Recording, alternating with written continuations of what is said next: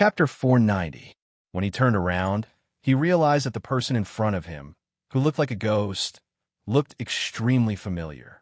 Well, it was Su Qingfeng. Su Qingfeng grinned at him. "Brother Han, I'm sorry to offend you. When we're done with the mission, I'll treat you to a drink as an apology." "Woo-woo. Fuck you. Your Su family doesn't have any good intentions." Su Qingfeng pretended not to see the anger in his eyes. He waved his hand and ordered his subordinates to hide the captives so that they wouldn't disturb the characters. And so, for the first time in his life, the elegant and distinguished Sir Feng Yu suffered retribution. Because Han Mingxi and the others were still in the game, there was no way they could send someone to escort them out. Thus, they casually found a secluded cave and placed them there. Then, they chopped some branches and grass to disguise themselves before swaggering off. Only Han Mingxi was left lying in the thicket, cursing in his heart. After dealing with Han Mingxi, Su Qingfeng contentedly lay on the hillside and observed the movements of the group of people at the entrance of the Imperial Mausoleum. It wasn't that he wanted to go against Han Mingxi, but that Han Mingxi had chosen the right place. It was exactly the place he needed. Facing the group of so-called prince heirs, Su Qingfeng's eyes were filled with excitement. This kind of life was much more interesting than studying at home or being an official. "Captain, the people outside have all been cleaned up. Only those are left. Do you want to go over now?" One of the team members quietly crept up to Su Qingfeng and crouched down beside him. Su Qingfeng shook his head and said in a low voice, "That group of people are all of noble status and are afraid of death. There are at least a few hundred guard around them. And that, Lei Tingfeng, Yelu Hong, Yelu Yi, and Mo Jingli are all considered experts. If we let one of them escape, all our previous efforts will be wasted. When the others arrive, we'll act together." "We were the first to arrive." "Why?" The young and energetic soldier was unwilling to give up. They were the first to arrive. If they could catch these people themselves, they would be the undisputed first place. Su Qingfeng raised his hand and slapped him on the forehead. "There are only a dozen of us. It's not easy to deal with so many people face to face. What if one of them got away? Don't forget Princess Consort and Commander Qin's request. Capture or kill all of them. If one escapes, it will be considered a failure." The soldier rubbed his head and lay down obediently. Not long after, something flashed on the opposite hill. Su Qingfeng's eyes lit up. He bit on the grass and said with a smile, "Look, who's here?" The soldiers got up and looked around carefully. They had chosen a good position. Not only could they see the target in front of them clearly, they could also see the cliffs on both sides of the hill. The soldier chuckled and reported to Su Qingfeng, "Squads 1 to 16 have arrived. The 7th and 15th teams blocked the upper and lower reaches of the river. The others are scattered around." Su Qingfeng nodded in satisfaction. "Tell the brothers to get ready. Follow the original plan and surround these people with the other pairs of brothers. Push towards the center and don't let anyone get away. After all the squads have gathered, Vice Captain will take command. This captain and the other captains will work together to catch those guys." "Yes." Below the cliff, Lei Tingfeng and the others were still carefully probing and guarding against their opponents. They didn't know that a group of people had quietly gotten rid of the thousands of people they had stationed nearby and were slowly approaching them. Lei Tingfeng leaned against a large tree and sat. His gaze would occasionally sweep past Yelu Yi and the others. He was calculating in his heart if the person who took out the Imperial Jade Seal in the end wasn't one of his own people. Would the people he brought be enough to take back the Imperial Jade Seal? If it was one of his own people who took the Imperial Jade Seal, how would they escape from the encirclement? While he was thinking about this, the others naturally weren't idle either. So when he raised his head this time, he met Mo Jingli's vigilant gaze. Lei Tingfeng gave Mo Jingli a friendly smile, but was only met with silence and disregard. Lei Tingfeng didn't mind this. He and his father had already analyzed Mo Jingli's character. They both had the same goal and thought that this person wouldn't amount to much and wasn't a cause for concern. Finally, a sound came from the tomb. Everyone immediately stood up and stared nervously at the exit. Very quickly, someone rushed out. His sorry appearance let everyone know that the danger they encountered in the Imperial Mausoleum wasn't ordinary. Mo Jingli stepped forward and grabbed the person he sent in. He asked sternly, "Did you find the Imperial Jade Seal?" "Prince, we were deceived by Tan Jiji. Inside, there's no Imperial Jade Seal inside." The guard grabbed Mo Jingli until it hurt, but he still insisted on reporting. Everyone's expression changed. Very quickly, another person rushed out, but the news they brought back was more or less the same. Yalu Hong's people brought back the fake Imperial Jade Seal, but the word fake at the corner of the Imperial Jade Seal seemed to be mocking them, causing everyone's eyes to hurt. Tan Jiji. Mo Jingli gritted his teeth. Everyone else's expression was just as gloomy, especially when they heard that although the burial items inside were precious, most of them were large and hard to move. Their expressions became even uglier. Lei Tingfeng was also very straightforward. Since they didn't find anything, he immediately went to Li City to report to his father. He gave a light snort and said clearly, "Let's go. Return to the city." The guards that were originally hidden not far away didn't respond. Lei Tingfeng immediately felt that something was wrong, and his expression became even uglier. The others naturally also felt that something was wrong. Mo Jingli said sternly, "Someone come." Only his voice echoed at the bottom of the cliff. The hundreds of guards that were originally hidden in the shadows didn't move at all, until a clear and low laugh came from not far away, in the northwest, digging up a grave without the owner's permission. "You all have the guts to quickly surrender and wait for the prince's princess consort to deal with you." Mo Jingli sneered and said, "Could it be that this grave belongs to Mo Xiaoyao?" The other party replied with the same sneer, "Although this grave doesn't belong to the prince, it is still on the prince's land. Also, you are all descendants of the nobles of various countries. To be able to do something as lowly as digging up a grave, it really makes me admire you.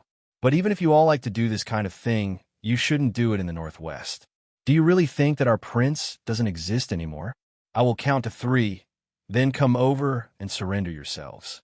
Otherwise, don't blame us for being impolite." Lei Tingfeng smiled and said, "I still haven't asked which general you all are under. Could it be Princess Ding's subordinate, Qilin? If that's the case, this humble prince would like to experience a thing or two." Yalu Yi stepped forward and said with a smile, "Heir Genom of Gojoseon is right. This humble one would also like to experience Qilin's skills."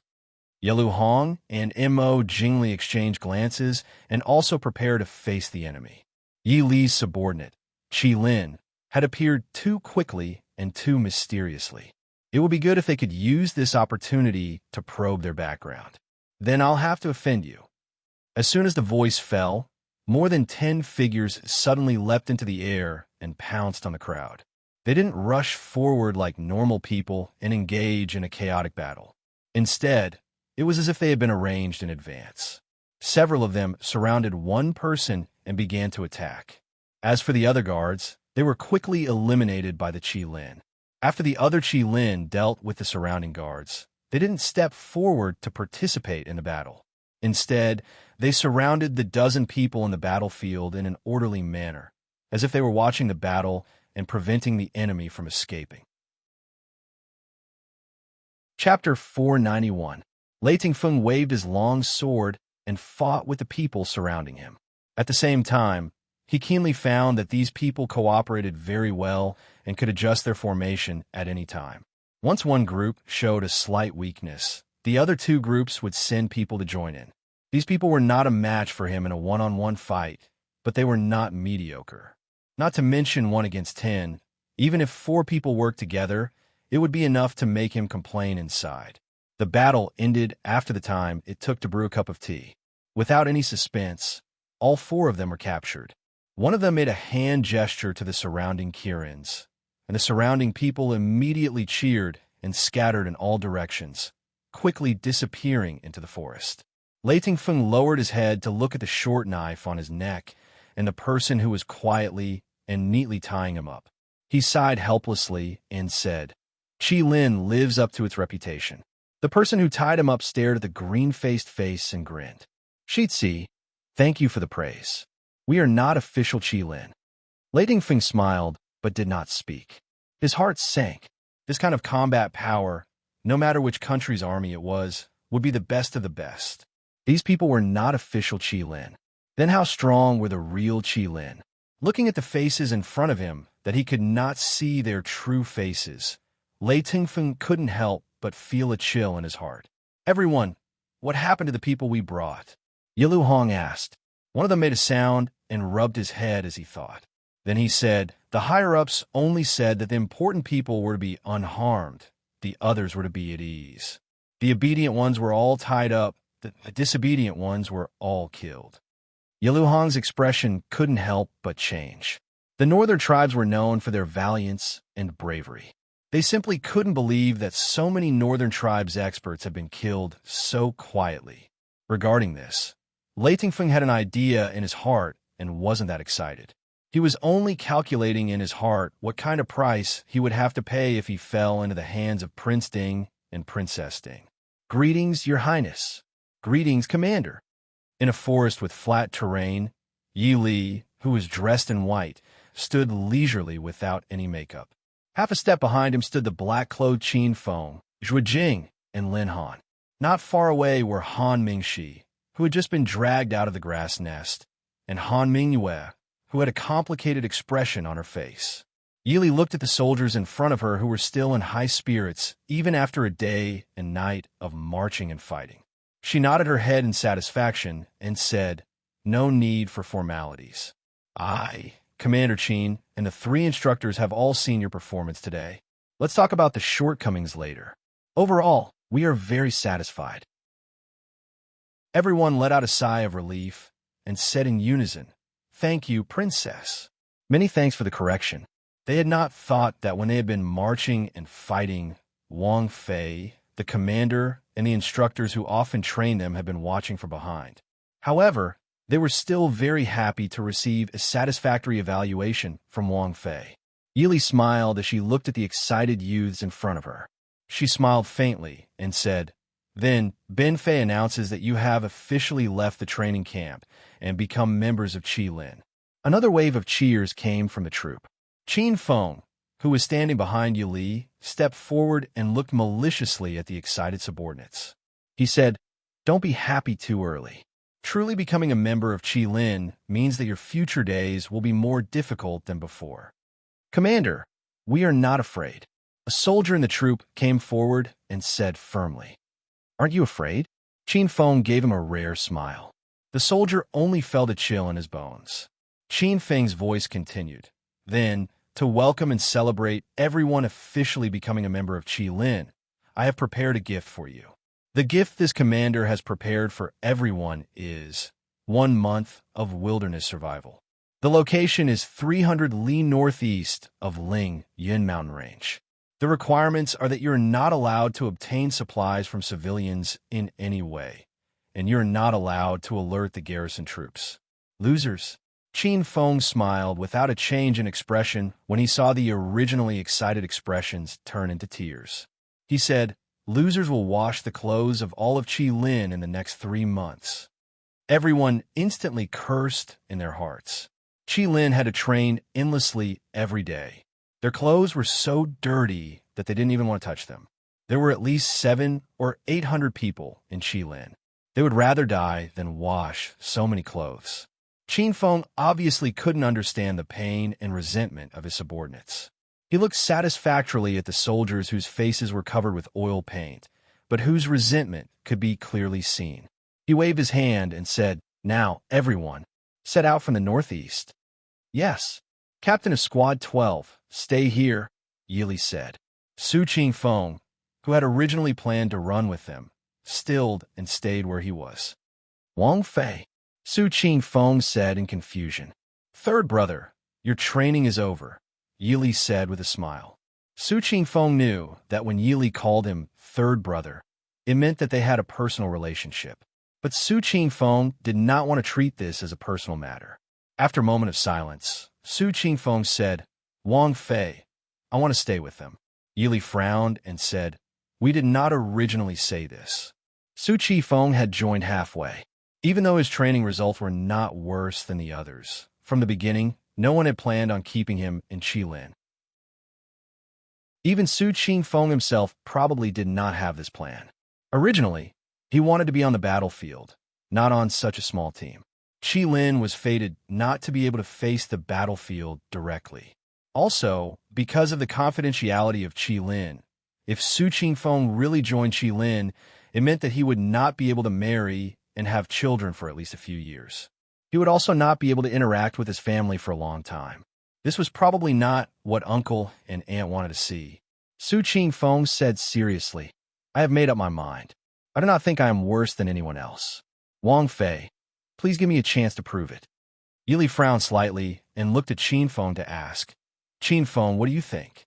Qingfeng raised an eyebrow and said, "Third Master Su's ability is unquestionable. Actually, Wang Fei can wait for Third Master Su to return before deciding whether to stay or leave. There's also time to discuss with old teacher Su and the two masters." Yili thought for a moment and nodded. "All right then, third brother, you can go first." Su Qingfeng heard this, and his face lit up with joy. He bowed to Yili and Qingfeng before turning to chase after his own team. Reporting to Prince, bad news. In the inn in Glass City, a servant knocked on Jinnum of Gojoseon's door with a panicked expression. Not long after, the door opened from the inside. Jinnum of Gojoseon stood at the door with a gloomy expression. He stared at the panicked servant in front of him and asked coldly, "What happened?" The servant panted heavily and stammered, "Your Highness, something happened to Your Highness. Your Highness has been captured by the people from the Prince Ding mansion." Jinnum of Gojoseon's heart sank. His subordinates naturally would not speak without thinking. However, in the past 2 days, he had not heard of any movement of troops in or near Glass City. "How could Tungfeng? What else is there? Tell me everything," Jinnum of Gojoseon said in a low voice. Chapter 492. The attendant hurriedly said, "We have lost contact with all the people who went out with the Crown Prince. I heard that this morning, Princess Ding personally escorted a group of people back to the mansion. The servants reported that they saw the Crown Prince of the Northern Tribes, the 7th Prince, and Prince Li of Eastern Chu." Jinnum of Gojoseon frowned. What does the Prince Ding mansion want to do after capturing so many people? Jinnum of Gojoseon did not believe that the Prince Ding mansion wanted to start a war with the other countries. No matter how powerful the Mahist army was, they would not be able to withstand the combined attack of the 3 countries. Just as he was thinking about the purpose of this trip to the Prince Ding mansion, someone sent an invitation. Prince Ding, Princess Ding invites the prince to the mansion for a chat." Jinnum of Gojoseon took the invitation and said calmly, "I understand. You may leave." After dismissing the servant, the attendant standing by the side asked carefully, "Prince, are we going?" Jinnum of Gojoseon looked at the elegant invitation in his hand and sneered. "Tungfeng is in their hands. How can we not go?" In the Prince Ding mansion, Han Mingxi was complaining to Yi Li about what happened to him yesterday. Yi Li smiled at his indignant expression and said, "Mingxi, it's all a misunderstanding. I'll apologize to you on their behalf. Is that not enough?" Han Mingxi glanced at Mo Xiaoyao, who was calmly drinking tea. He snorted and muttered, "What misunderstanding? Someone is clearly plotting against me." He clearly knew that Qilin's people wanted to capture people, yet he still told him that he could go there to make a fortune. He clearly had bad intentions. He was also an idiot. He actually believed that Mo Xiaoyao would give him directions to make money. Mo Xiaoyao clearly only knew how to exploit him. Yi Li covered her mouth and laughed. "Mingxi, this is really a misunderstanding. I made the decision to hire Qilin at the last minute. Even Prince doesn't know about it." Han Mingxi knew that Yi Li wouldn't lie to him about such a trivial matter, so he just snorted and admitted that he was unlucky. Mo Xiaoyao put down his teacup and looked at him with raised eyebrows. "Even so, didn't you also get quite a lot? What is there to complain about? The people that Lei Tingfeng and the others sent in could be said to have helped them remove most of the traps in the Imperial Mausoleum. Later on, they entered the Prince Ding mansion without any obstacles. Naturally, Han Mingxi had also benefited a lot from this. Han Mingxi thought about the various treasures, antiques, gold, silver, and jewelry that he had just brought home from outside, and the anger in his heart subsided. He stared vigilantly at Mo Xiaoyao and said, "Those things are all mine. Don't even think about getting your hands on them." Mo Xiaoyao didn't comment. If he really wanted them, would he have to worry about not being able to get the things in Han Mingxi's hands? There was no need to argue with Han Mingxi in front of Li. Su Qingshun, who was sitting on the side and watching the show, saw that they had finished arguing. He smiled and said, "Li, what do you plan to do with the people you captured?" Those people were all important figures in the various countries. It was because of this that it was troublesome to deal with them. Yili smiled and said, "What does Big Brother think?" Su Qingshun casually played with the beautiful jade at his waist. He thought for a moment and said, "I don't think Lear has any intention of doing anything to them. In the end, I'm afraid we'll have to let them go. The key is how we'll let them go, and how many benefits will we get?" Yili smiled and said, "It's good that Big Brother knows. We don't expect to get many benefits. This time we're just planning to send these people out of the Northwest in one go. They've been in the Northwest for a long time." A look of understanding flashed across Su Qingshun's face.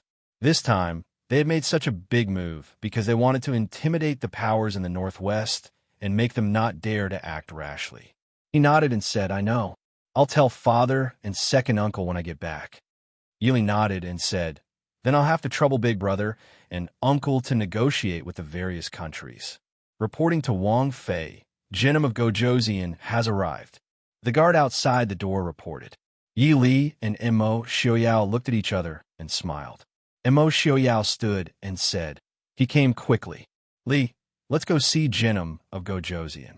It's better that I talk to Jinim of Gojoseon personally." Yi Li also agreed. Although Jinim of Gojoseon was only a prince, he was different from other people. He had the most direct influence on the Xiling, because the entire Xiling was under his control. This kind of person was naturally more difficult to deal with than the prince of the northern tribes or Prince Li of the Chu state. When the two of them arrived at the main hall, there was not a single person in the hall. Instead, there were sounds of fighting coming from outside. When they stepped out of the main hall, they saw two figures fighting in the courtyard. It was Jinim of Gojoseon and Ling Taihan exchanging blows. It had already attracted the attention of many passers-by.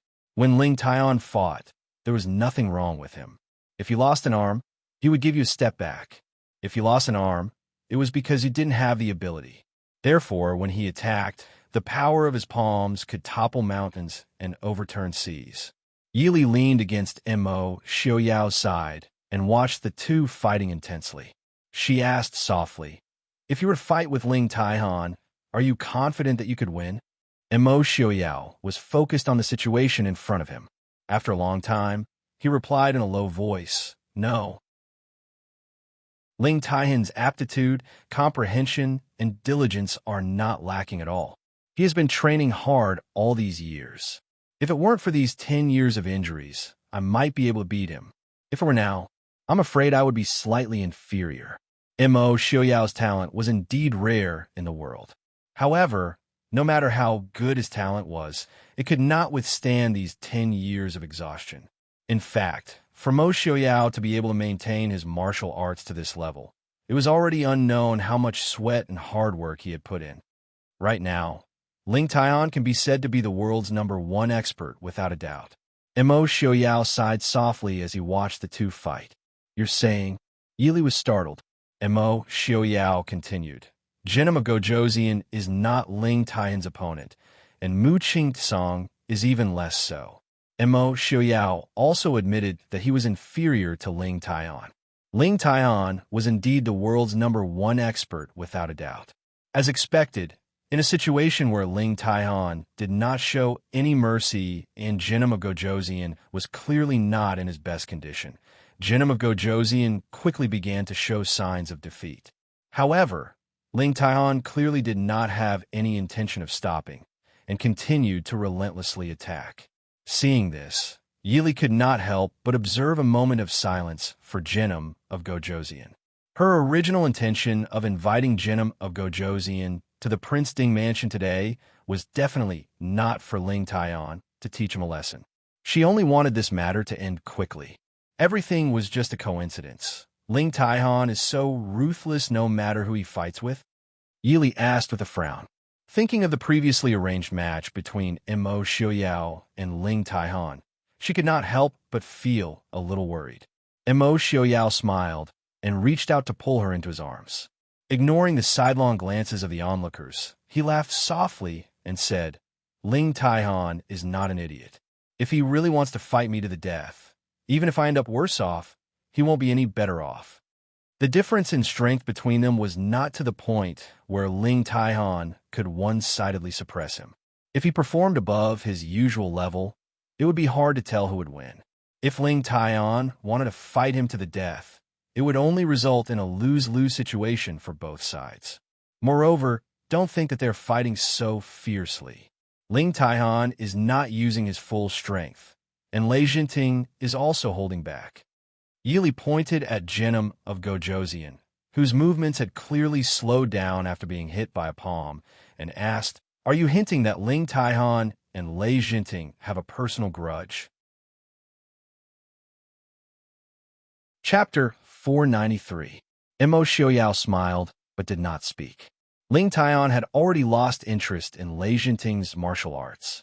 If he didn't have a personal grudge, why would he attack when he heard that Lei Jinting had come to the Prince Ding mansion? When the show was almost over, Immerse Xiaoyao thought that he couldn't let a guest to the Prince Ding mansion be killed in the mansion.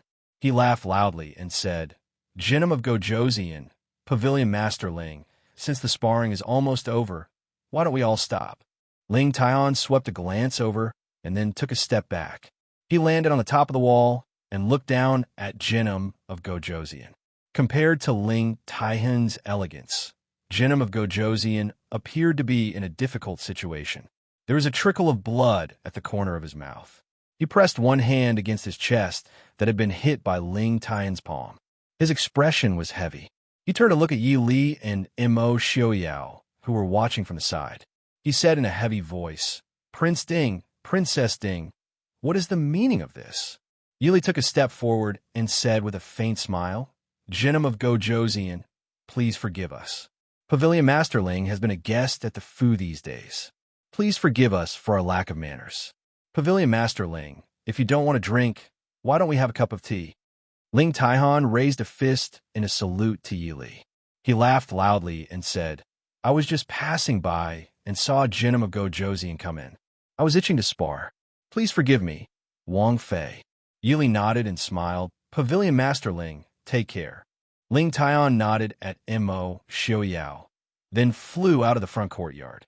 After inviting Genom of Gojoseon into the main hall to take a seat, Yili looked at Genom of Gojoseon, who had an ugly expression on his face, and asked, Prince, do you need a doctor to come over and take a look? Genom of Gojoseon gave a light snort and wiped the blood from his lips. Many thanks, Wang Fei.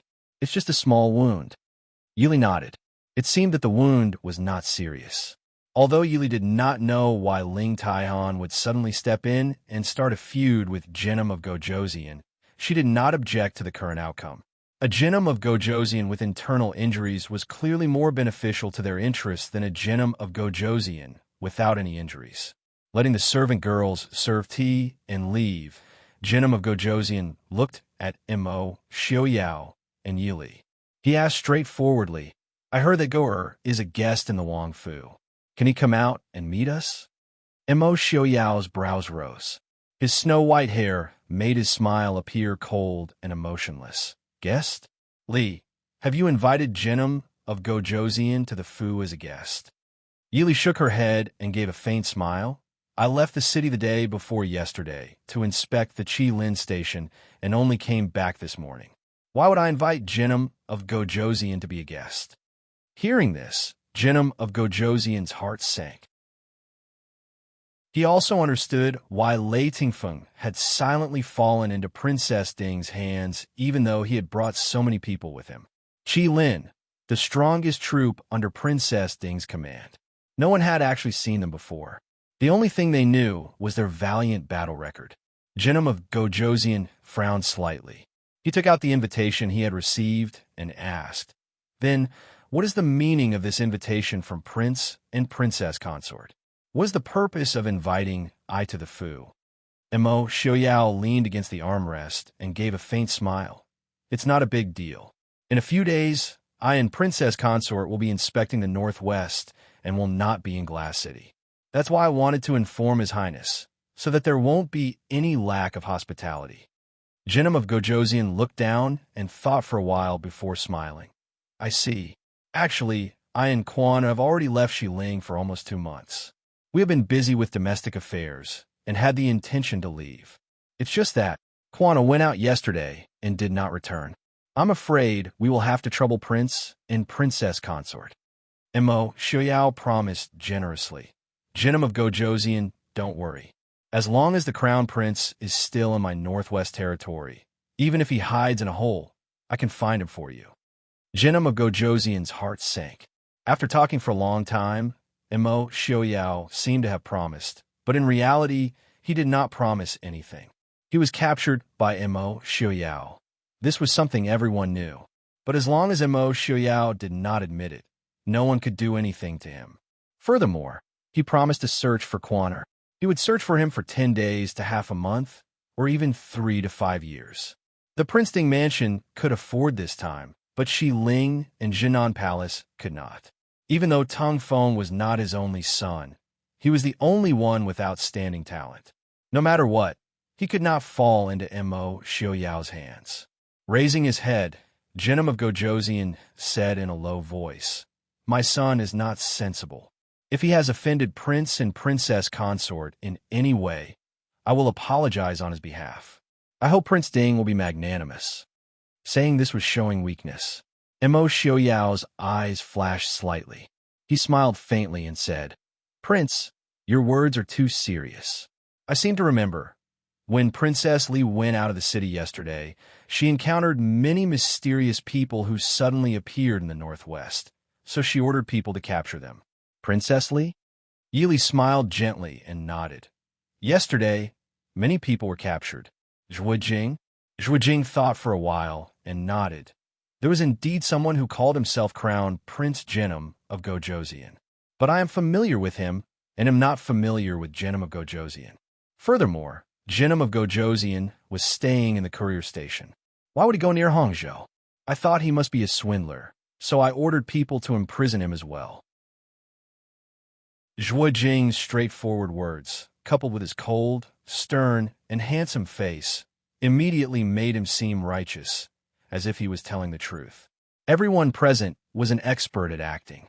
Mo Xiaoyao sat up and reprimanded him softly. "Crown Prince Jinnum of Gojoseon, how can you be so casual about such an important matter? Why aren't you going to investigate? Go and come back quickly." Zhuojing responded and immediately retreated to investigate. After Zhuojing's figure disappeared from the door, Mo Xiaoyao picked up his tea and took a sip. He smiled at Jinnum of Gojoseon and said, "Prince, don't be anxious. Zhuojing is one of Princess Li's people. He is usually very reliable when it comes to handling matters. This was a moment of carelessness.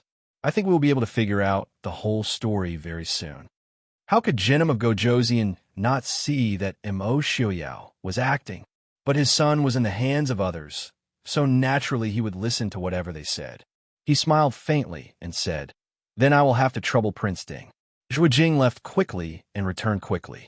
In the time it took to drink a cup of tea, Zhuojing reappeared at the door of the main hall. Stepping into the main hall, Zhuojing stepped forward and bowed to Yi Li and Mo Xiaoyao. He opened his mouth to ask for forgiveness. "This subordinate has failed in his duty. Please forgive me, Princess Consort and Prince. Just now, this subordinate went to the prison to investigate. That is indeed Crown Prince Jinnum of Gojoseon." Mo Xiaoyao raised his eyebrows and said, "If that's the case, why don't you ask the Crown Prince to come out?" Zhuojing said awkwardly, "This. If you have something to say, just say it." Yili said. Zhuojing said, "After we capture those people, we will hand them over to young Master Feng San." Young Master Feng San said that he hates people who steal tombs and dig tombs the most. Young Master Feng San said that according to the law, Those who steal tombs should be flogged 100 times and exiled to the border. According to the law, those who steal tombs should be executed. If a prince breaks the law, he will be punished the same as a commoner. Therefore, young Master Feng San is unwilling to hand over the criminals to this subordinate. This subordinate has failed in his duty. Please forgive me, Princess Consort. Looking at Jinnum of Gojoseon, who was sitting on the side with a green face, Yili smiled apologetically and said, Feng San has participated in the drafting of the laws of Li City and the Northwest under the prince's orders.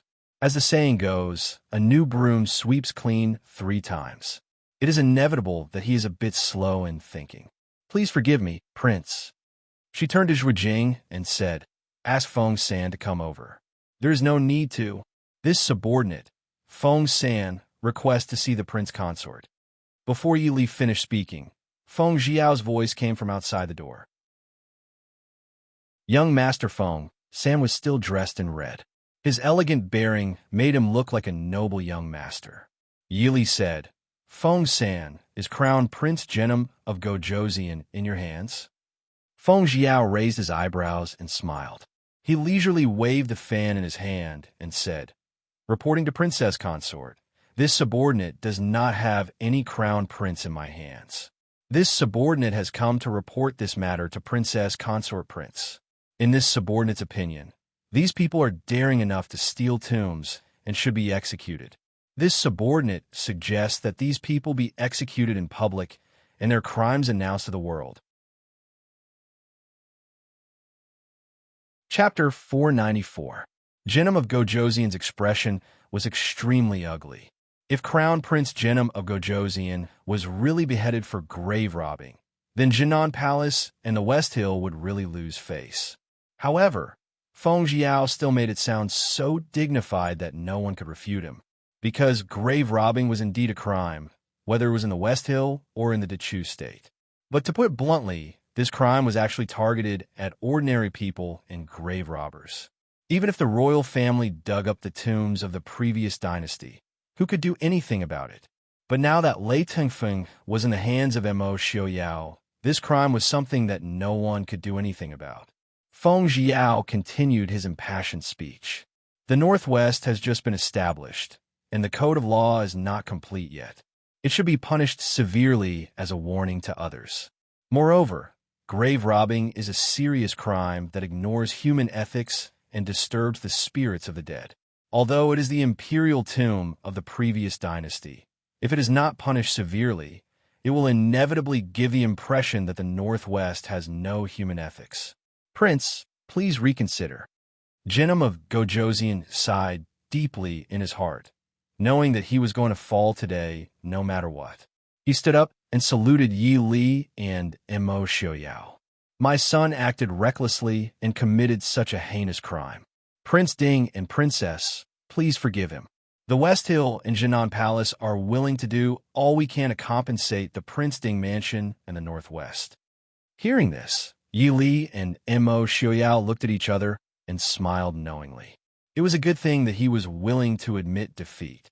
In the end, the matter of Lei Tengfeng was satisfactorily resolved by Jinnum of Gojoseon's compromise, which included the signing of a 5-year truce agreement between the West Hill and the Mahist army, as well as the establishment of trade between the West Hill and the Northwest and the establishment of a direct trade route to the Western region. Furthermore, the West Hill would sell a certain amount of copper and iron ore to the Northwest at a low price every year as compensation for Lei Tengfeng's actions in the Northwest. After coming to the Northwest, it could be said that the South Guarding King didn't gain anything at all. Early the next morning, he left Glass City with Lei Tengfeng and returned to the Western Tomb. However, less than half of the troops that had originally come were left when they returned. Yi Li and Mo Xiaoyao did not ask how the Crown Prince and 7th Prince of the Northern Tribes and the Chu State's King Li were going to negotiate, and left it to Su Qingchen and Su Hongyu to handle. Yi Li and Mo Xiaoyao were very confident in the abilities of the two of them. Naturally, they were not worried that they would cause the Mo family army to suffer. After Jinnum of Gojoseon left, Ling Taihan and his sister, who were staying at the Prince Ding mansion, also left together. Although the sickly scholar, who had not recovered from his illness, still looked as pale as before, his breathing seemed to be much better than before. Ling Taihan and Lung Luiyue still seemed to be strangely stiff, but that had nothing to do with Yili. In a few days, Su Qingshun and Su Hongyu had settled the remaining people. This time, the Mahist army had not only obtained numerous substantial benefits, but also made the nobles of the various countries understand a principle. Even if the Mahist army now only occupied less than 1/6 of the Dechu state's territory, they were still not to be offended.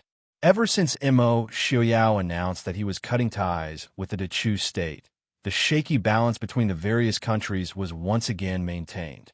Reporting to Wang Fei, Li Wang and Li Wang Fei have come to bid farewell to Wang Fei. After sending away a large group of troublesome people, Yili was free and played with Mo Xiaobao. Mo Xiaobao, who had been pregnant for almost 2 months, had become even more adorable. His white and chubby little face had 2 large black crystal eyes. Every time he looked at Yi Li with those watery eyes, she couldn't help but hug him and kiss him. Hearing Qing Wan's report, Yi Li sat up and raised an eyebrow as she asked, "Bid farewell to me?" How come she didn't know that in the eyes of outsiders, she, the Princess Ding, was more important than Prince Ding? If it was because of her relationship with Ying, then from the beginning to the end, she and Ying had never had a sisterly relationship. Qing Wan nodded and said, "Li Wang Fei did say that." Prince and second young master Su left the city early in the morning. They probably won't be able to come back in time to send Li Wang off. Yili smiled. Mo Xiaoyao clearly knew that Mo Jingli was leaving today. If he had the intention to send him off, he wouldn't have left the city. Thinking about it, Yili waved her hand and said, "Forget it. Li Wang and Wang Fei can wait in the reception pavilion." Qing Wan accepted the order and left. Yili changed her clothes before turning to leave. Before she walked out of the inner room, Mo Xiaobao, who was behind her, started to cry out. No one could understand what he was saying. Hearing the sound, Yili turned back to look. The little meatball was lying in his swaddling clothes. He reached out his little hand and smiled cutely at Yili. His little mouth kept babbling in a language that no one else could understand. Mother Lin smiled and said, "Little Shitsi is afraid that he can't bear to part with Wang Fei." Yili looked at Bao Bao's expression and felt very guilty. Bao Bao had been born for almost 2 months, but she didn't spend much time with him. Sometimes not seeing him for 1 or 2 days was common. It was rare that Mo Xiaobao could still smile at her so intimately every time he saw her. Carefully carrying Bao Bao out of the cradle, Yili smiled gently and said, "Bao Bao, be good. Go out with Nyangqin, okay?" Although it was only the 8th month, the weather in the northwest was already cold. When Mother Lin heard that Yi Li wanted to carry Mo Xiaobao out, she hurriedly added a soft and warm blanket over him. She carefully reminded Yi Li not to let the little air catch a cold from the cold wind. Yi Li complied and carried Mo Xiaobao out of the room. Yi Li carried Mo Xiaobao into the parlor, but only saw Mo Jingli sitting in the parlor in a daze. Yi Ying was nowhere to be seen. Yi Li frowned in displeasure. Calling the servant girl who was standing at the door, she asked, "Where did Li Wang Fei go?" The servant girl respectfully replied, "Reporting to Wang Fei, Li Wang Fei said that she wanted to go out for a walk and went to the garden. Nubi will go invite her over now." Yili nodded, but was stopped by Mo Jingli, who had stood up. "Wait a moment, there's no need to calling her. Yili, I have something to discuss with you alone." Yili turned to look at the man who was still looking at her with a cold and arrogant expression. She found it funny. Waving her hand to dismiss the servant girl, Yili stepped into the hall and asked, "What does Li Wang want to discuss with Ben Fei?" Mo Jingli frowned as he looked at Mo Xiaobao in Yi Li's arms and Wei Lin and Qin Yu, who were following behind Yili. He said in displeasure, "I want to discuss with you alone." Yili looked at him in confusion. "There are no outsiders right now. If you have something to say, just say it." Mo Jingli also understood that Yili would not be alone with him. He could only swallow his anger and sit back down. Yili sat down on the main seat and carefully placed Mo Xiaobao in her arms. She lightly touched his little hand, causing Mo Xiaobao to giggle and reveal a toothless smile. This warm scene between mother and son was an eyesore in Mo Jingli's eyes. He gave a soft snort and looked at Yili to say, "I was wrong to break off the engagement.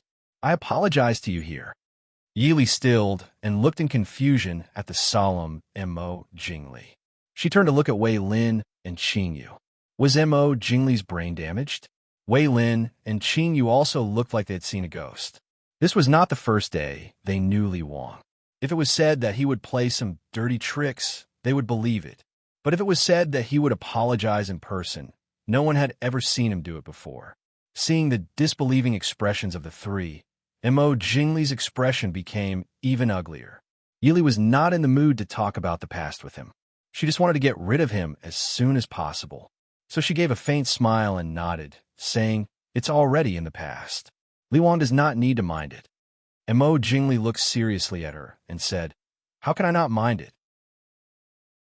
I've already investigated the matter in the past. It was Yi Ying who deliberately ruined your reputation in order to enter Li Wang Fu.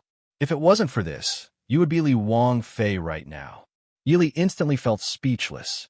At the same time, she felt that she was stupid to think that Mo Jingli would change after experiencing so many things in the past 2 years. Chapter 495. Kingly, I think there's a problem that you have never thought of. If I'm not willing to break off the engagement, do you really think that the engagement will be broken off so easily? That was the engagement that the late emperor had personally bestowed. How could it be broken off so easily? What do you mean? Mo Jingli looked at Yi Li with dissatisfaction. From Yi Li's words, he could naturally hear the disdain towards him. Yi Li gently hugged Mo Xiaobao and said with a faint smile, "Nothing much. This consort just wants to tell your highness, King Li, that what has happened has already happened. There are no ifs in this world, and there is nothing that should happen. If King Li does not have any other matters, then please leave. Prince is leaving the city for business this morning and will not be sending King Li and Princess Consort off." Mo Jingli unwillingly stared at Yi Li and said, "You are I's Princess Consort." Yi Li raised her eyes and looked at him indifferently. "Then what does your highness want? You come with I, and I guarantee that you will become King Li's Princess Consort," Mo Jingli said. Yi Li calmly looked at Mo Jingli for a long time before she sneered in disdain. Sensing the disdain and contempt in Yi Li's laughter, Mo Jingli said with a bit of anger and embarrassment, "What are you laughing at?" Yi Li stopped smiling and calmly asked, "Your Highness King Li, do you dare to take me away from Glass City?"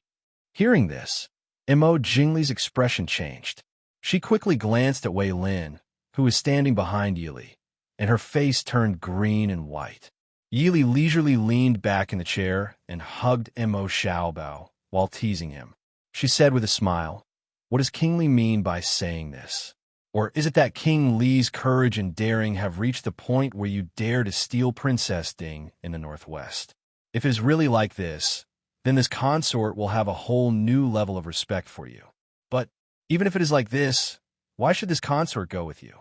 Princess Li? Does this consort care if it's very valuable?" Mo Jingli clenched his fists tightly and stared at Yi Li. "Is Mo Xiaoyao that good to you? You'd rather follow him regardless of everything? He's just using you." Yi Li raised her eyebrows and said with a faint smile, "Xiaoyao is naturally good to me.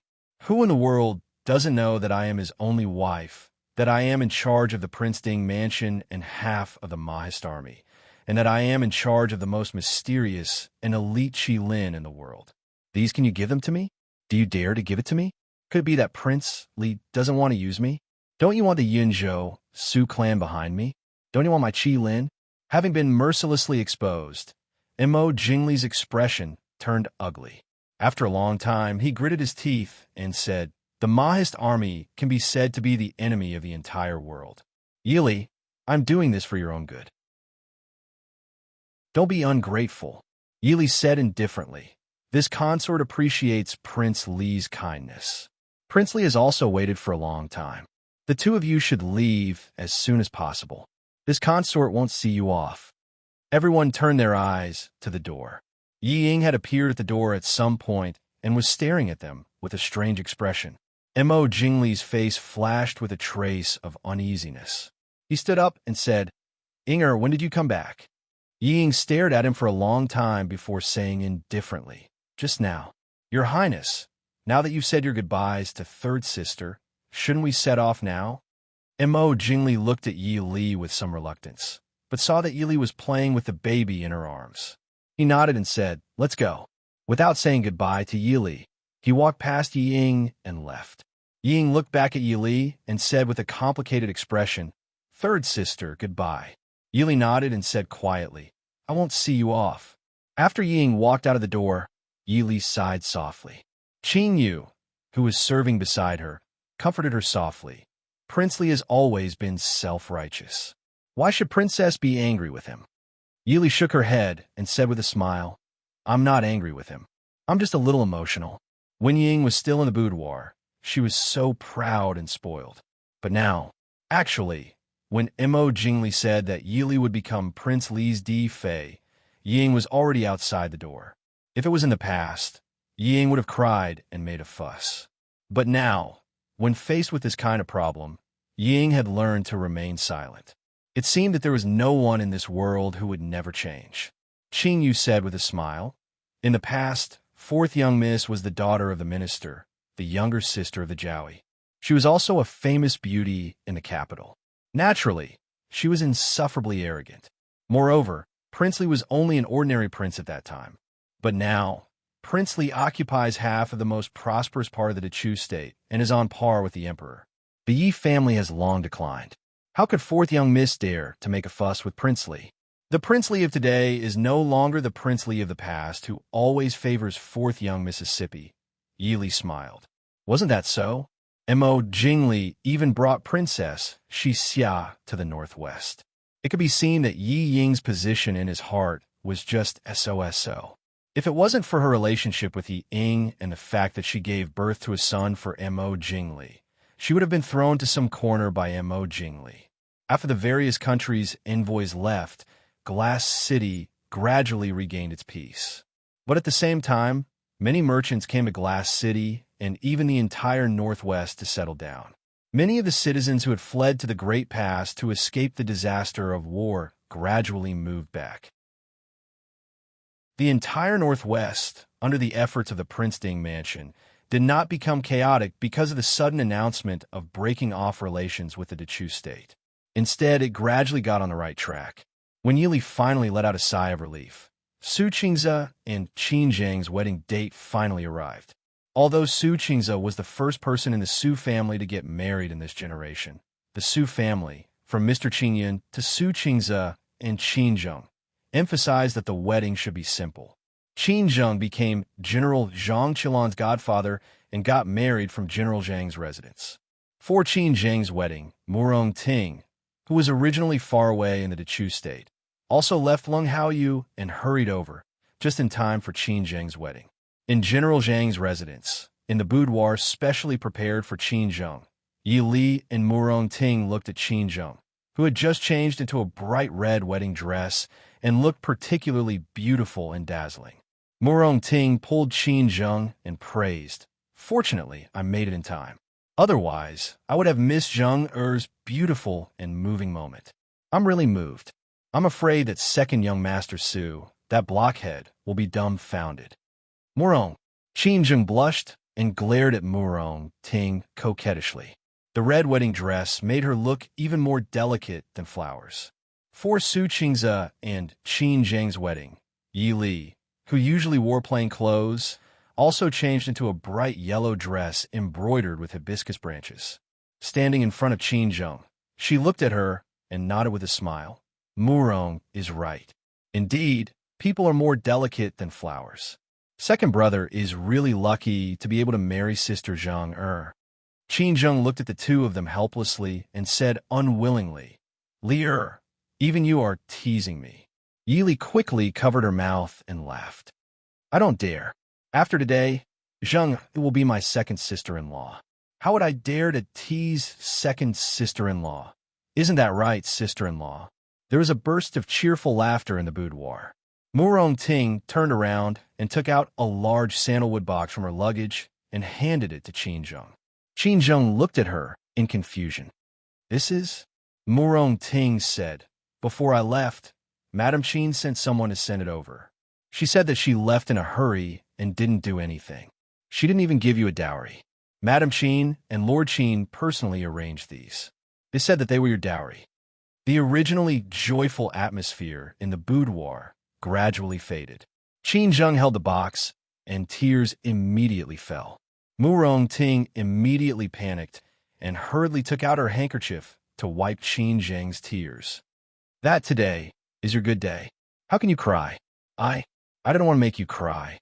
Leah, unable to persuade Qin Zheng, Murong Ting could only look helplessly at Yili.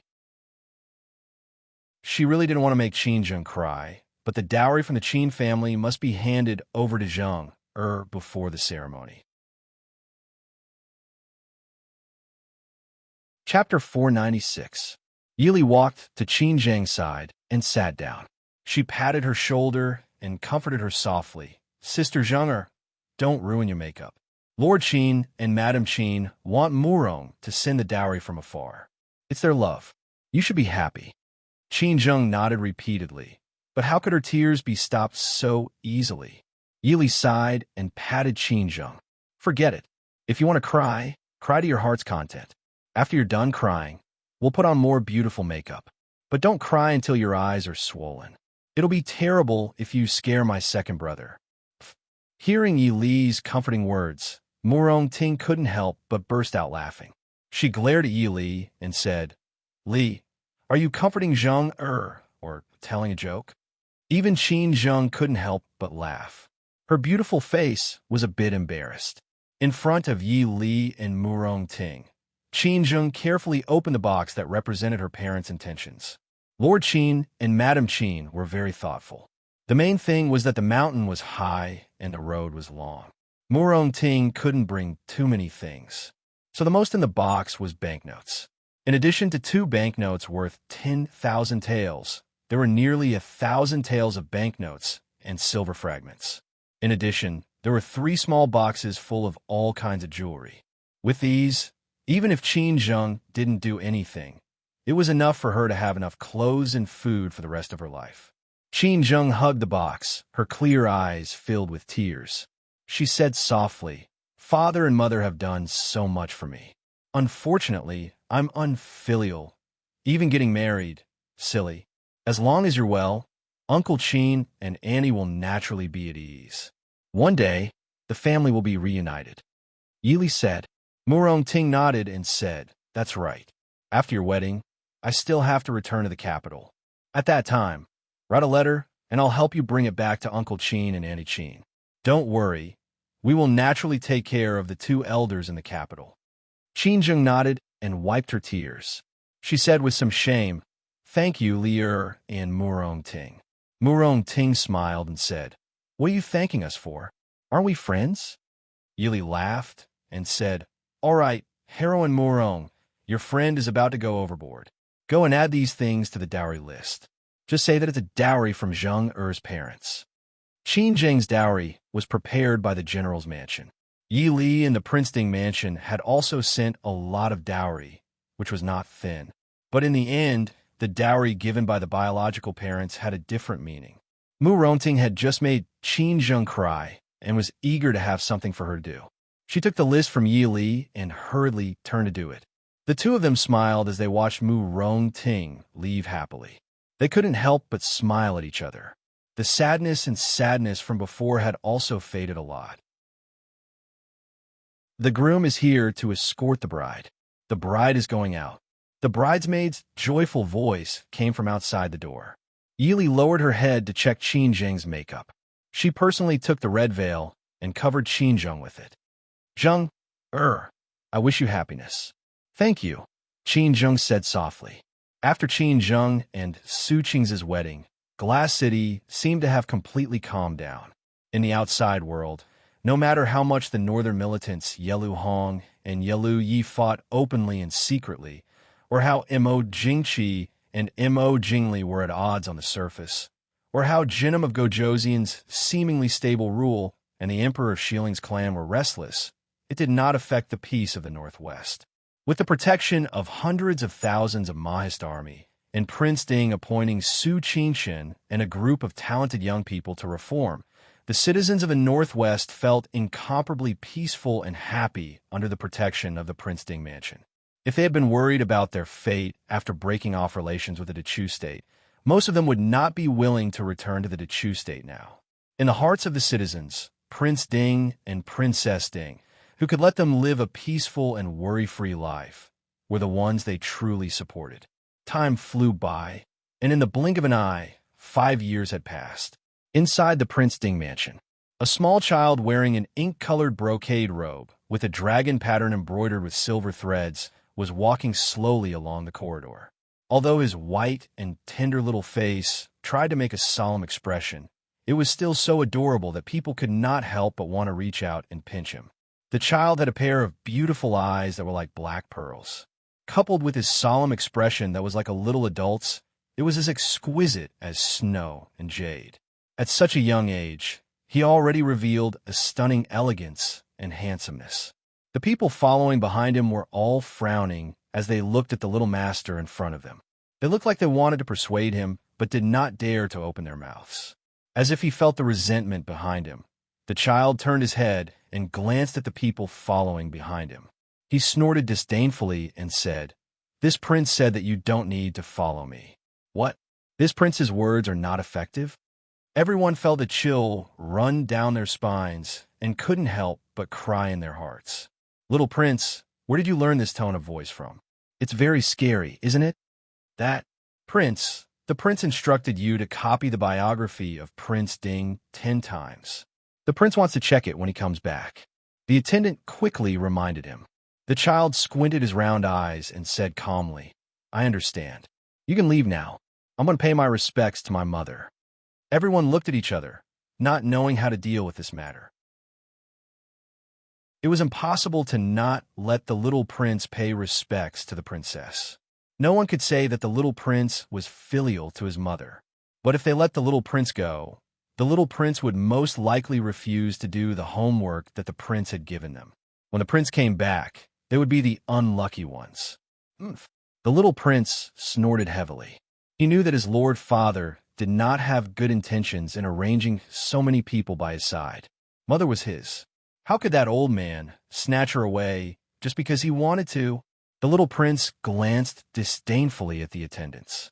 He flung his sleeves and walked briskly towards his mother. In the study, Yili sat behind the desk and seriously looked at the booklet that had just been presented to her. 5 years of time did not leave too many traces on her body. Compared to 5 years ago, she was now in her 20s. The experience of being in a position of power made her more dazzling and graceful. Yili closed the booklet in her hands and looked up at Qin Feng, who was standing in front of her.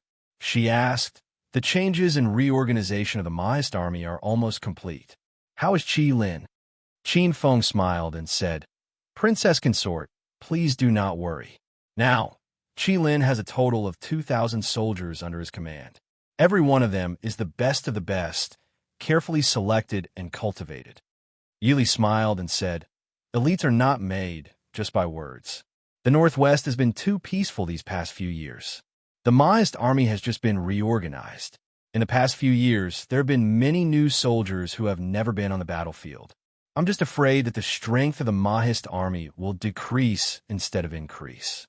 Qin Feng smiled and said, "Princess Consort worries too much. Even though the new soldiers have never been on the battlefield, the prince and the generals have been strictly trained and have never slacked off. As for the problem of experience, they will be able to adapt after going on the battlefield once or twice." Yili nodded and looked at Qin Feng. Qin Feng had followed Yili for many years and had some understanding of the changes in Yili's expressions. He asked curiously, "Does Princess Consort have any ideas?" Yili tapped her index finger and nodded. She said in a low voice, "I do have some ideas, but whether they can be implemented or not is debatable." Qin Feng respectfully said, "This subordinate is willing to hear the details." Chapter 497. Yili pursed her lips into a smile and said, "To prevent the soldiers from not being on the battlefield for too long and becoming rusty.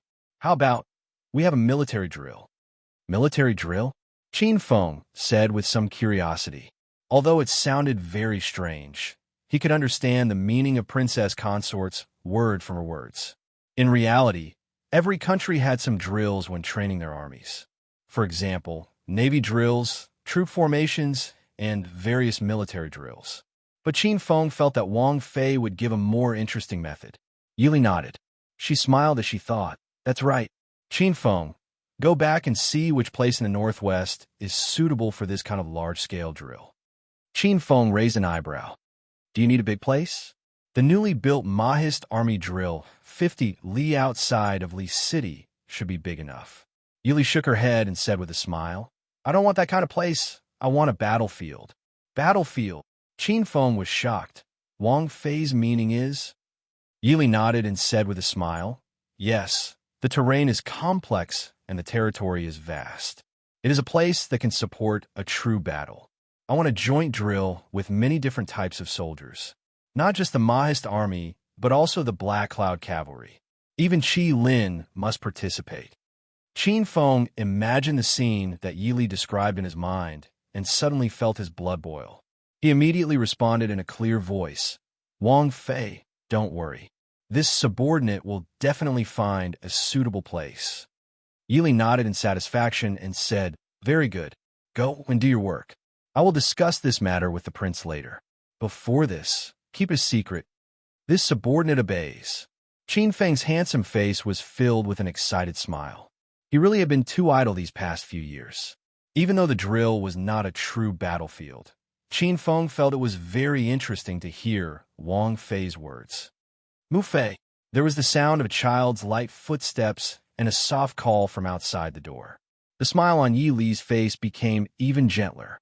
As soon as she raised her head, she saw her baby walk in with an aggrieved expression, looking at her pitifully. Qin Feng, who was standing at the side, twitched his mouth and retreated to the side. "Greetings, Your Highness." Mo Xiaobao noticed that there were outsiders in the study, and his aggrieved expression froze. Yili smiled and said, "Baby, what's wrong?"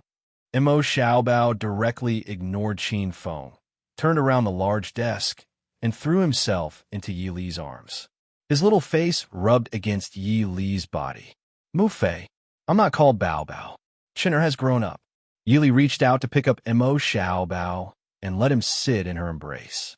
She raised her hand to tap his little head and said with a smile, "Okay, sorry." Mu Fei forgot again. Why did Chunner come to find Mu Fei? It had to be said, the ability to imperceptibly influence others was very scary.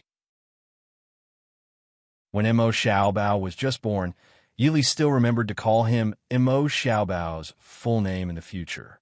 Otherwise, if his nickname was spread too widely, her son would feel embarrassed.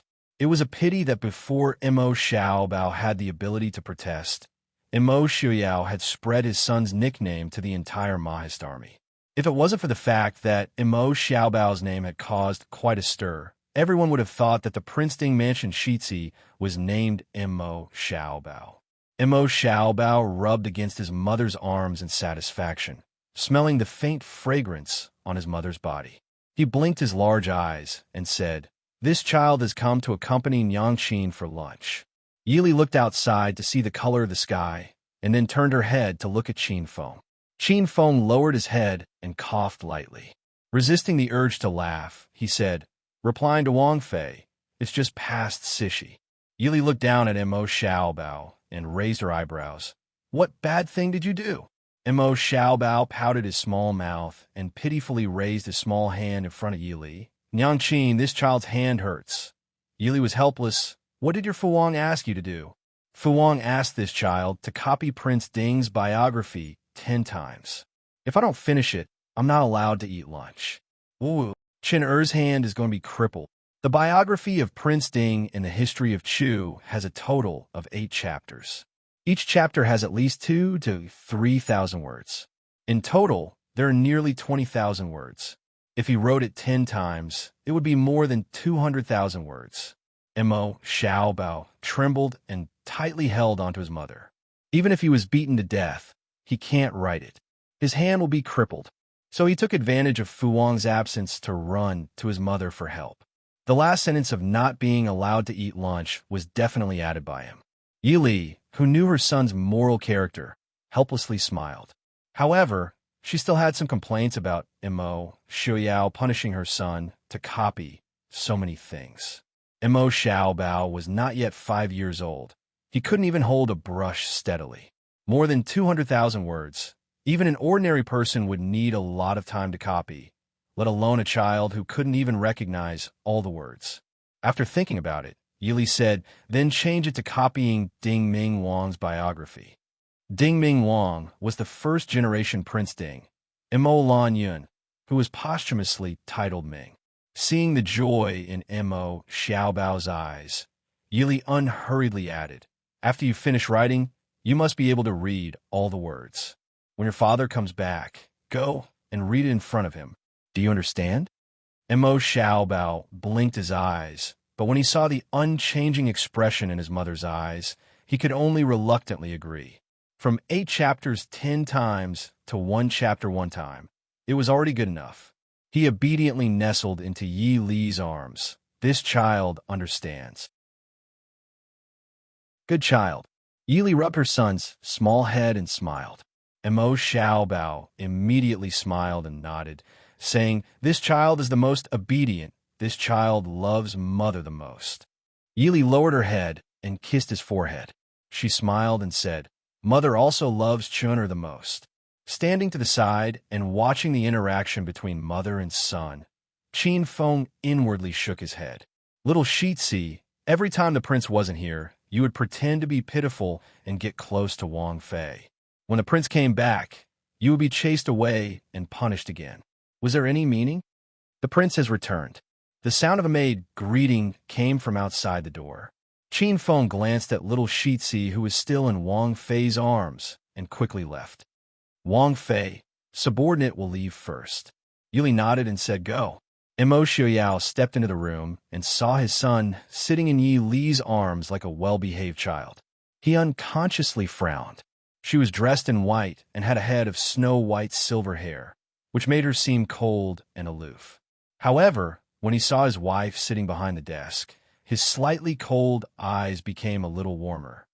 Lily, what are you talking about? Yili patted Mo Xiaobao and raised her head with a smile, replying, nothing. Chuner just came to greet me.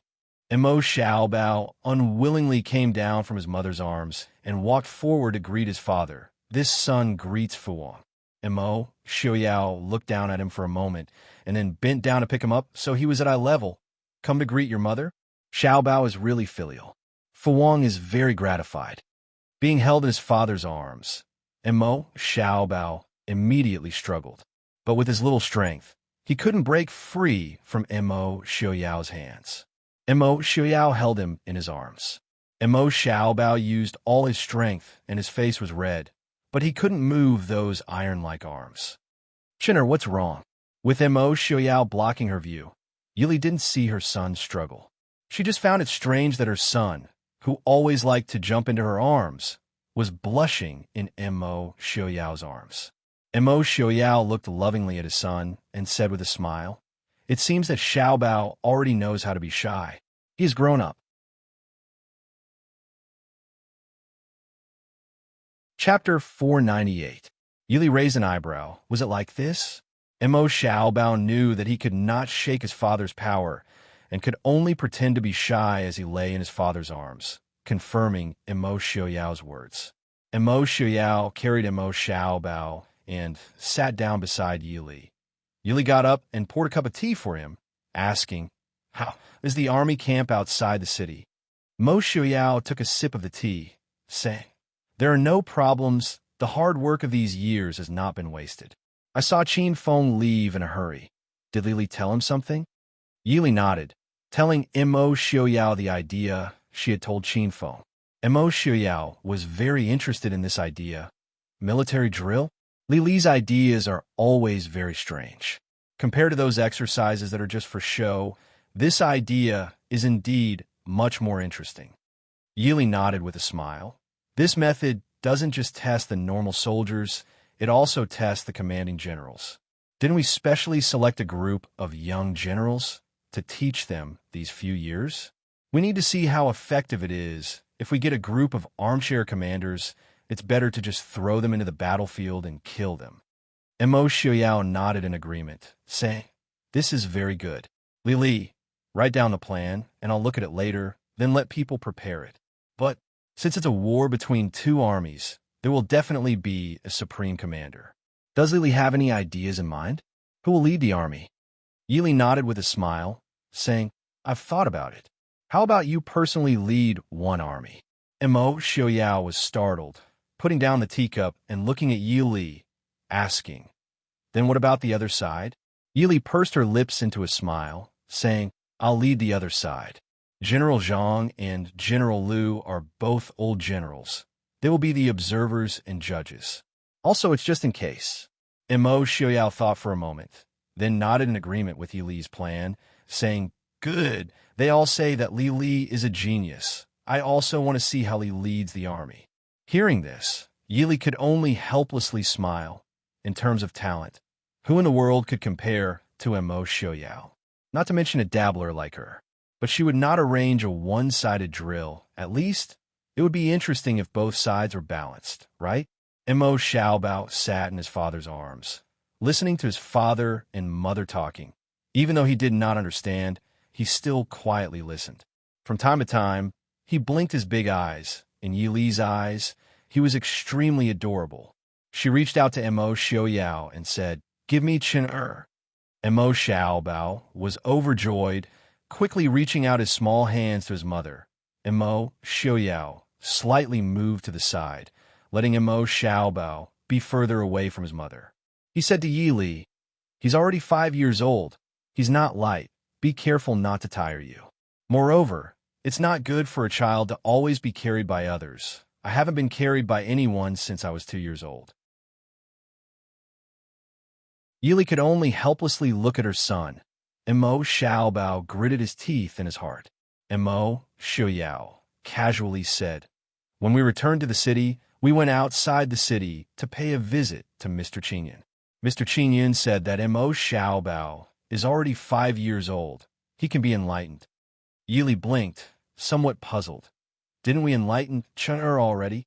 Even though her own child was not yet 5 years old, but he had already learned most of the children's books in the 1,000-character classic. In Yili's previous life, when she was 5 years old, she was still playing games with the teacher in kindergarten and learning A and B. Mo Xiaoyao lowered his head to look at his son's well-intentioned smile, but Mo Xiaobao only felt a cold wind blowing over his head. "Li, you're a girl, so the Su family's teachings were not strict. But you can ask the young masters of the Su family, which one of them didn't learn to read at the age of 2 or 3 and should have started formal school at the age of 4 or 5. If not, how could the people of the Su family all pass the imperial examinations before the age of 20? You have to know, it's already very rare for an ordinary person to pass the imperial examinations at the age of 24-25. Since Xiaobao is the heir of the Prince Ding mansion, he will have to bear more responsibilities in the future than others. If we're too lenient with him, we'll be harming him." Yili was speechless. Was this considered not letting the child lose at the starting line? Who said that the children in her previous life and modern life had it hard? The children of the Su family were the ones who really had it hard. When Mo Xiaoyao mentioned it, Yili also realized that the descendants of the Su family all passed the imperial examinations before the age of 20. For example, the eldest brother, Su Qingshun, passed the imperial examinations at the age of 14. Didn't he have to start learning at the age of 2 or 3? Looking at her son with some reluctance, Yili sighed softly and said, "I only hope that Chen-er can have a happy and worry-free childhood." Childhood? What was that? Why did his son have something he didn't have? Mo Xiaoyao's heart was filled with jealousy, but he still smiled gently. In today's world, it's better for Xiaobao to be mature early than for him to be ignorant when we can't protect him in the future, isn't it? Moreover, with Master Qingyun personally teaching him, are you still worried? Although Master Qingyun is strict with his children and grandchildren, he dotes on Xiaobao the most. Are you still afraid that he'll be tired? Yili thought about it and agreed. If Master Qingyun was the second most doted on Xiao Bao in the whole Northwest, no one would dare to be the first. Even Master Qingyun's great-grandson, Su Qingze, and Qin Zheng's 4-year-old son, Su Zhirue, had to stand aside. Well, Qin when you go to Taigong, you have to be obedient, okay? Mother will go to see you every other day, okay? Xiao Bao listlessly crawled in Mo Xiaoyao's arms, and in his heart, he despised his despicable father. Don't you just want to drive me out? Humph! When this young master grows up, let's see what you old man can use to snatch mother from me. Mother, well, you have to wait for Chun to grow up. Chun will definitely snatch you back. Xiao Bao took his usual luggage and sadly went to Taigong, who doted on him the most. Although he lost the battle to fight for his mother again, Xiao Bao firmly believed that it was because he was still too young and his father used force to bully him. Moreover, he secretly made up his mind that since the old man shamelessly bullied the young, then when he grew up, he wouldn't mind bullying the old man as the young. After sending Xiao Bao to the newly built Lishan Academy not far from Li City, Yili didn't feel good when she saw her son standing next to Master Qingyun and looking at her pitifully. Speaking of which, as a mother, she was really too irresponsible. Fortunately, Xiao Bao was close to her since he was young. Yili thought about it. In the future, it would be best to come and see her son every day and then make some pastries that he liked to eat and send them over. When Xiao Bao was a little older and didn't have to worry about going back and forth every day, she would let him go back to the Princeton mansion every day. It wasn't good for a child to not see his parents all the time. Li, didn't you say that you would come and see Xiao Bao every other day? Master Qingyun will teach him well, don't worry. Mo Xiaoyao hugged Yili and comforted her softly. I will double the number of shadow guards in Lishan Academy, and Qi Lin has a team stationed nearby. You don't have to worry about Xiao Bao's safety. Yili sighed helplessly. She really didn't understand why Mo Xiaoyao was so against Xiao Bao. Every time he saw Xiao Bao sticking to her side, he would definitely torment the child. Although she knew that Mo Xiaoyao knew his limits and wouldn't really hurt Xiao Bao, Yili was still speechless when she saw Xiao Bao's red and pitiful face every time he was bullied. Xiaoyao, do you really hate Chun that much? Chapter 499. Mo Xiaoyao looked innocently at Yili and smiled. Xiao Bao is my son. How could I dislike him? Li, I'm doing this for the sake of Xiao Bao's future. Everyone says that a strict teacher produces a brilliant disciple, and a good rod produces a filial son. If you don't be strict with Xiao Bao, when he grows up to be like the brothers Mo Jingqi and Mo Jingli, won't you be sad to death? Yili looked at him speechlessly. After a while, she said, Prince Xiao Bao grew up being played by father and big brother. Mo Xiaoyao smiled, but didn't say anything. His father was so busy in the past that he didn't have the time to care about them. Big brother was really strict with him. In comparison, Mo Xiaoyao didn't think that he was too strict with Xiao Bao. Compared to when I was 5 years old and had to wake up before the sun rose to practice martial arts, Xiao Bao, you should be satisfied. And I really am a loving father. With this comparison, Prince Ding felt that he was very loving to his son, and that it was Li Li who spoiled him too much that she had a problem with it. It was wrong for parents to spoil their children. The two walked down the mountain hand in hand, and bumped into Su Qingchun, who was coming up from the bottom of the mountain. Young Master Qingchun, who was nearing his prime, was dressed in a white robe. Compared to before, he looked more mature and elegant. Although eldest aunt already had a grandson in the past few years, she was even more anxious about Big Brother's marriage. However, Big Brother didn't seem to care at all. She had never heard of him looking at any girl differently. It was normal for him to be unwilling to get married early. In the Su family, other than Su Qingze, who had been engaged since young, the others hadn't married yet. However, it was strange for him to be completely unmoved. Sometimes, even Yili thought that her cousin, who was exceptionally outstanding in all aspects, was preparing to become an immortal. Big brother, you're here to pay respects to grandfather? Yili greeted first. Su Qingshun looked at the two of them holding hands, and a teasing smile appeared on her lips. Unfortunately, Mo Xiaoyao's skin was thicker than he had imagined. He held Yi Li's hand without changing his expression. Su Qingshun shook his head helplessly. He raised his hand and waved a purple gold scroll with complicated patterns on it. He said, "There is a matter. I heard that the prince and Wang Fei are not preparing to return to the city in the next 2 days, so I have to come personally. Fortunately, we met here." Yi Li looked at Mo Xiaoyao suspiciously. How come she didn't know that they wouldn't be returning to the city for the next 2 days? Mo Xiaoyao's expression did not change as he looked at the booklet in Su Qingshun's hand. "From Nanjiao. How did you know?" Yi Li asked curiously. Mo Xiaoyao pointed at the flourishing patterns on the booklet. "That is the pattern used by the Nanjiao Imperial House." Yi Li frowned as she thought back. She seemed to have seen this pattern in Nanjiao before. She couldn't help but feel ashamed of her ignorance. Yi Li took the booklet and asked, "Is Big Brother coming down the mountain with us, or going to pay respect to Grandfather first?" Su Qingshun shook his head and sighed. "I just saw Grandfather yesterday. The old man is angry and doesn't want to see me. Let's go down the mountain together." Yi Li was slightly shocked. Big Brother was the most outstanding member of the Su family. Supposedly, he was Grandfather's favorite grandson. How could Grandfather be so angry that he was unwilling to see him? Mo Xiaoyao raised an eyebrow and chuckled. "It's probably because eldest young Master Su is too picky about marriage and has caused the heavens to be angry.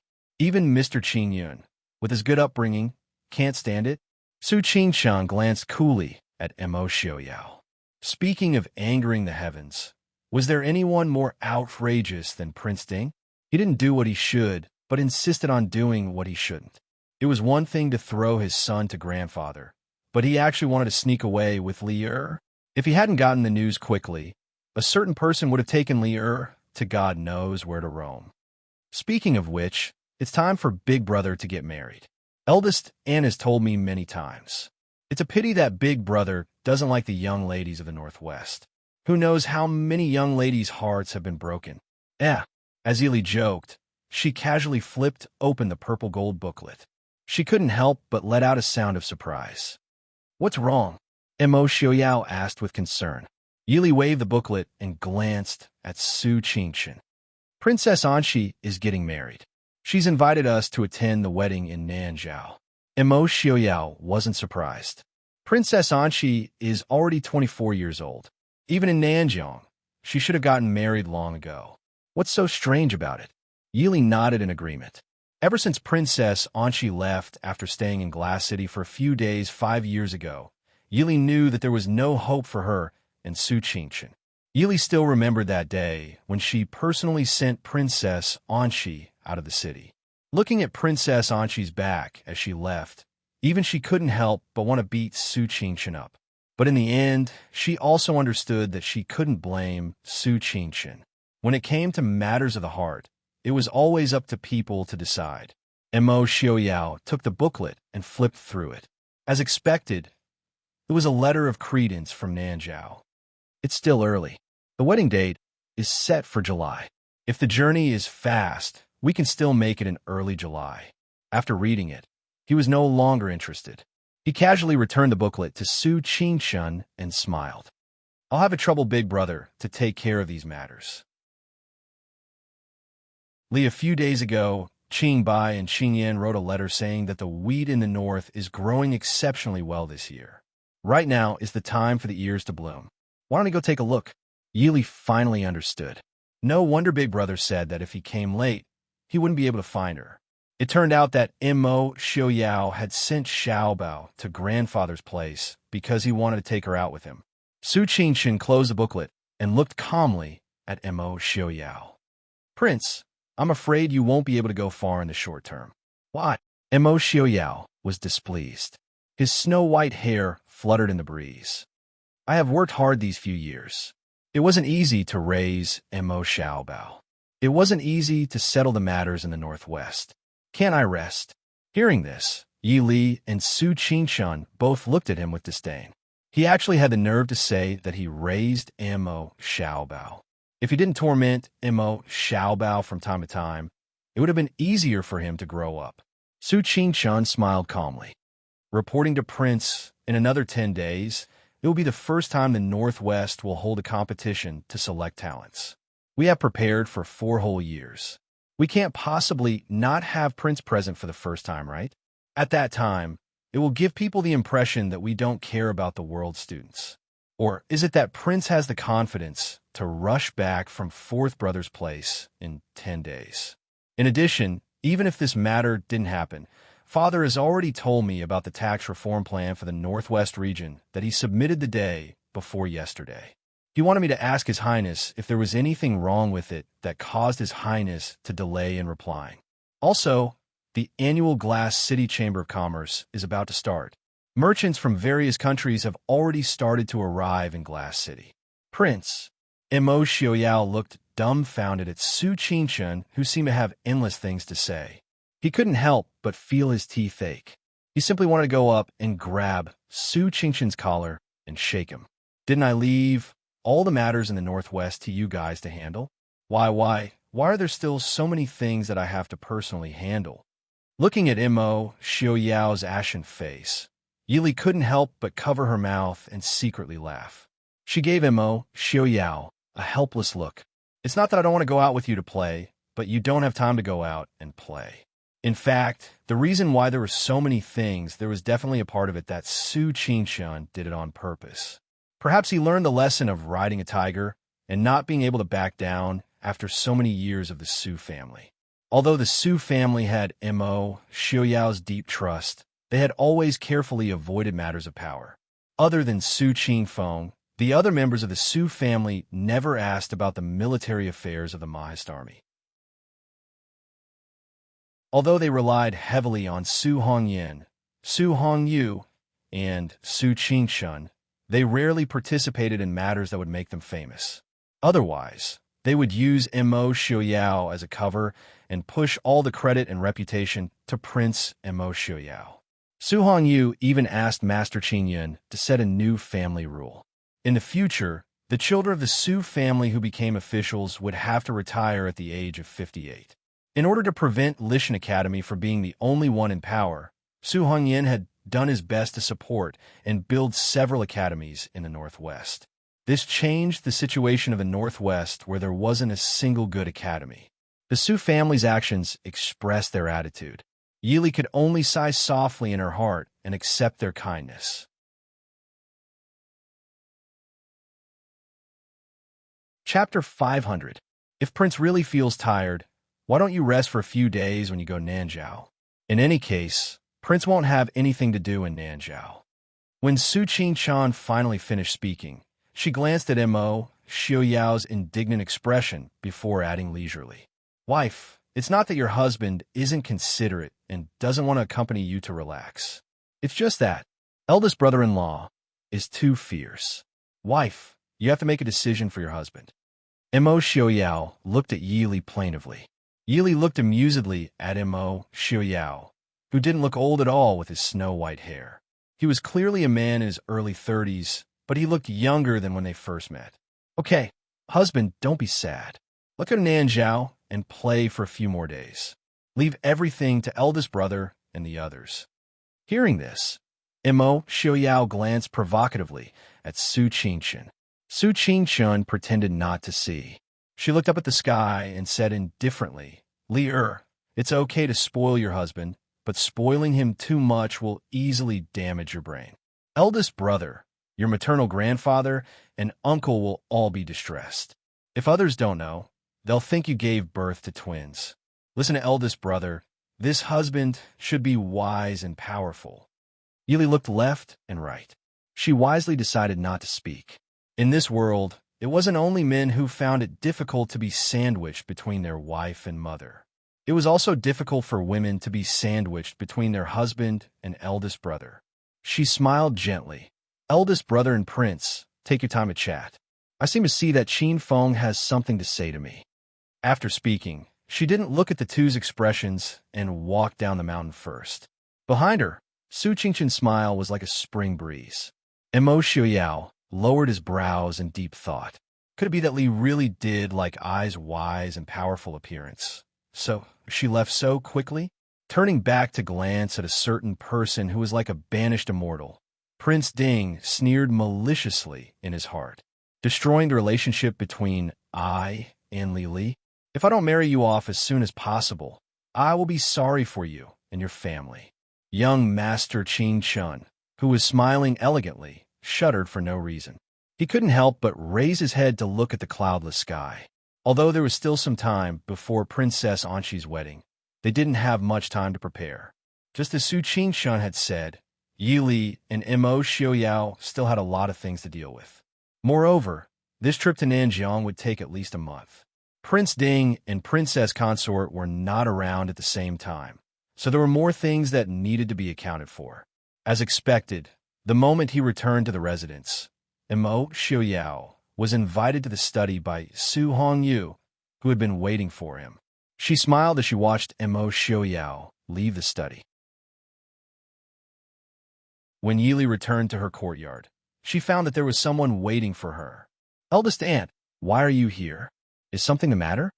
Seeing Yili come in, Madame Su hurriedly got up. Yili went over to help Madame Su sit down and said with a smile, "Aunt, if you have something to say, just sit down. There are no outsiders. Why are you being so polite with me? Did I disturb you by coming here?" Madame Su asked worriedly. Although she was a woman of the inner courtyard, Madame Su knew that her niece, as Princess Ding, was different from other women of the inner courtyard and even other princess consorts. However, in the hearts of the people in the Northwest, Princess Ding's name was almost as famous as Prince Ding's. For example, Prince Ding's subordinates and even the generals of the Mahist army were all obedient to Yili. Yili said with a smile, "Aunt, don't say that. I usually help out and don't have time to visit you. Eldest aunt and second aunt also don't come to visit me. I know that eldest aunt is spending all your time on my three brothers and doesn't care about me." Madame Su couldn't help but laugh at Yi Li's teasing, but soon her eyebrows were dyed with worry again. She smiled bitterly and said helplessly, "Your second aunt is really satisfied now that she has a grandson. She spends all her time on Ruet, but I'm really worried all day long." Yi Li understood and asked softly, "Is it because of eldest brother's matter? Who else could it be other than him?" Madame Su sighed. "In the blink of an eye, Qing Chun is almost 30 years old, but he doesn't even have a girl he likes. Your eldest brother has never made anyone worry about him since he was young, but he is the most worrisome person in this matter. If I had known this, I would have followed your second uncle and arranged a child marriage for him. Regardless of whether it's good or bad, he should at least get me a wife." Yili also sighed. Big brother's matter was indeed worrying. Logically speaking, the Su family was definitely an open-minded family. Except for Su Qingze, who was engaged to Qinzhong when he was young. The other brothers didn't get engaged early. Naturally, this was so that they could carefully choose a daughter-in-law, lest their son marry a wife he didn't like or wasn't virtuous. Even Su Qingchun, who was over 20 years old and hadn't married, the Su family didn't force him. But now that he was about to turn 30, it was no wonder that Madame Su was anxious. Eldest brother's standards are too high. There's nothing we can do if he doesn't like ordinary girls. Yili sighed softly, not to mention Su Qingshun himself. Even Yili felt that there weren't many girls who could match up to her eldest brother. The only one who was somewhat interesting was Princess Anshi, but her eldest brother didn't like her. High standards. Does he want to marry a fairy? Madame Su couldn't help but wipe her tears and complain angrily. Does he think he's so great just because people call him the first young master in the world? Does he think that all the women in the world can't enter his eyes? He's not even an ordinary person with 2 eyes and 1 nose. Look at him, not to mention that he's already so old. In another 2 years, which girl from a good family would be willing to marry someone who's so much older than her? Because he set a bad example. Now your second uncles Qing Feng, Qing Bai, and Qing Yin are all refusing to get married. It's all his fault as the eldest brother. Yili sighed in her heart. Her eldest brother was like that. Even if he was 40, he wouldn't lack girls who would rush to marry him, let alone 30. Madame Su was furious. Yili had to comfort her in a soft voice, saying, "Eldest aunt, Don't be angry with my eldest brother. He's the most filial. If he knew that you were so sad, he would be sad too. No one can be sure about fate. Maybe he'll meet a girl tomorrow and chase after her to marry him.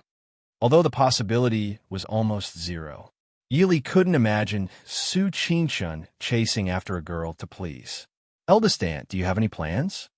Yili knew that Madame Su wouldn't come here to complain to her. Madame Su nodded and said firmly, I can't let him fool around anymore. Your second aunt plans to find a wife for Qingfeng. I've also found 2 girls for him. Think of a way for me to make him go back and meet those girls. He's so cunning. As soon as I mentioned it to him, he ran away. He's so busy today and so busy tomorrow. I don't go out often, so how can I catch him? Yili was suddenly happy. So eldest aunt wanted to set up a blind date for her eldest brother, but couldn't find anyone. Tilting her head and thinking, Yili nodded firmly and said, Don't worry, eldest aunt. I'll let my eldest brother go back when the time comes.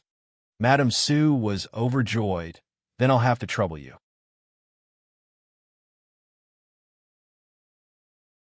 Chapter 501. Yili said with a smile, Eldest aunt, what trouble is there? Lear also wants to have a sister-in-law as soon as possible. As expected, Lady Su acted quickly. She was eager to marry a daughter-in-law. In less than 2 days, she brought a letter to Yi Li from the Su Fu, saying that everything was ready and waiting for Su Qingshun to return to find a daughter-in-law. Receiving Lady Su's sincere letter, Yi Li smiled helplessly and could only get up to go find Su Qingshun in the study. The front yard of the Princeton mansion had been divided into an office area by Yi Li. Other than the hall for receiving guests and the meeting room for meetings, there were also several study rooms of various sizes for the civil officials of the Princeton mansion to work. As soon as Yi Li stepped into the study, she saw Su Qingshun sitting behind the desk, leisurely sipping tea as he flipped through the booklets in his hands. She couldn't help but sigh in admiration at her older brother's elegance.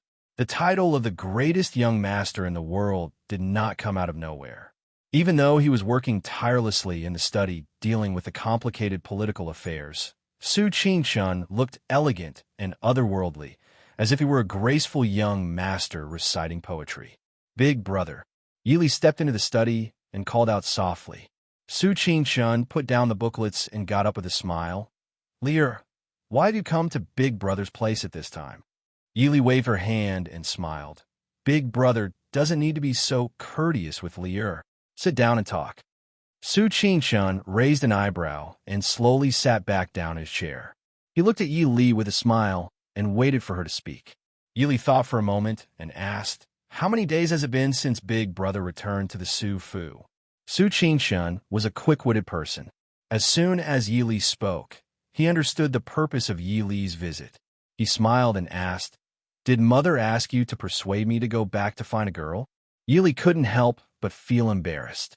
There was nothing wrong with these words, but for some reason, it was especially awkward coming from Su Qingshun's mouth. Yi Li thought for a while and handed the letter from Madame Su to Su Qingshun. She smiled faintly and said, Although Lear shouldn't meddle in Big Brother's affairs, but Big Brother should at least give eldest aunt an explanation. Even if it can make her feel at ease, it's good. Big Brother, isn't it your habit to drag things out like this? You also made eldest aunt sad for no reason. Su Qingshun read Madame Su's letter, his handsome face tinged with helplessness and guilt. Yi Li looked at him and said softly, No matter what reason or thoughts Big Brother has, it's better to tell eldest aunt clearly. Lear, it seems like first aunt, first uncle, and grandfather aren't unreasonable people. If Big Brother really has any thoughts, the elders won't really force Big Brother to marry. Big Brother also doesn't have to hide from first aunt like now, right? Su Qingshun was stunned, and he smiled bitterly and helplessly. Lear saw through it. Yi Li pursed her lips and smiled. Isn't it obvious? No matter how lazy Xiuyao likes to be, he won't go so far as to push everything on Big Brother. He is still very clear about what's important and what's not. But Big Brother rarely returns to the Su estate recently. Isn't that right? Su Qingshun put away the letter and sighed softly. He looked at Yi Li and said, Big Brother knows. He will return in a while. Yili blinked her eyes and looked at Su Qingshan with a smile. She asked, "Do you need Li to accompany Big Brother back to boost his courage?" Su Qingshan didn't know whether to laugh or cry.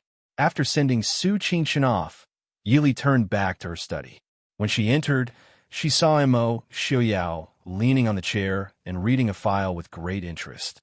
Hearing Yili's footsteps, Mo Xiaoyao hurriedly waved to her and said with a smile, "Li, quickly come and take a look." Yili curiously walked forward. "What are you looking at?" She lowered her head and saw that it was a file that the shadow guard had presented to her. It was Su Qingshan's life experiences. She lowered her head and glanced at Mo Xiaoyao. She raised her eyebrows and asked, "You had someone investigate Big Brother?" Mo Xiaoyao waved his hand and said, "I'm also helping Li. Aren't the Su family members worried about Su Qingshan's marriage? Li's thoughts have been heavy these past 2 days because she's been thinking about him, right?" Yili nodded and reluctantly accepted this explanation. She asked, "What are you reading?" Mo Xiaoyao raised his head and looked at Yili with some pity. Yili was startled. Could it be that something really happened to Big Brother? "Li, you have to hold on." Mo Xiaoyao patted Yili's hand and said comfortingly, "I think we really need to consider marrying your big brother off." "What do you mean?" Mo Xiaoyao waved the file in his hand and said, "Everything that young Master Qingshan has done in the past 20 years is written here. But there's never been any mention of what happened between him and that girl. There's not even the slightest mention of him being special to that girl." Yili narrowed her eyes and gritted her teeth.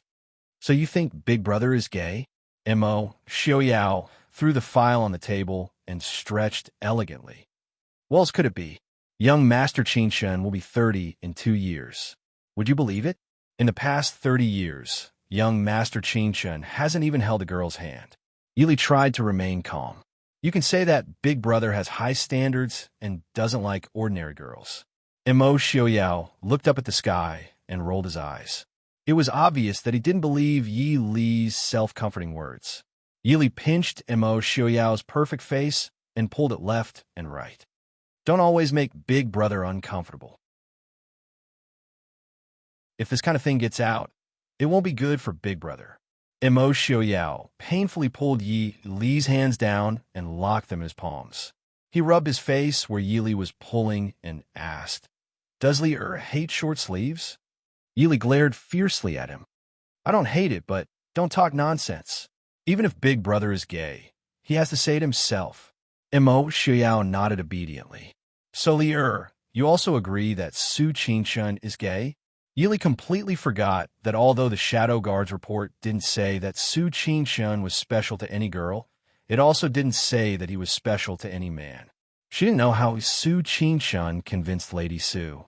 After that, she didn't hear any rumors about the Su family's eldest son going on blind dates in Glass City.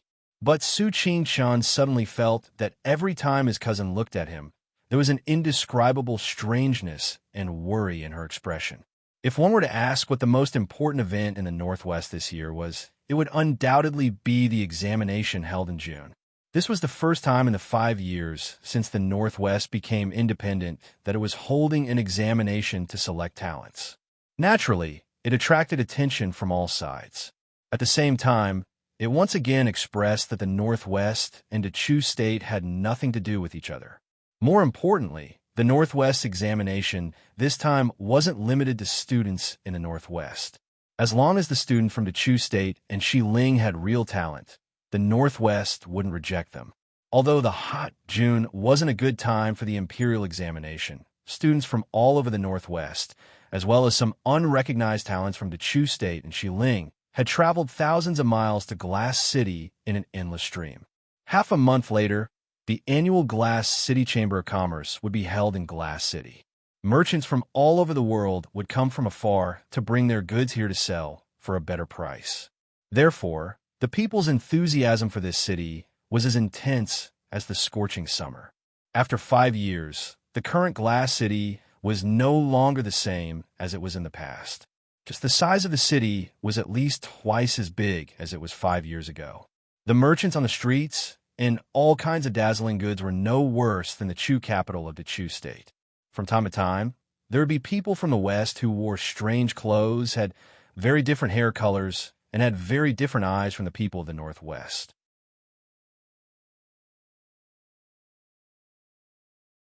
Chapter 502. In Concentrated Fragrance Pavilion, Imo Xiaoyao and Yi Li sat opposite each other in a room by the window. It was rare for them to be so relaxed as they drank tea and chatted. From time to time, they would look out the window and see the crowds on the streets. It was a scene of prosperity. Yi Li felt extremely gratified and satisfied when she saw this. This city was only as prosperous and peaceful as it was now because of their hard work over the past 5 years. Just like the Northwest, all of them had worked together to protect this land and the people of this land. Looking at the man sitting opposite her, Yi Li's heart was filled with tenderness and sweetness. They were not only husband and wife, but they also walked side by side and relied on each other. They had the same ideals and responsibilities. What is Li thinking about that makes you so happy? Imo Xiaoyao put down his teacup and looked tenderly at his wife, who was smiling warmly and contentedly. Yi Li smiled faintly and said, "Nothing, I just feel that the scene in front of me makes me feel very happy." Following Yi Li's gaze, they saw a young couple setting up a stall to sell cosmetics on the streets. Although they were dressed plainly, their faces were filled with happy smiles. A family of 3 holding hands with their child walked down the street. The child pointed at a hawker selling tonghalu and asked for tonghalu. An old man in his 60s walked slowly through the crowd with steady steps. There were also many young scholars passing by. Everyone's face seemed to be blooming with a strange radiance and smile. Imo Xiaoyao turned his head and said in a gentle but firm voice, "As long as we are here, they will always live this happy life." Yi Li nodded and said softly, "Actually, the people don't want much. As long as they can live a peaceful life, eat well, and wear warm clothes, they will be deeply grateful to you." Imo Xiaoyao smiled and said, "Isn't that right? Isn't the person the people of the Northwest most revere the eyes Li Li? If it wasn't for Li Li, how could they live such a good life?" It was Li who proposed the plan to open up the Northwest to foreign trade. It was also Li's idea to reclaim land in the northern plains to grow food. Imo Xiaoyao's words were not false flattery. Li had done too much for the Northwest and the Mahist army. All this time, Imo Xiaoyao had been very glad that he had married such an amazing wife. Yi Li pursed her lips and said with a smile, "Prince is praising me. I'm just moving my mouth and writing. The ones who really need to do it are others." Imo Xiaoyao smiled. "Although there are many things that many people can do, no one has ever thought of it.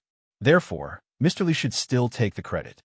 Princess, Yaoji requests an audience. Come in." Imo Xiaoyao frowned and said calmly. Yaoji pushed open the door and came in. 5 years had passed.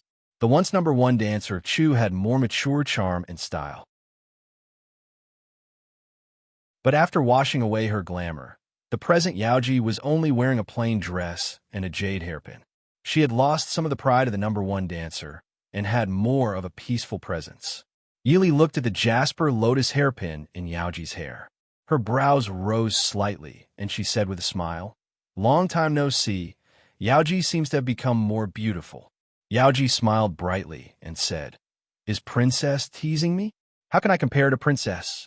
You are the one who has become more elegant." Yi Li looked at her with a smile and said teasingly, "This jasper hairpin is very good. Ben Fei thinks it looks familiar." Yaoji couldn't help but uncomfortably touch the hairpin on her head and said, "This hairpin is very ordinary, and the style is about the same." Yi Li shook her head and said with a smile, "That's not right. Don't look at how the jade hairpin is not of the highest quality. This jasper hairpin was passed down by the merchants of the western regions. There are only about 3 of them that can be found in the entire Li city. I kept a hibiscus hairpin and an orchid hairpin for the second madam of the Su family. The last hairpin was begged by someone else." So, meeting Yi Li's teasing gaze, even Yaoji, who had seen countless people, couldn't help but blush. She hated the person who gave her the hairpin so much that her teeth itched. When that person gave her the hairpin, She naturally didn't want to accept it. But that person casually threw it away and said that he had no use for it and that he would throw it away if he didn't want it. She didn't think that this seemingly unremarkable hairpin had such a history. Yili saw that her face was getting redder and redder. She knew that she shouldn't tease her anymore. If she ruined her subordinate's marriage, she would be hated for the rest of her life. Using the words of her previous life, she would be kicked by a horse if she ruined her marriage. "All right, I won't tease you anymore. What's the matter?" Yili asked with a serious expression. Yaoji saw that Yi Li was giving her a way out and was happy to change the topic. She quickly said, "The list of problematic students who came for the exam is here. Should we arrest them now?" Yaoji respectfully presented a list of names. She took it and looked at it before handing it to Yili. "It seems that Lei Jinting and Imo Jingqi really think highly of us. They're taking advantage of every opportunity to send people to Li City. At least half of the people who came for the exam from the Chu State and Shi Ling are their people." Yili thought for a moment and said to Yaoji, "Don't worry about them for now. We'll talk about it after the exam.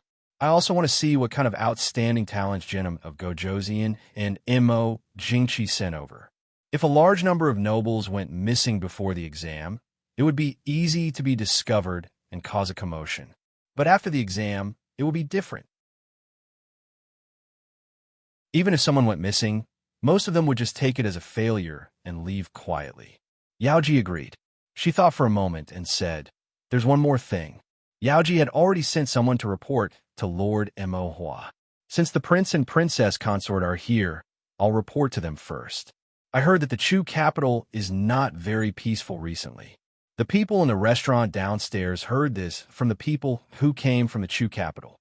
Mo Xiaoyao frowned. "Did they say what happened?" Yaoji shook her head and said, "The other party is not a high-ranking official.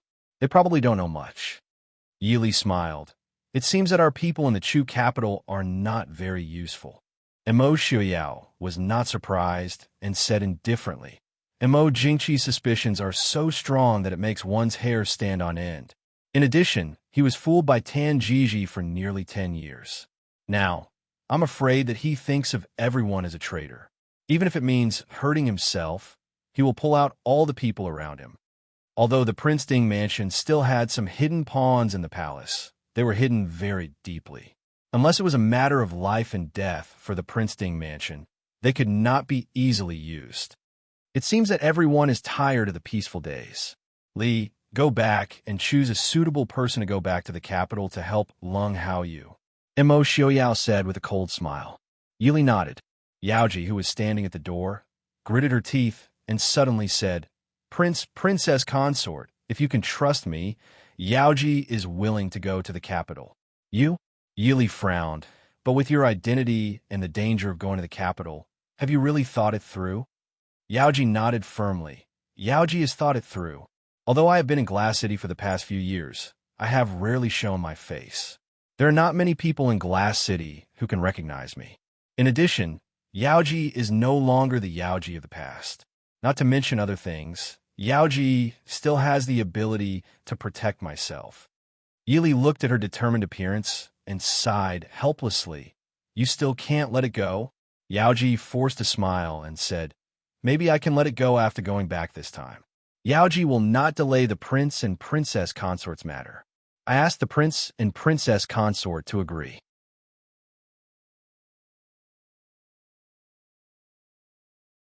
Chapter 503. Yili thought for a while and said, "You go back first. I'll think about it and give you a reply." Yaoji thanked her and went out, closing the door behind her. In fact, Yaoji is a good candidate. Mo Xiaoyao looked at Yili and said, "I'm afraid she still has feelings for Mu Yang." Yili frowned. "I don't believe that she has completely let go of Mu Yang, but I also don't believe that she will betray the Prince Ding mansion for Mu Yang. Her child is still in the Northwest. She will never betray the Prince Ding mansion for the sake of her child. And even if she has feelings for Mu Yang, I'm afraid she hates the people of Marquis Mu Yang's mansion." Yaoji has a clear distinction between love and hate. Mo Xiaoyao felt a little strange. Since Yili knows that she still has feelings for Qin Feng, why do you agree for her to be with Qin Feng? What do you mean I agree for her to be with Qin Feng? Yili squinted. I just don't like to interfere with my subordinates' private lives. As long as it doesn't affect business, Qin Feng can like whoever he wants. Do I, as a princess, have to be a part-time matchmaker? Mo Xiaoyao was also not interested in his subordinates' private affairs. In that case, why don't you agree for Yaoji to go to the Chu capital? Yili sighed and shook her head, asking, Am I too soft-hearted? Yili was no stranger to being a spy, so she naturally understood what a spy had to bear. After returning to the capital as Yaoji, the best way was to find a way to return to Mu Yang's side. In this way, whether Yaoji was killed by Mu Yang in the future or when the two sides finally revealed their true intentions, Yaoji and Mu Yang were bound to stand on opposite sides of each other. It was too cruel for a man and a woman who once loved each other with a child, and it was also too cruel for Yaoji. Yili is a kind-hearted woman, Mo Xiaoyao said softly. When Yili didn't notice, he quietly raised the corner of his mouth. Cruel to Mu Yang? He did not feel in the least. He only remembered that Marquis Mu Yang played a part in Li Li's death when she fell off the cliff. He didn't release Mu Yang to let him go back to Marquis Mu Yang to enjoy the happiness of family. Although the main course couldn't be served yet, they could just order appetizers. As for Yaoji, she was the one who asked for it. Besides, the Princeton mansion had saved her life. Shouldn't she return the favor? In Yi Li's study in the Princeton mansion, Yili looked calmly at Qin Feng, who was standing in front of her, and asked, What do you think about this? Qin Feng's expression was calm. He lowered his eyes slightly and said, Everything will be decided by Wang Fei. When he heard Yili say that Yaoji had asked to go to the Chu capital to assist Lung Haoyu, Qin Feng's face was blank for a moment. But soon, he restrained his emotions and calmed down. Seeing Qin Feng's expression, Yili understood that Qin Feng really cared about Yaoji. In the past few years, Qin Feng followed Yi Li for the sake of Qi Lin's commander. Yi Li's trust in him was no less than Zhuo Jing, Lin Han, and the others. Although she didn't like to interfere in her subordinates' private affairs, Yi Li didn't want her subordinates to be troubled by love and even affect their business. She looked at Qin Feng and said, I haven't agreed to her request. If you don't want her to go, I can reject her request. Qin Feng was startled. He quickly shook his head and forced a smile. This is her own decision. This subordinate has no right to interfere. Seeing him like this, Yili could only sigh softly and said, Yaoji's trip will be very dangerous. I only hope that you won't regret it. Qin Feng was silent. Thank you, Wang Fei. Yili didn't try to persuade him anymore. She took a booklet from the side and wrote a few words on it. She handed it to Qin Feng and said, Since it's like this, send this to Yaoji. You can leave in 7 days. This subordinate obeys. After sending Yaoji off, Qin Feng didn't seem to be depressed. He still traveled between Qilin Station and Li City every day. It was just that he stayed in Qilin for a longer time. When the exam ended, Mo Xiaoyao and Yili personally selected a group of talented and capable young people to fill the ranks of the officials in the Northwest. Then came the annual Yi Li's grandest chamber of commerce. But this year, Yi Li and Mo Xiaoyao didn't have time to participate in the grand event. They had to leave for Nanzhao to attend Princess Anqi's wedding. In the group heading to Nanzhao, other than Mo Xiaoyao, Yi Li, Qin Feng, and Zhuo Jingfeng, there was also Su Qingshun who had been shoved in at the last minute. The original plan was for Yi Li and Mo Xiaoyao to go to Nanzhao and leave Su Qingshun and Su Hongyu to manage the Northwest affairs. But when they were about to leave, Su Hongyu drove Su Qingshun out and left behind General Liu Jingxian, who had originally been planning to go with them. No one knew what Mo Xiaoyao was thinking. He only thought for a moment before agreeing.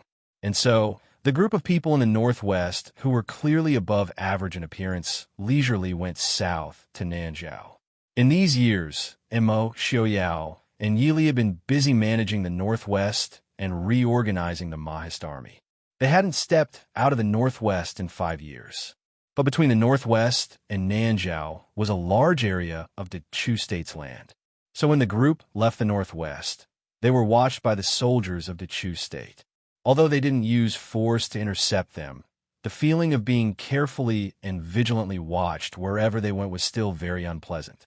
One day, when the group passed by a small town to rest and eat, Immerse Xiaoyao was finally annoyed by these people. This small town wasn't big. Even its name wasn't very eye-catching. But because it was close to the southwest border, a large number of soldiers were stationed there. It was considered the second or third line of defense in the southwest border and could directly support the southwest border. It was noon when Immerse Xiaoyao and the group arrived at this small town.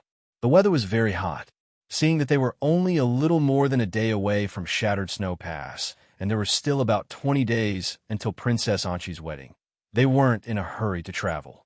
They planned to rest in the small town for the night and continue their journey the next morning. The group wasn't picky people. There weren't any luxurious restaurants or inns in this small town, so they randomly chose a decent one and booked the entire room.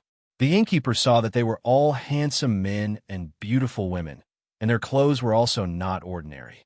He naturally understood that they were not ordinary people and was very attentive to them. There were many people in Yi Li's group. Other than Yi Li, Immerse Xiaoyao, Su Qingshun, Feng San, and Qin Feng, Zhuijing, there were only about 40 guards. Half of them were Black Cloud Cavalry, and the other half were Qin Feng's subordinates, Qilin. There was no need to mention the Black Cloud Cavalry. Qilin's people were all kinds of people. Even things like making tea and cooking rice were a piece of cake for them. Not only the innkeeper and the waiters, but even the chef of the inn couldn't be used. Yi Li and the group sat on the second floor and ate the exquisite delicacies served by the Qilins, people who were proficient in cooking. She ordered the others to go eat as well. Qin Feng, you really have a lot of capable people under you. Feng Jiao praised as he ate the delicacies on the table that didn't lose to the taste of first-rate chefs. Qin Feng smiled faintly and said, "Young Master Feng San is overpraising me. It's just an insignificant skill." Feng Jiao was envious and jealous. It was indeed an insignificant skill. However, to be able to study these insignificant skills so thoroughly, they were definitely experts among experts. Feng Jiao had not only seen experts in cooking and Qilin, but there were also pedantic scholars who had nothing better to do. There were also talented people from all walks of life who were proficient in all kinds of crafts. There were even people who were tailors and embroideries. More importantly, these people also had terrifying strength.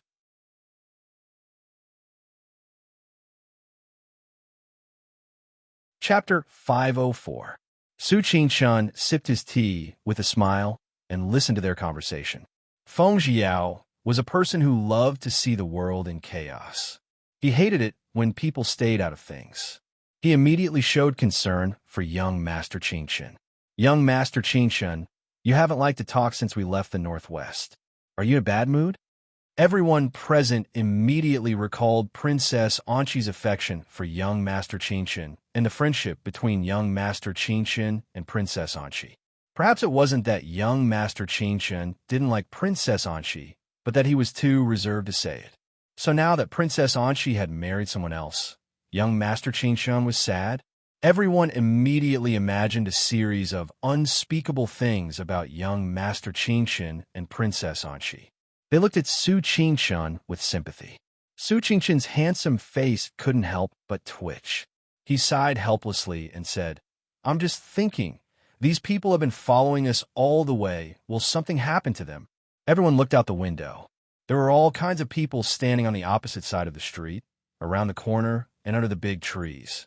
They seemed to be chatting idly, setting up a stall, or passing by occasionally, but such disguises were extremely clumsy in their eyes.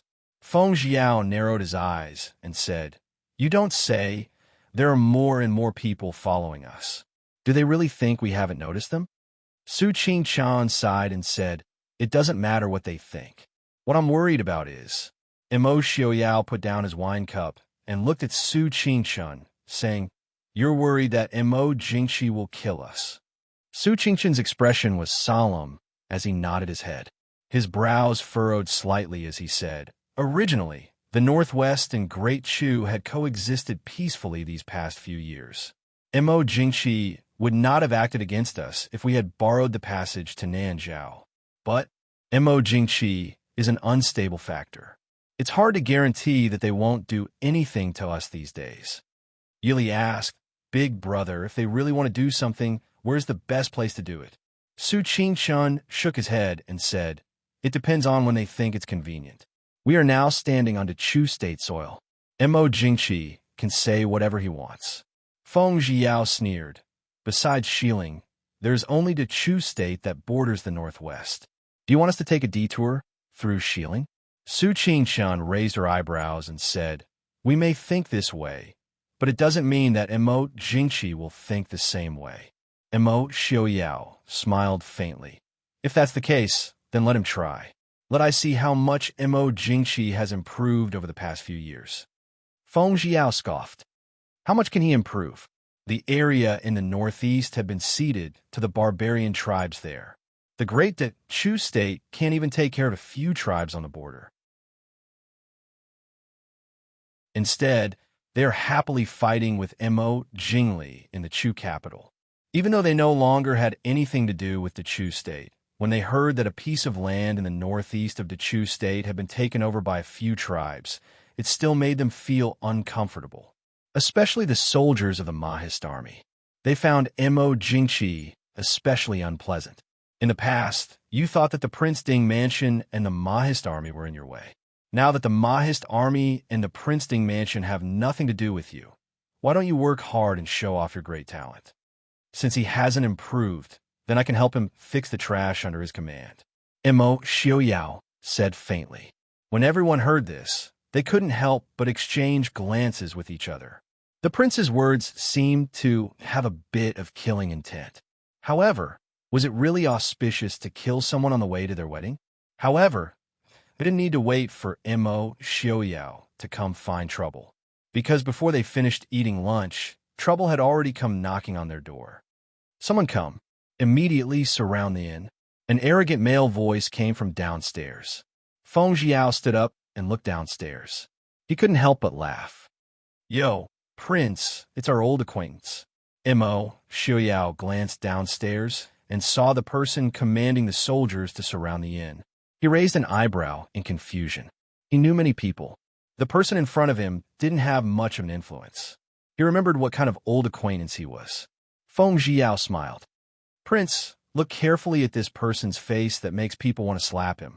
Also, look at that lame leg. Don't you think he looks familiar? When he said this, Mo Xiaoyao remembered. The one that was trampled by the horse? Why didn't the horse trample him to death? Feng Zhiyao smiled and said, Should this subordinate find another horse to trample on? The people upstairs were still talking and laughing, but the people downstairs couldn't help but shout. They saw Guanren limping back and forth across the street. He shouted to the other side. A group of traitors dares to set foot onto Chu state's land. This general is under the orders of the emperor to eliminate the traitors. Why haven't you all surrendered yet? Upstairs, Feng Zhiyao couldn't help but grumble. If it was me, I would have shot 10,000 arrows at the inn and turned it into a hedgehog. He doesn't have much skill, but he talks a lot of nonsense. Qin Feng smiled and said, So young Master Feng San will live longer than him. Feng Zhiyao's face was full of smiles. He cupped his hands in thanks and said, Thank you for your auspicious words. Qin Feng stood and looked disdainfully at the arrogant people downstairs. He tilted his head and asked, Prince Wang Fei, should we kill him first? Mo Xiaoyao stood and said, No need. Let's go down and take a look first. That's right. Find someone to take young Master Qin away first. Even the weakest of them had the ability to protect themselves. Only Su Qingshun had no strength to truss up a chicken. If a fight broke out later, even though protecting Su Qingshun wouldn't be difficult, there were always accidents in the midst of chaos. Su Qingshun also knew that he was a burden. He nodded in agreement with Mo Xiaoyao's words. He only said to Yili, Lier, you must be careful. Yili smiled faintly and said, Big brother, don't worry. After sending off Su Qingshun, the group followed Mo Xiaoyao downstairs to watch the commotion. The guards who had been eating in the main hall downstairs had already stood and were guarding the door. On the street outside the door, there were a few corpses of the Chu State soldiers who didn't listen to warnings and wanted to charge into the inn first. Guanrong clearly hadn't thought that the guards of the Prince Ding mansion would be so tough. They dared to kill people so easily even when surrounded by his soldiers. His already ugly face was now ashen. His expression was twisted to express his anger. You all have great guts. You still dare to be so arrogant when you're about to die. I will crush all of you to pieces to appease the hatred in my heart. Guanrong, who was under the protection of many soldiers, shouted at the guards at the door. The guards at the door, especially Qi Lin's guards, couldn't help but twitch their mouths. They looked at Guanrong like they were looking at an idiot and a dead person. This idiot didn't think that he would be safe if he hid behind people, so he was so arrogant, right? One of Qi Lin couldn't help but raise his hand and throw at the person in front of him. With a swooshing sound, a green beam of light shot towards Guanrong with great speed and accuracy. Guanrong suddenly shot a green object at himself. Naturally, he jumped in fright and tried to dodge, but he was hiding in the middle of the soldiers and had grown fat over the years. How could he dodge? He didn't even have time to crouch down before the object arrived in front of him. He was so scared that he immediately shouted, "Hidden weapon! Hidden weapon! Save me! Save me!"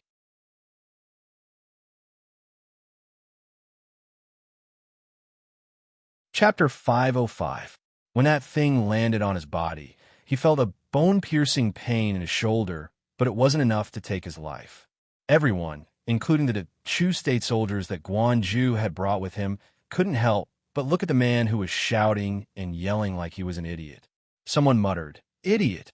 Guanju realized something was wrong after yelling for a while. He opened his eyes and found that he was completely fine. He couldn't help but feel happy. Then he saw that his beautiful clothes were stained with something strange and wet. It had a faint fragrance. What is this?" Reporting to General, "It's a cucumber." The soldier beside him reported seriously. Only then did Guanju see a half-eaten cucumber on the ground not far away. He immediately realized that he had been tricked. He flew into a rage. "I'm going to kill you all. I'm going to kill you all. Go kill these traitors." "Guanju, who do you want to kill? Why don't you tell I?" A cold and clear voice leisurely sounded from the inn. The guards immediately moved aside to make a path. Mo Xiaoyao's hair was still as white as snow. He appeared in front of everyone, holding Yi Li's hand in his white robes. "Guanju, who do you want to kill? Why don't you tell I?" When Guanju saw the white-haired Mo Xiaoyao walk out, he was shocked. But this time, he wasn't afraid of Mo Xiaoyao. In Guanju's heart, he was a loyal official of the Chu State, the emperor's trusted aide. Mo Xiaoyao was just a traitor that everyone despised. More importantly, there were at least 3,000 elite soldiers inside and outside the small city, while Mo Xiaoyao only had a few dozen people. No matter how strong the Mahist army was, Guanju couldn't think of any reason why he would lose when he had such an advantage. So, after the initial shock, Guanrun looked at Mo Xiaoyao with an arrogant and sinister expression again. That pair of eyes that appeared even smaller due to the excessive eating over the past few years were filled with resentment and jealousy. That's right, it was jealousy. In this world, including the ruler of a country, Mo Jingqi, there were probably not many men who did not hate Mo Xiaoyao. He had the Prince Ding mansion and the Mahist army, two of the most tyrannical forces in the world. He had one of the best martial arts skills in the world, an outstanding handsome face, and a wife and adorable son that all ambitious men envied. There was no reason for the world not to be jealous of Mo Xiaoyao. However, Guanren's hatred for Mo Xiaoyao was far greater than anyone else's. When he was still following Mo Jingqi, who was still a young prince, the high-spirited and elegant little heir of Prince Ding was the object of his envy and jealousy. On the other side, at the foot of the mountain where the bandits were exterminated, Mo Xiaoyao, dressed in white, rode his horse over. Without saying a word, he ruthlessly whipped him. He made him lose face in front of thousands of soldiers. From that moment on, Guanren developed a hatred and jealousy towards Immo Xiaoyao from the bottom of his heart. He hated Immo Xiaoyao's background. If Immo Xiaoyao wasn't the heir of the Prince Ding mansion, how could he dare to whip him in front of so many people? If he wasn't Immo Lan Yun's descendant and Immo Lu Feng's son, how could he have such good talent? So, when he saw the Prince Ding mansion's misfortune, he was one of the happiest people. Ding! Immo Xiaoyao, a traitor like you still dares to set foot onto Chu State's land? Today, I will tear you to pieces to repay the Emperor's kindness. Guanren pointed at Immo Xiaoyao and shouted righteously. Immo Xiaoyao casually glanced at Guanren and lightly said, Immo Jingqi is becoming less and less picky with the people he uses, letting a cripple lead the troops outside. Even if he isn't worried about you falling off your horse, he should be worried about the safety of the soldiers below.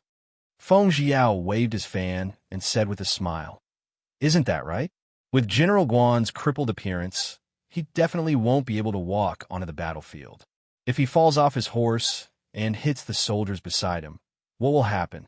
TSK, the Emperor really doesn't know how to cherish his soldiers. Yu. Guanren was so angry he was panting.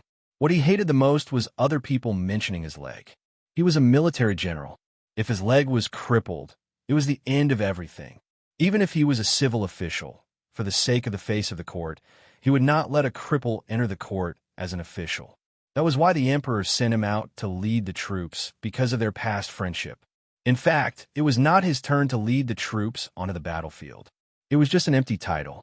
Although he had lived a good life these past few years, how could the southwest border compare to the prosperity of the Chu capital? And all of this was caused by the people of the Prince Ding mansion. Although Guanren did not know that his leg was broken by a horse because the Prince Ding mansion pushed Murongshun to guard Shattering Snow Pass, he still wholeheartedly put the blame on the Prince Ding mansion. However, Guanren's reason was that he was Immo Jingqi's trusted aide, so Immo Xiaoyao deliberately wanted to get rid of him. I will kill you all. I will kill you all. Shoot the arrows and kill these traitors. Guanren finally could not hold back his anger and roared. However, the soldiers under his command were not as obedient as he imagined. After all, the reputation of the Prince Ding mansion in the Chu state had lasted for hundreds of years. It was an eternal legend in the army. It was not something that Immo Jingqi could completely destroy. If Immo Jingqi was given 20 or 30 years, he might be able to completely destroy the reputation of the Prince Ding mansion in the Chu state. However, 5 years was too short.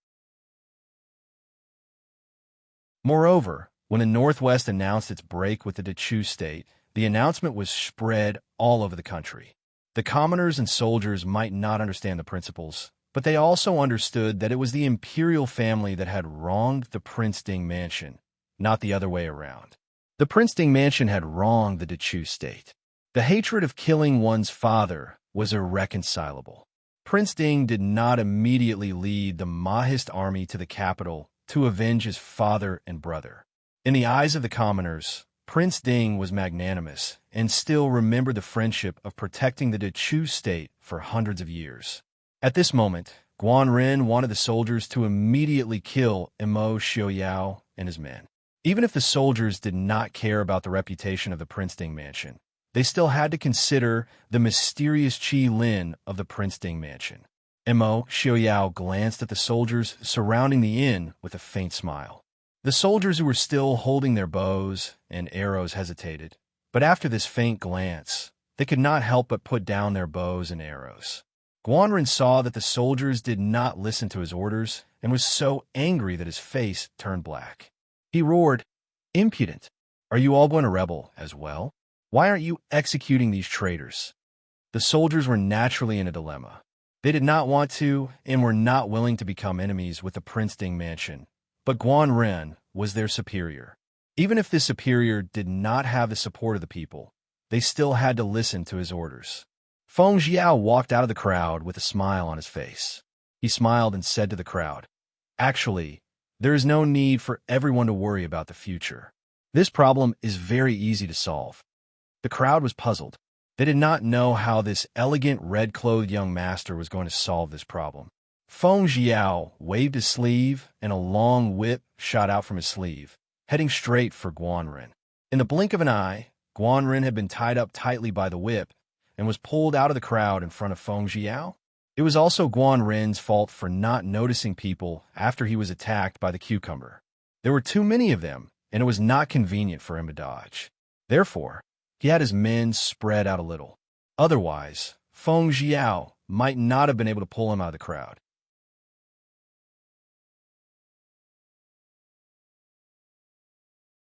Chapter 506. Feng Jiao lowered his head to look at Guanren, who had been tied up tightly by his whip. He used his fan to prop up his chin and smiled from ear to ear. Isn't this settled? We'll take this Guan guy away. You just need to go back and report the truth. Don't worry, he won't be coming back. The soldiers hesitated for a moment, but in the end, they still opened up a path. Originally, Guanren had not obtained the approval of General Jingbian, the commander stationed in the southwest. Instead, he had received Mo Jingqi's secret edict to act in secret. Therefore, if they went back and reported that Guanren had been taken away, General Jingbian would not punish them. This way, they would not have to fight with the Prince Ding mansion. It was the best of both worlds. The soldiers felt satisfied, but Guanren did not feel the same way. Guanren naturally understood the meaning behind Feng Jiao's words. If he was really taken away by Prince Ding, his life would be over. You dare. When this general returns, I will definitely report this to the emperor and have all of your families executed. It would have been better if he hadn't said this. Once he finished speaking, the soldiers retreated even faster. The deputy at the very back even cupped his hands towards Feng Jiao and the others. This matter concerns the lives of several thousand of our soldiers. I ask that Prince take the trouble to deal with this. Mo Xiao narrowed his eyes slightly and said indifferently, Don't worry, I will not implicate you. The deputy was delighted. Many thanks to Prince. Seeing the Dechu State soldiers retreat, Feng Jiao held Guanren and turned around to ask, Prince, should we leave this place first? Several thousand soldiers had entered the city. Such an important matter could not be concealed. It was better for them to leave this place first. Mo Xiao nodded and said, If you've eaten, then let's leave. The group of people dragged Guanren, who had been turned into a dumpling, out of the city. While they were still at the inn, Guanren had been cursing nonstop.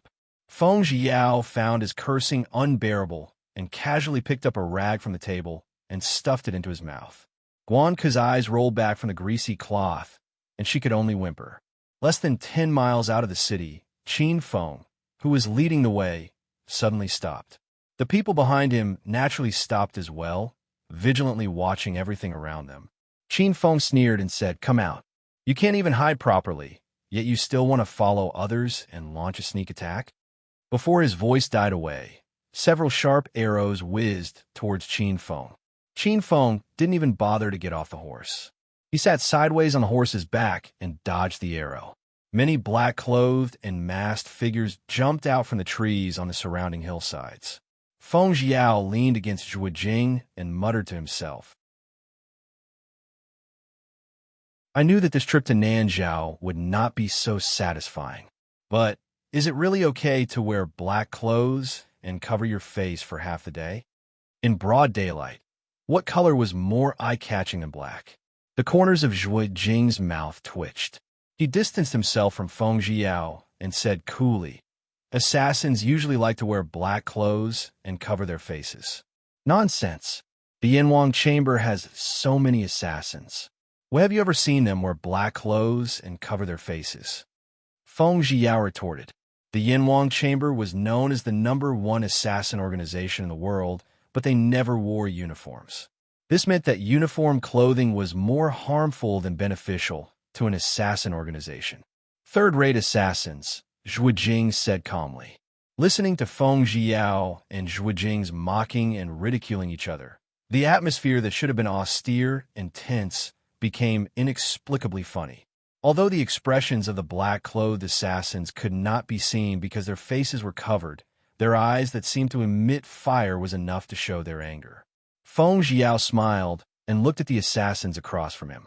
He smiled carelessly and said, "Actually, other than third-rate assassins, there is another kind of person who must cover their faces in broad daylight." Yili asked with a smile, "What kind of person?" Feng Jiao smiled and said, "People who can't be seen. For example, imperial bodyguards." The assassins were silent, but they still couldn't hide the astonishment in their eyes.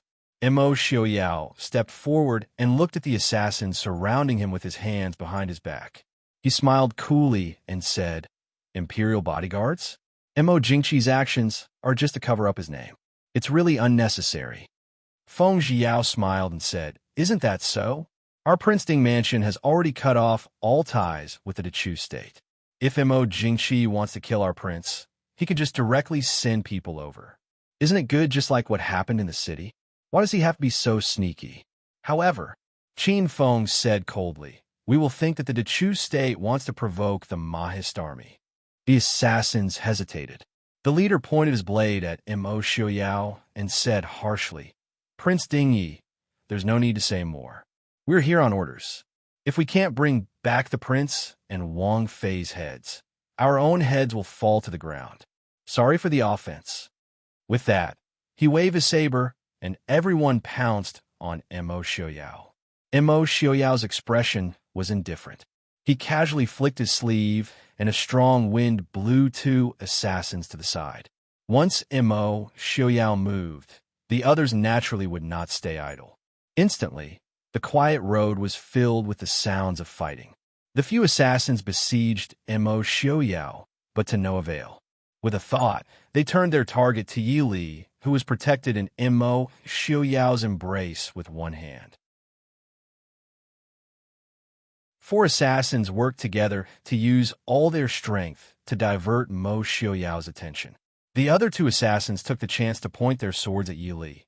Yi Li was being protected by Mo Xiaoyao and could not move. Seeing that the two swords were about to hit Yi Li, the assassin holding the swords was overjoyed, but his body suddenly froze. He felt his chest light up. The Princess Ding, who had been in Mo Xiaoyao's arms, had disappeared. There was a cold dagger in his chest. A slender hand gripped the hilt of the dagger and pulled it out without hesitation. Instantly, blood spurted out. The assassin, who slowly fell down, looked with blurry eyes at the beautiful and gentle Ding Wang Fei, who was like the most elegant young lady in the Chu capital, holding a dagger that was stained with her own blood. She turned around to dodge another attack, and like a light green wind, a thin red mark appeared on his companion's neck. Killing two people in the blink of an eye, Yi Li casually flicked the fresh blood off her dagger and frowned. These few years, she had not trained enough, and her movements were not as nimble. It seemed that even though she had learned Qinggong and Nigong in this life, she would not be able to return to her peak state in her previous life. However, Yi Li lifted her head to look at Mo Xiaoyao, who had cleared out most of the assassins nearby. Yi Li pursed her lips and smiled. This life was different. Even if she could not return to her peak state, it did not matter, right? After Mo Xiaoyao cleared out the assassins near him and Yi Li, he did not make any more moves. The guards around them also automatically separated the assassins from the prince and princess consort. Thus, Yi Li and Mo Xiaofeng became the most leisurely people present, except for the occasional one or two that slipped through the net. They're stalling for time. Yi Li looked at the assassins surrounding the guards and said with a frown. Mo Xiaoyao said lightly, "They probably did not expect that trash Guan Jie would let us out of that small town. They do not have enough people right now, so they can only stall for time. If they wanted to deal with the guards of the Prince Ding mansion, especially when there was Qi Lin among them, it would be impossible to deal with them without at least 3 to 5 times the number of people. The 100 or so people in front of them were not even enough to make them grind their teeth." Yi Li lifted her head to look at him and said, "You want to?"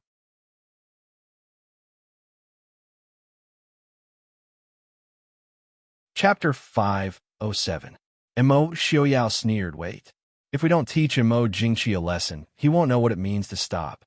Even though we're not afraid of him, mosquitoes and flies can be a nuisance." Hearing Mo Xiaoyao's words, Yi Li didn't say anything more. She leaned against the horse next to her and observe the fight. The horses of the Princeton mansion were all excellent war horses. Even though they were fighting on the official road, the horses only ran to the grass on the side of the road and quietly grazed on the grass. They didn't seem frightened at all. Some of the horses even stood on the official road and took the opportunity to trample on the black-clothed assassins who had been knocked to the ground.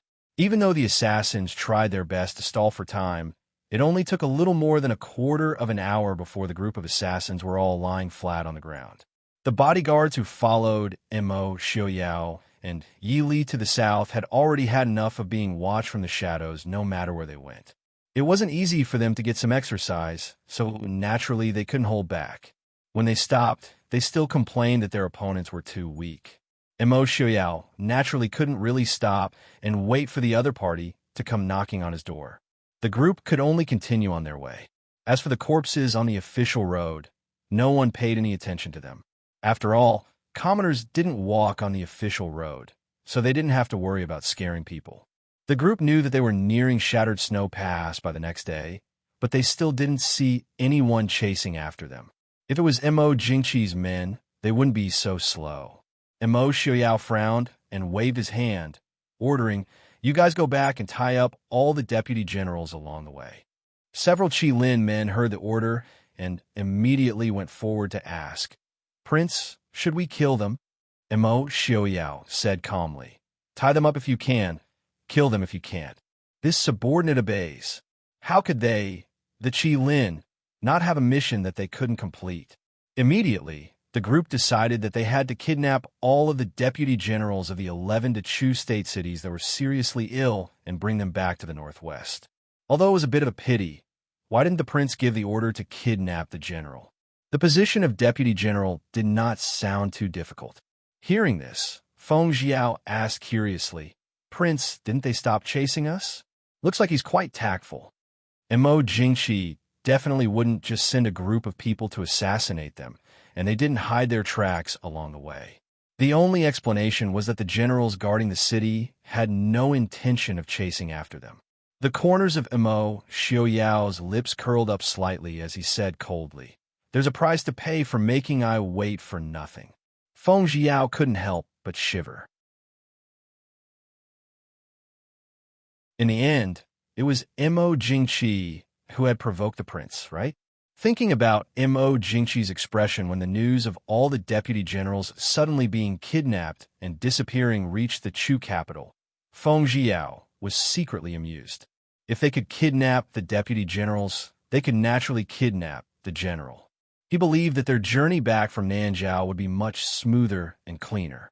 "Prince, Shattered Snow Pass is up ahead. Do you think General Morong would?" Immerse Xiaoyao shook his head and said, "General Morong is a righteous and upright person. Mo Jingqi would never give him such an order.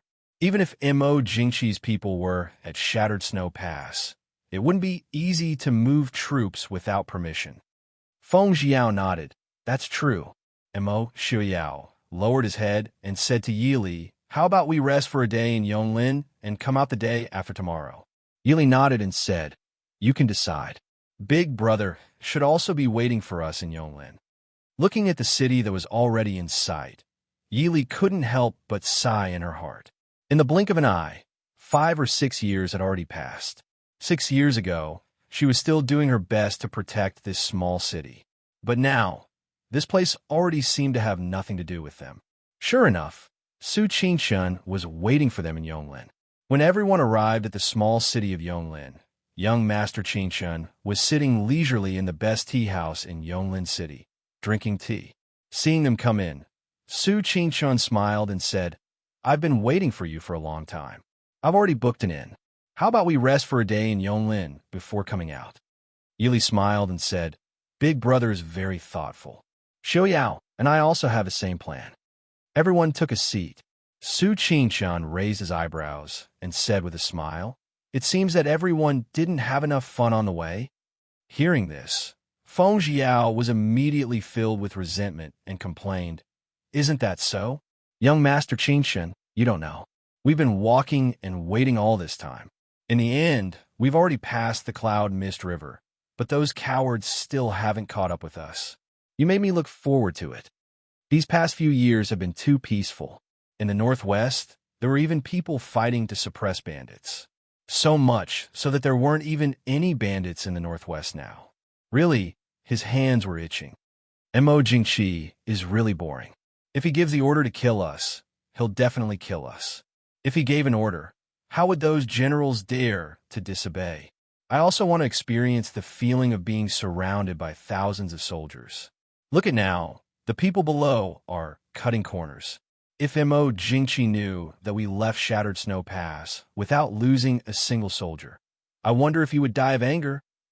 Su Qingqian shook his head and said with a smile, Feng San, you're thinking too much. Mo Jingqi can't possibly make an announcement. Once it's announced to the world, it's tantamount to officially declaring war on the Mahist army. I'm afraid that before he can kill us, the Mahist army will march to Fei Hong Pass. If they can really kill the prince with all they have, then it's fine. But if the prince comes to the northwest, the anger of Prince Ding and the nearly 1 million Mahist army wasn't something that just anyone could bear. After listening to Su Qingqian's analysis, Feng San could only express regret for Mo Jingqi's cowardice. Reporting to Prince, downstairs, an envoy from the Chu state requests an audience. An imperial bodyguard came up to report. An envoy from the Chu state? Feng Jiao was somewhat astonished. He looked at Mo Xiaoyao and Yi Li and asked, in this kind of situation, an envoy from the Chu state can still request an audience with the prince? Su Qingqian smiled indifferently and said, Feng San, why don't you guess who the envoy from the Chu state is? Feng Jiao looked at him and said, could it be that young Master Qingqian has already met him? Su Qingqian shook his head and said, I haven't, but I can make a few guesses. Nanzhao has sent a letter of credence to invite the rulers and dignitaries of various countries to attend Princess Anqi's wedding. The Chu state can't send an envoy that's too low in rank, but with Mo Jingqi's personality, he won't come in person. Mo Jingqi was someone who valued his status the most and was also very vigilant about his own safety. Mo Jingqi hadn't even been 100 li away from the capital, much less come to Nanzhao, which was thousands of li away. Usually, unless it was absolutely necessary, he would stay within the heavily guarded palace and would never take half a step out of the palace. Mo Jingqi already knew that Prince Li has some connections with Nanjiang. This time, he won't let Prince Li get ahead of him. In the entire capital, Mo Jingqi can only trust the Lu family. Su Qingqian smiled faintly, but there was a hint of coldness in his smile. When Mo Jingqi suddenly decided to make an example of the Su family, the Lu family must have instigated it. Mo Xiaoyao frowned and said, Lu Chunfeng. Feng Jiao blinked and asked, who is Lu Chunfeng? Zhuojing laughed softly and said, young Master Feng, Lu Chunfeng is Prime Minister Lu, noble consort Lu's father. It was no wonder that Feng Jiao didn't know. Although noble consort Lu was about the same age as Mo Xiaoyao and the others, Lu Chunfeng himself was only 2 years younger than Duke of Hua. In Feng Jiao's memory, he was Prime Minister Lu by the time he noticed this person. Naturally, he didn't remember his name.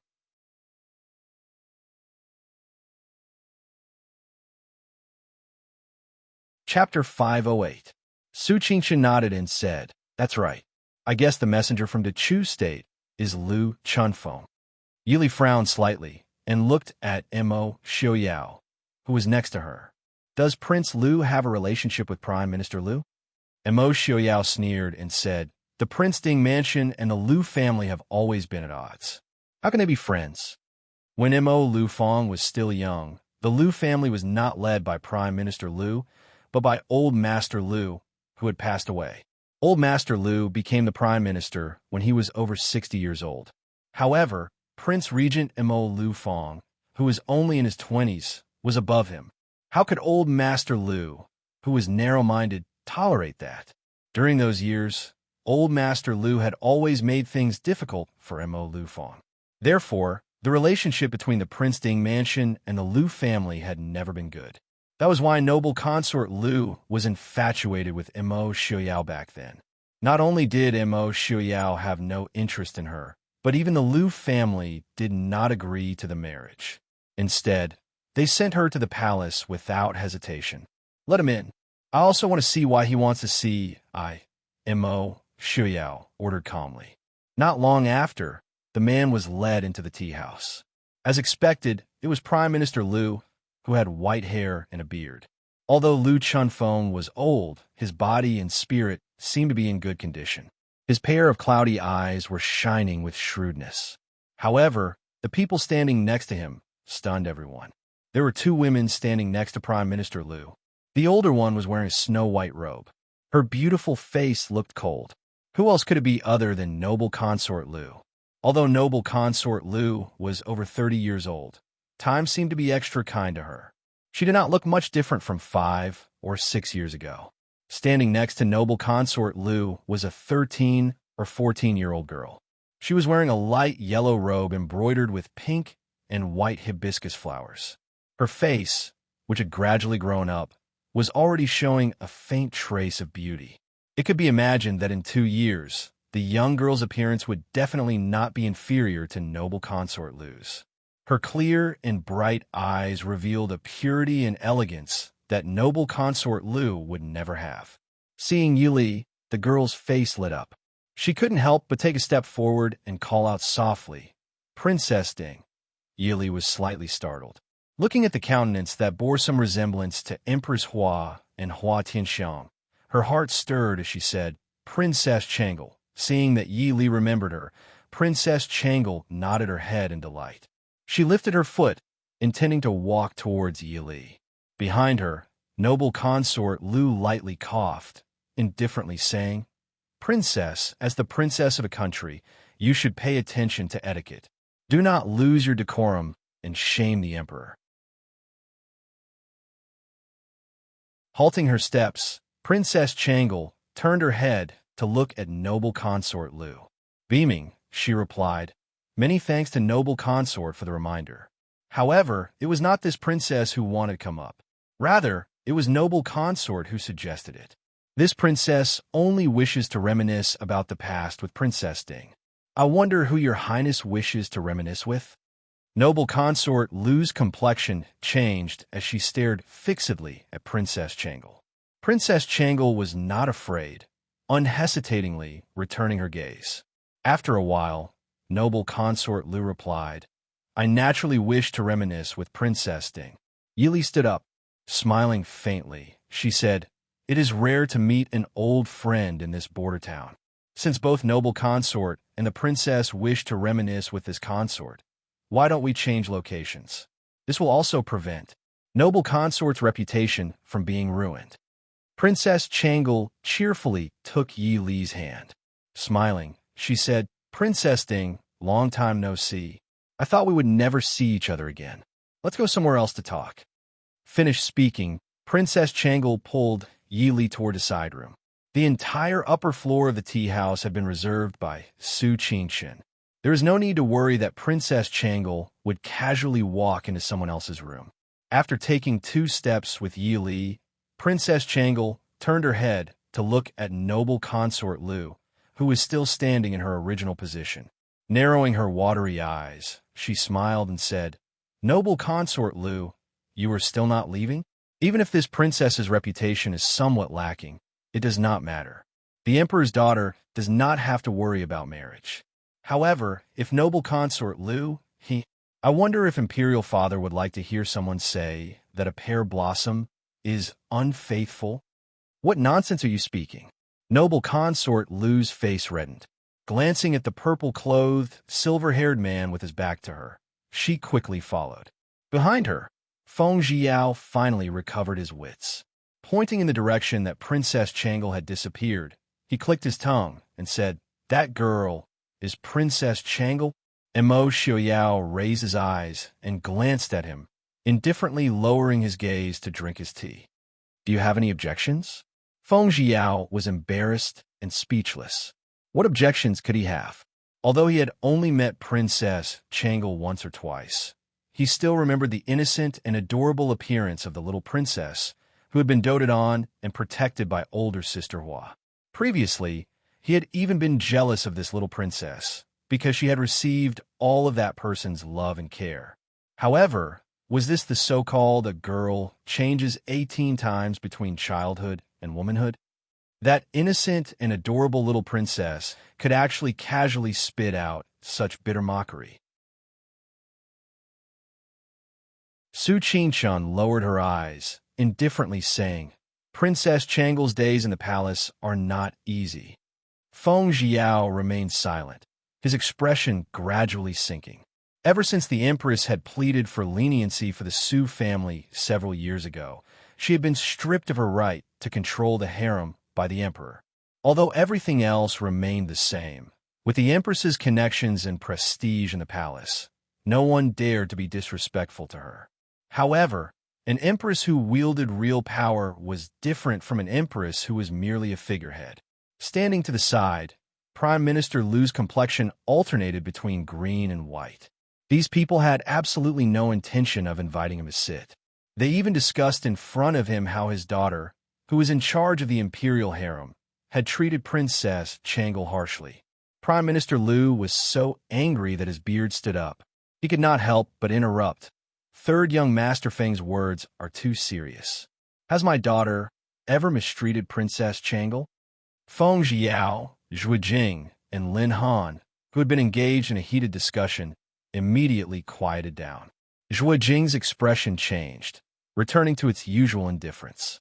Tilting his head, he glanced at Prime Minister Lu and said, Prime Minister Lu, don't you know manners to disturb others' conversation? Prime Minister Lu was so angry that he fell backwards. Pointing at Zhu Jing, he stammered for a long time, unable to say anything. After a long time, he finally calmed down. Fuming, he said, leaving a guest to the side, is this how the Prince Ding mansion treats its guests? Those who are welcomed are guests. Those who come uninvited. Lin Han looked at Prime Minister Lu sincerely, using his expression to tell him that they had not invited him upstairs. Feng Jiao supported his chin with one hand, casually saying, Furthermore, Prime Minister Lu, this young master not only suspects that the Lu family does not follow the rules, but that the entire imperial family of the Dechu state does not follow the rules, right? Just now, when we came upstairs, how did you walk? Prime Minister Lu walked in front, with Princess Changle at the back. What's the problem? Prime Minister Lu unhappily asked. Feng Jiao sneered and said, Prime Minister Lu, Noble Consort Lu is a standard first-rank official. Princess Changle is also a standard first-rank official. As for you, the Prime Minister, you are a standard first-rank official. However, isn't there a difference between different first-rank officials? No matter how high Noble Consort Lu's rank is, she is still a concubine. Princess Changle is the Empress's legitimate daughter. Let me ask you, would your family allow a concubine to walk in front of a daughter of the first wife? Moreover, you are a concubine's father. Feng Jiao, you. Prime Minister Lu was so angry that his entire body began to tremble. The finger he used to point at Feng Jiao trembled incessantly. He could not say that Feng Jiao was wrong. Under normal circumstances, as the Prime Minister, he was required to salute Princess Changle when he saw her. As for the situation between Noble Consort Lu and Princess Changle, he could not say that the rules of the imperial family were different from those of ordinary families. Although in the palace, Princess Changle had to perform the etiquette of a junior to Noble Consort Lu.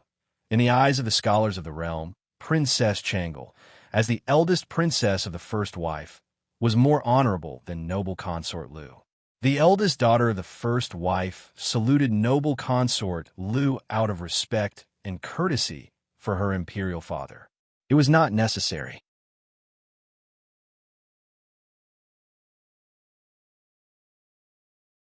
Chapter 509.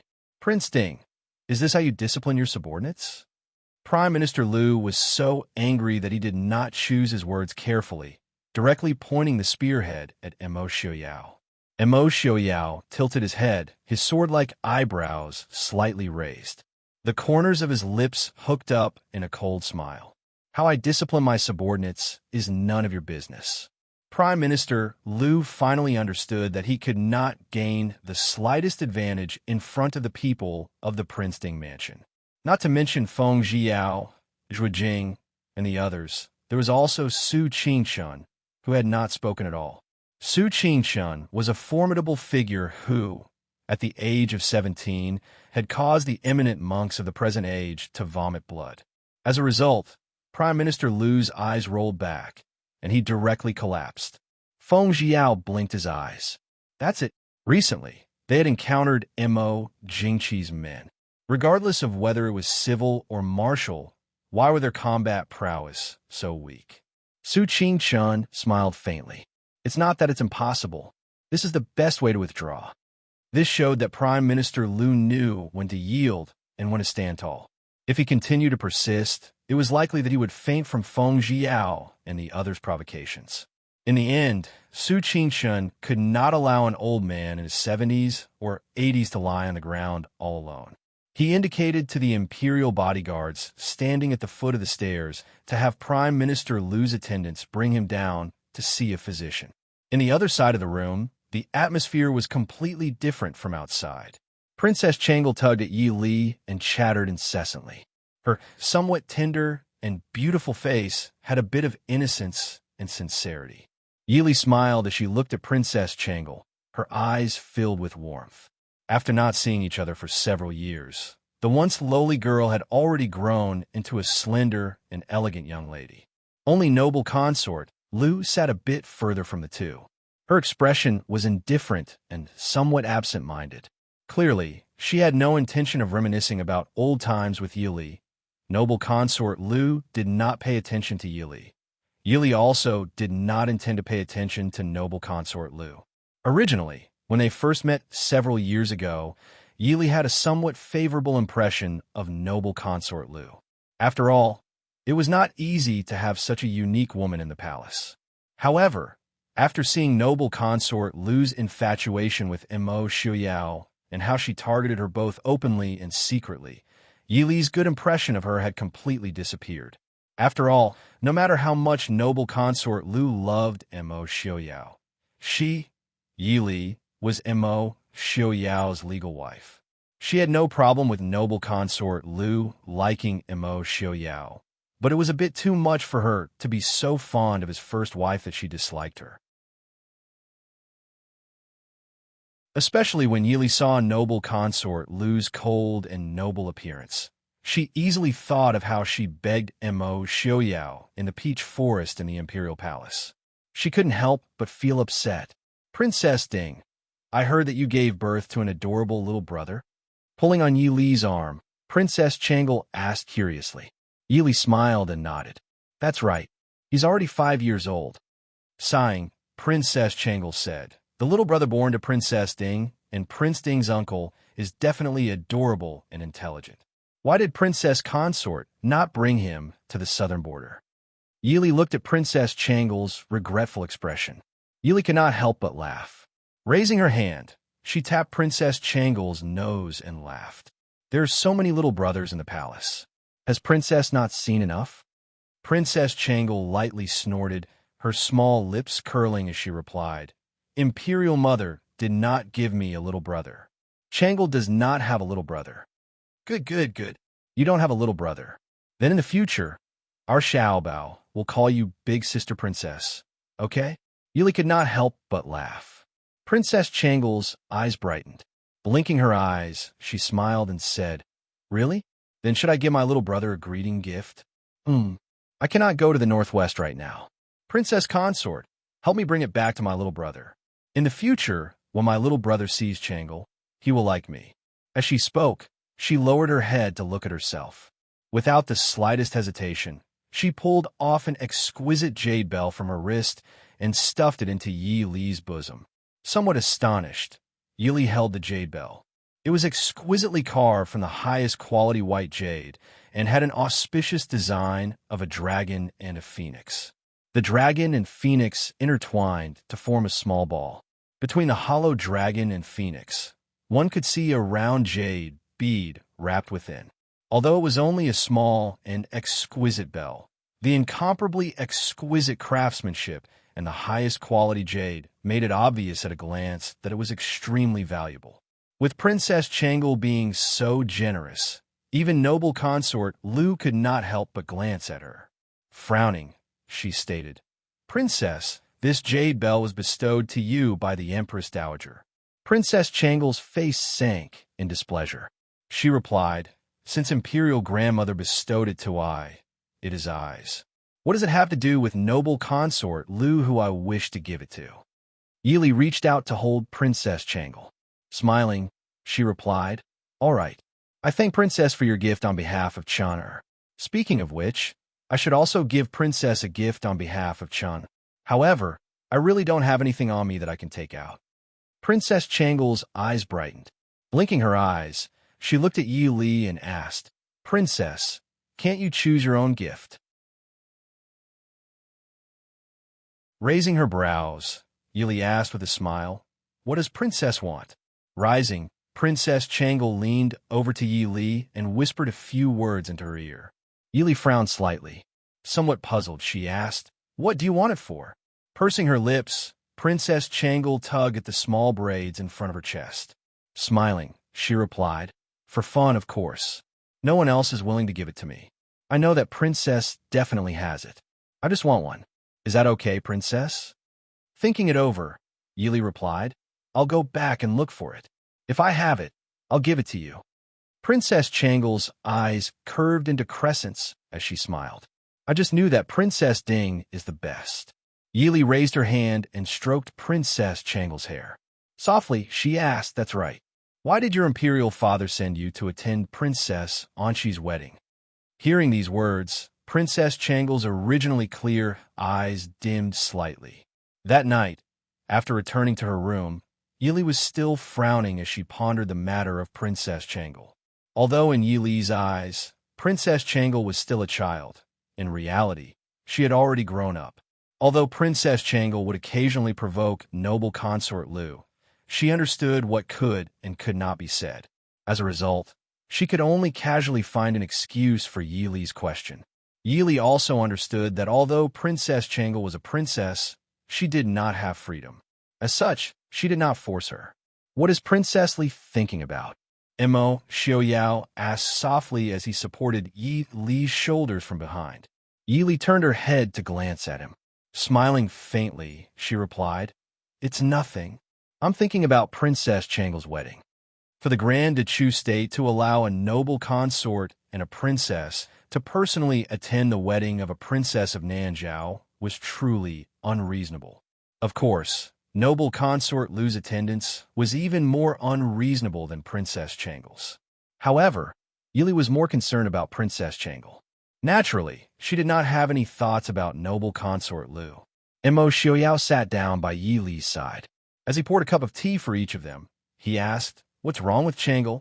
Yi Li replied, "Don't you feel that it's strange that Mo Jingqi did not personally attend Princess Anshi's wedding? Instead, he sent a noble consort and a princess? It was reasonable for a princess to be sent as an envoy to another country.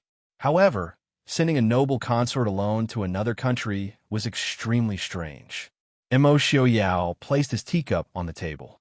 Raising his eyes to look at Yi Li, he said, "Mo Jingqi most likely wants a political marriage." "A political marriage?" Yi Li stared blankly, unable to react. "A political marriage? Who is it?" Mo Xiaoyao calmly looked at her, not replying. Yi Li quickly reacted. Frowning, she asked, "Are you talking about Princess Changle?" However, Nanzhao does not have a prince, nor does it have any worthy nobles. Why would the eldest princess of the Chu state need a political marriage?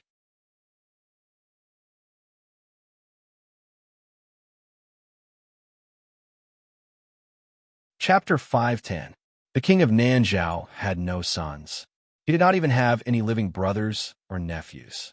As a result, Princess Anshi had become the crown princess, the next queen of Nanzhao. As a result, who did the princess wish to marry into? Mo Xiaoyao indifferently stated, "Although Nanzhao has no princes, there is still the king of Nanzhao." "You mean?" Yi Li was speechless. She finally understood why Princess Changle's expression had been so gloomy upon hearing her question. Although she had not met the king of Nanzhao, Princess Anxi was already 25 or 26 years old. It seemed that the king of Nanzhao had only had Princess Anxi around the age of 20. In other words, the king of Nanzhao was nearing the age of birth. If this was truly the case, then compared to Princess Changle, Princess Ronghua, who had married the crown prince of the northern tribes, could be considered fortunate. There was another point. If the two countries truly wished to marry into Nanzhao, they should first submit a letter of credence. After the nobles and courtiers of the two countries discussed the wedding, the other side would send someone to escort the bride. This would be a formal marriage. Now that they had sent someone to escort Princess Changle to Nanzhao, it was clear that they were gifting Princess Changle to the king of Nanzhao. As a result, even if they were truly married in the future, the respect that the people of Nanzhao would have for Princess Changle would be very limited. What was Mo Jingqi thinking? Mo Jingli secretly has connections with the Holy Maiden of Nanjiang and several tribes there. Because of her relationship with young Master Qingshun, Princess Anxi has always been on good terms with us. Now that the Dechu state is suffering from internal and external troubles, Mo Jingqi probably wishes to form an alliance with the king of Nanzhao, Mo Xiaoyao calmly stated. Alliance? Yili raised her eyebrows. With a smile on his face, Mo Xiaoyao pulled her into his embrace. Resting his chin on her head, he indifferently stated, "This generation's king of Nanzhao has great ambition but little talent." Back then, he rashly entered the palace, and the Dechu state was beaten back by Ai, nearly destroying it. On the contrary, Princess Anxi had shown great political talent since she was a child. She was able to help the king of Nanzhao govern Nanzhao at the age of 14. If it weren't for Princess Anxi, Nanzhao wouldn't have been able to recover so quickly after the war. Then there was the saintess of the southern wilderness. Although she didn't have much talent in politics, her scheming methods and the people behind her were all pretty good. Back then, Nanzhao King used the saintess of Nanjiang to suppress Princess Anxi. In recent years, I heard that the fight between Princess Anxi and the saintess of Nanjiang has become more and more intense. Nanzhao King is probably having a hard time being stuck in the middle. Yili understood. It turned out that this was a power struggle between an incompetent father and two powerful daughters. Yili nodded and said, "I understand. After all, the king of Nanzhao is the king of Nanzhao. Even if he doesn't have much ability, as long as he sits on the throne, he can compete with Princess Anxi and Shu Manlin. Because Princess Anxi and Shu Manlin had someone backing them, the king of Nanzhao also planned to form an alliance with Mo Jingqi of the Dechu state. Speaking of which, Shu Manlin should have retired from the position of saintess and retired to that southern border holy land, right?" Mo Xiaoyao indifferently replied, "Rules are set by people. Naturally, there are ways to break them. At the very least, Shu Manlin was still comfortably sitting in the position of saintess of Nanjiang. Furthermore, she had more freedom and authority than before." Yili helplessly sighed. In the end, this was a power struggle between Mo Jingqi and the king of Nanzhao. The only victim was the innocent Princess Changle. Mo Xiaoyao reached out and wrapped his arms around Yili, pulling her into his embrace. A hand gently patted her hand, whispering, "Has Princess Li's heart softened?" Yili sighed and replied, "Princess Changle is still a child." Mo Xiaoyao replied, "There are no children in the imperial family. She knows what she needs to do." Yili wrinkled her brows. Turning to look at him, she stated, "Princess Changle asked me for a dagger." Mo Xiaoyao thought for a moment before replying, "Give it to her." Yili nodded her head, once again leaning into Mo Xiaoyao's embrace. She was unable to save Princess Changle. If it was only Princess Changle, she would have simply had someone take her away and hide her away. However, behind Princess Changle was the Hua family, the imperial family of the Dechu state, the Empress, and countless other people's fates were not things she could control. Therefore, since she was unable to save Princess Changle, then she would give her what she wanted. "Xiaoyao, In the future, I don't want Bao Bao to marry someone else. Leaning into Mo Xiaoyao's embrace, Yili softly stated. Mo Xiaoyao gently stroked her hair, his eyes filled with a faint warmth. Our son does not need to rely on marriage for anything. Hearing these words, Yili could not help but smile comfortably. That's right, their son did not need to sell out his marriage for any benefits. At this moment, Yili was incomparably grateful to Mo Jingqi for introducing her to Mo Xiaoyao, not only for herself, but also for her child. Xiaoyao, I have never said that meeting you was the happiest thing in my life. Mo Xiaoyao lowered his head to look into her clear and beautiful eyes, within which were blazing emotions. Lowering his head, he kissed her fragrant lips, gently rubbing them together. No, in the future, you will say it every day. The next day, not only did Mo Xiaoyao's group not leave Yonglin, but Prime Minister Lu's group also did not leave. Once again, they met at the best restaurant in the city. Yili could not help but raise her elegant brows. Her gaze swept over noble consort Lu, who was standing beside Princess Changle. Holding Mo Xiaoyao's arm with one hand, she smiled faintly and asked, Noble consort and princess are also out shopping? How come I don't see Prime Minister Lu accompanying you? Noble consort Lu silently looked at the two people standing side by side. Yili naturally held onto Mo Xiaoyao's arm.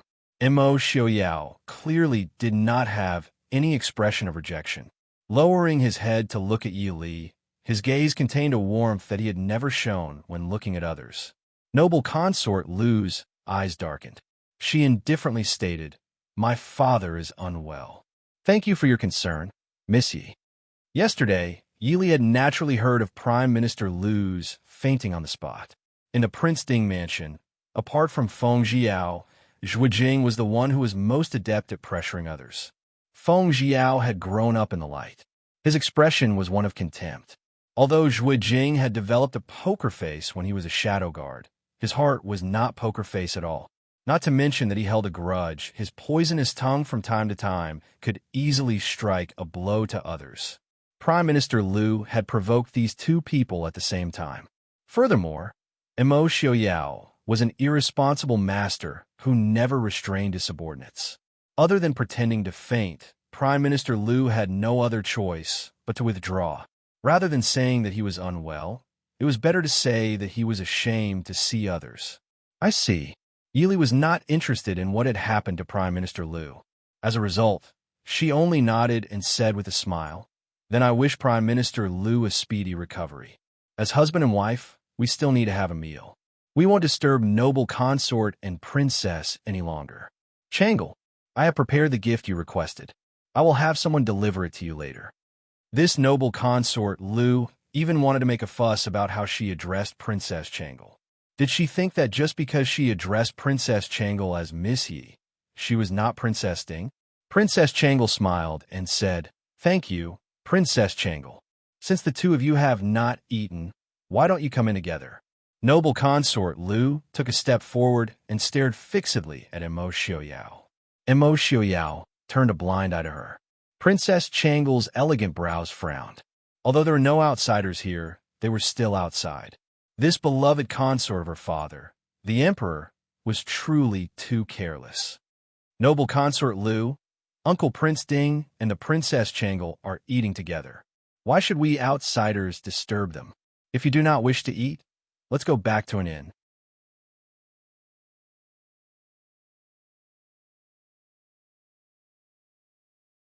Chapter 511. At this moment, Princess Changle finally understood why noble consort Lu, who had always treated her like air, had dragged her out to eat. She had even said that she was afraid that the food in the inn would not be to her taste. Throughout the entire journey, she had not seen noble consort Lu show any concern for her food. If not for the fact that Princess Changle did not want to stay at the inn and be bored, who would want to eat with her? She would only lose her appetite in front of that face that she thought was holy and inviolable. Okay? Noble consort Lu had actually dragged her out to coincidentally meet with Uncle Prince Ding and Princess Ding. If they were in the palace and not outside, Princess Changle would have already reprimanded noble consort Lu for being shameless. Previously, she had heard that noble consort Lu admired Uncle Prince Ding, but she had never seen noble consort Lu so shamelessly insist on disturbing the couple's meal. Noble consort Lu was unwilling to listen to Princess Changle's advice. Instead, she stared fixedly at Mo Xiaoyao and said, "We can be considered old acquaintances. Could it be that you are not even willing to treat me to a meal?" Mo Xiaoyao slightly frowned. Just as noble consort Lu thought that he had finally loosened up and a smile appeared on his face, he raised his head and said with a frown, "I am not familiar with you." The smile that had not yet fully blossomed on noble consort Lu's face immediately froze. Seriously speaking, Mo Xiaoyao and noble consort Lu really could not be considered familiar. When he was young, he had already been engaged. Naturally, he would not look at other women. Even if he had not been engaged, he would not have liked the daughter of a family that did not see eye to eye with his father and brother. After Su Zuidi left, because of his illness, he did not leave his room. As for noble consort Lu, she had long since entered the imperial palace. After marrying Yi Li, he no longer had any women in his eyes. As a result, he truly was not familiar with noble consort Lu. Noble consort Lu was clearly hurt by the words "not familiar." Her beautiful face instantly turned deathly pale. Gritting her teeth, she said, "Am I really that unworthy of your attention?" Yi Li frowned. Pulling at Mo Xiaoyao, she said, "I'm hungry. Let's go in and eat.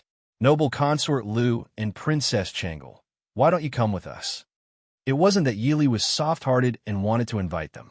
It was just that although there weren't many people in the area where they were standing, it was still a place where people came and went. Noble consort Lu didn't care about her reputation, but she didn't like to hear that her husband was involved in scandals with other women. Mo Xiaoyao nodded and pulled Yi Li into a room they had booked earlier. When he walked past noble consort Lu gritted her teeth and said in a low voice, "I don't need your fake kindness." Yi Li stopped and looked back at her with a faint smile. She sneered, "So, are you coming or not?" Noble consort Lu's pale face suddenly turned pink. She gritted her teeth and followed her. Mo Xiaoyao had never treated his guests well. Of course, he couldn't be blamed for this. Ever since he was young, no matter where he went, he was always warmly entertained by others. The number of people who could be entertained by him could be counted on one hand. As a result, when noble consort Lu and Princess Changle arrived a few steps behind, Mo Xiaoyao had already dismissed the waiter who was waiting for them to order. Unsurprisingly, the dishes he ordered were all things that Yi Li and himself liked to eat. As for Yi Li, because she was very familiar with Hua Tianxiang, she had some understanding of Princess Changle. She had also ordered several dishes that Princess Changle liked to eat. As a result, when the table was filled with dishes, noble consort Lu's expression became even more unsightly. Yi Li looked at the gloomy-faced noble consort Lu, who had only picked a few pieces of vegetables to eat, and felt somewhat puzzled. Even if noble consort Lu didn't order the dishes to her liking, the dishes in this restaurant shouldn't be so bad, right? While Yi Li was feeling puzzled, Mo Xiaoyao had already placed some of her favorite dishes into her bowl. Softly, he said, "The cooking skills of this restaurant's cooks are not bad. Try it." Yi Li lowered her head and tasted a mouthful. Indeed, it was not bad. Although it could not compare to the Prince Ding Mansion chefs or the Concentrated Fragrance Pavilion chefs, it was definitely much better than Yi Li's. Yi Li was not a picky eater. She could even eat her own home-cooked dishes, much less this kind of cooking skill. Raising her hand, she placed a piece of chicken, which had been cooked to perfection, in Mo Xiaoyao's bowl, saying, "Try this. It's very tasty." The expression on Mo Xiaoyao's face immediately became even gentler. Although he frowned at the sight of the chicken, he still lowered his head and ate the entire piece of chicken. Seeing Mo Xiaoyao's serious appearance as he ate, Yi Li smiled faintly. From time to time, she would place some food into his bowl. Because of his 10 years of illness, Mo Xiaoyao's diet was very simple and he did not like to eat meat or fish. However, Yili believed that although it was necessary to eat more vegetarian dishes, they should be accompanied by meat and vegetables. As a result, from time to time, she would place some meat into Mo Xiaoyao's bowl. Fortunately, although Mo Xiaoyao did not like to eat meat, as long as it was given to him by Yili, he would eat it without saying a word. Over the years, he had developed the habit of having Yili place food into his bowl when the two of them ate together in private. It was to the point that Yili forgot to place food into his bowl while she was eating. By the time she realized, Mo Xiaoyao had already eaten more than half a bowl of white rice. She did not know whether to laugh or cry at a certain someone's childishness. Uncle Prince Ding and Princess Consort have such a good relationship.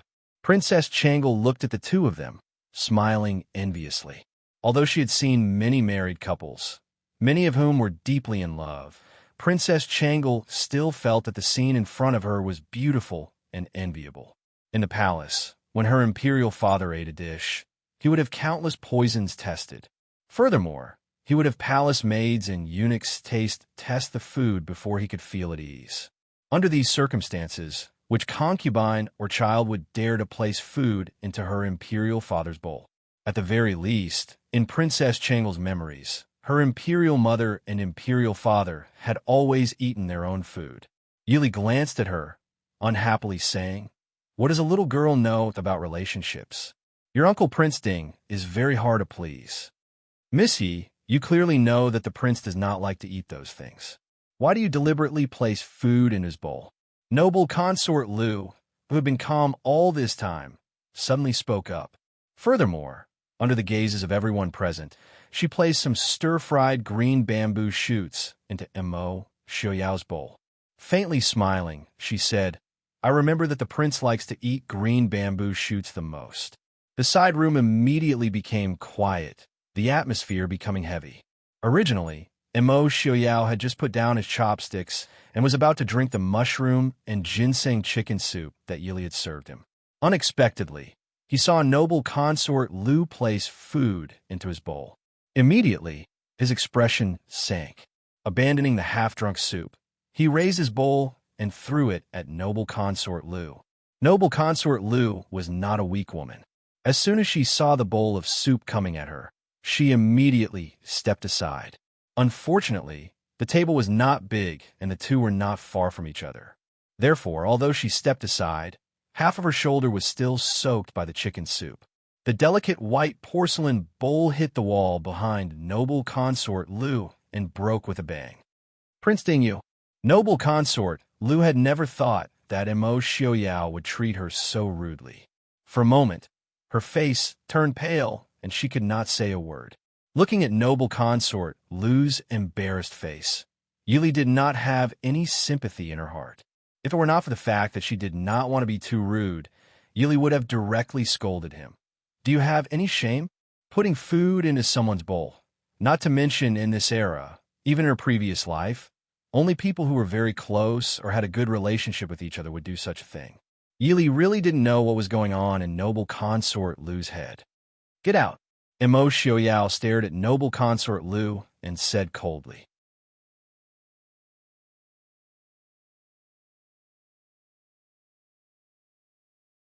Chapter 5:12. You, embarrassed, Noble Consort Lu bit her lip, gazing at Mo Xiaoyao. Mo Xiaoyao remained unmoved. This time, his words were even more concise. Scram. In the end, she was still a woman. After being treated so heartlessly by Mo Xiaoyao, Noble Consort Lu finally got up and rushed out of the room. Mo Xiaoyao looked at the bamboo shoots in his bowl with disdain, pushing the bowl to the side. Yili silently placed the untouched bowl of chicken soup in his hand. Softly, she said, "Drink some more." Only then did Mo Xiaoyao pick up the bowl of chicken soup and slowly drink 2 mouthfuls. His originally furrowed brows gradually relaxed. Yili picked up an untouched bowl from the side and filled it with rice for him. Only then did she pick up her chopsticks and continue eating. Princess Changle looked at the two with a smile and said, Of course I know that Uncle Prince Ding and Princess have a good relationship. Because if Princess Ding gives Uncle Prince Ding something that he doesn't like, Uncle Prince Ding will eat it all. However, even if someone else gives Uncle Prince Ding his favorite dish, Uncle Prince Ding will smash the bowl. Princess Consort, do you think I'm right? Mischievous. Yili pursed her lips and said with a smile. Originally, Yili believed that after the incident at the restaurant, noble consort Lu would hate them to the bone and stay as far away as possible. As a result, the next morning, when they left the tavern and headed out of the city, they coincidentally ran into Prime Minister Lu's entourage. Yi Li's irritation rose to a new height. This was especially true when she saw noble consort Lu approach them with a calm expression, as if nothing had happened. Yi Li was left speechless. Princess Changle, who was following beside noble consort Lu, secretly shrugged her shoulders at Yi Li. Squeezing out a mischievous expression, she smiled at Yi Li. The corners of Yi Li's eyes twitched as she swept a glance at noble consort Lu. Princess Changle shook her head slightly, rolling her eyes at the sky. Yi Li could only look up at the sky helplessly. Prince Ding, did you have a good rest last night? Noble consort Lu walked up to Mo Xiaoyao and asked softly. Although her expression was still indifferent, one could hear the genuine concern in her voice. Of her own accord, Princess Changle stopped in her tracks, standing slightly further away from noble consort Lu to admire the scenery. Was her imperial father really as suspicious as her imperial mother said? Then why had imperial father never suspected that his beloved concubine would make him a cuckold and even let her out to pester a married man? Nausea, Mo Xiaoyao said coldly. His silver hair shone faintly in the morning light. He turned around and walked to Yi Li, leaving noble consort Lu, who was still looking at him. Noble consort Lu silently gazed at the departing figure with snow-white hair. A trace of infatuation and sorrow flashed through her eyes. Yi Li turned to look at noble consort Lu. Smiling faintly, she said, Prime Minister Lu, noble consort, please forgive me. Normally, our prince's temper is not so bad. It is only because he was disgusted at noon yesterday that he lost his appetite last night, and this morning that he became like this. Mo Xiaoyao directly picked up Yi Li and placed her on the back of a horse. He then mounted the horse and sat behind Yi Li. Raising the reins, he took the lead and left the city. He left behind a group of people with various expressions. Among them, noble consort Lu and Prime Minister Lu's expressions were particularly unsightly. There was no need to mention noble consort Lu. Although Prime Minister Lu was not present yesterday, he knew what had happened at the restaurant. Similarly, he felt that his daughter had gone too far. However, he was similarly displeased with Mo Xiaoyao's merciless behavior in front of so many people. Glancing at noble consort Lu, Prime Minister Lu said in a heavy voice, Noble consort, it is time for us to set out. Let's go. Noble consort Lu unwillingly glanced at the city gate, where Yi Li and Mo Xiaoyao had already disappeared. Finally, she turned around and got on the carriage. Feng Jiao and the others who were left behind looked at each other. After a while, Zhuijing frowned and said, Young master, there seems to be something wrong with the Lu family. Su Qingqiang glanced at the carriage that had already set off. The smile on her lips was like a spring breeze, but it made people feel cold. Something is indeed wrong. I have heard that Prince Ding rode a horse on a slanted bridge and was attracted by many women. I didn't expect that now that he is in the prime of his life, he is even more attractive to women than before. She said it gently and elegantly, but the people who listened to her felt a chill down their spines. Looking at the elegant carriage, Feng Jiao wanted to defend his boss and his good friend, but he couldn't. He had to shut his mouth silently. Even the noble consort of the Chu state was so infatuated. Wasn't this attracting bees and butterflies? Seeing that everyone had tacitly agreed, Su Qingqiang nodded in satisfaction and changed the topic. What do you think is wrong? Zhuijing thought, and then said with a frown, The emperor sending noble consort Lu to Nanzhao is not right. Also, noble consort Lu is a bit too bold. If noble consort Lu's words and actions reach the emperor's ears, no matter how much the emperor favors her, he will be ruthless. Su Qingchen nodded and said, "That's right. She is so bold because she is certain that these things will not reach the emperor." Then, this time, there are no emperor's people among the messengers sent by the Chu state. "How is that possible?" Feng Jiao said. They had all seen with their own eyes how suspicious Mo Jingqi was. Feng Jiao wondered if there was anyone in the world that Mo Jingqi could truly trust. No matter how much he trusted Prime Minister Lu and how much he doted on noble consort Lu, it was impossible for him not to put people around them. Su Qingchen lowered his head and thought for a while. He said, "Then Mo Jingqi thinks that he put people around them, but in fact, those people are not his people. What does the Lu family want to do?" Feng Jiao shook his head. He couldn't understand what young Master Qingchen couldn't figure out. He pulled the horse next to him and jumped on it. "Let's think about it later. If we don't go now, the prince and princess will have to go through Broken Snow Pass." Mo Xiaoyao and his people didn't encounter any difficulties in Broken Snow Pass. They went out of Broken Snow Pass one after another with Prime Minister Lu and his people. After Broken Snow Pass, it was the land of Nanjiang. The people of Nanjiang were tough and good at controlling poisonous animals. They weren't afraid, but they didn't want to get into trouble. They didn't stop on the way. They went straight to the capital of Nanjiao. Mo Xiaoyao and his people were all riding fast horses, while noble consort Lu and her people were riding in carriages.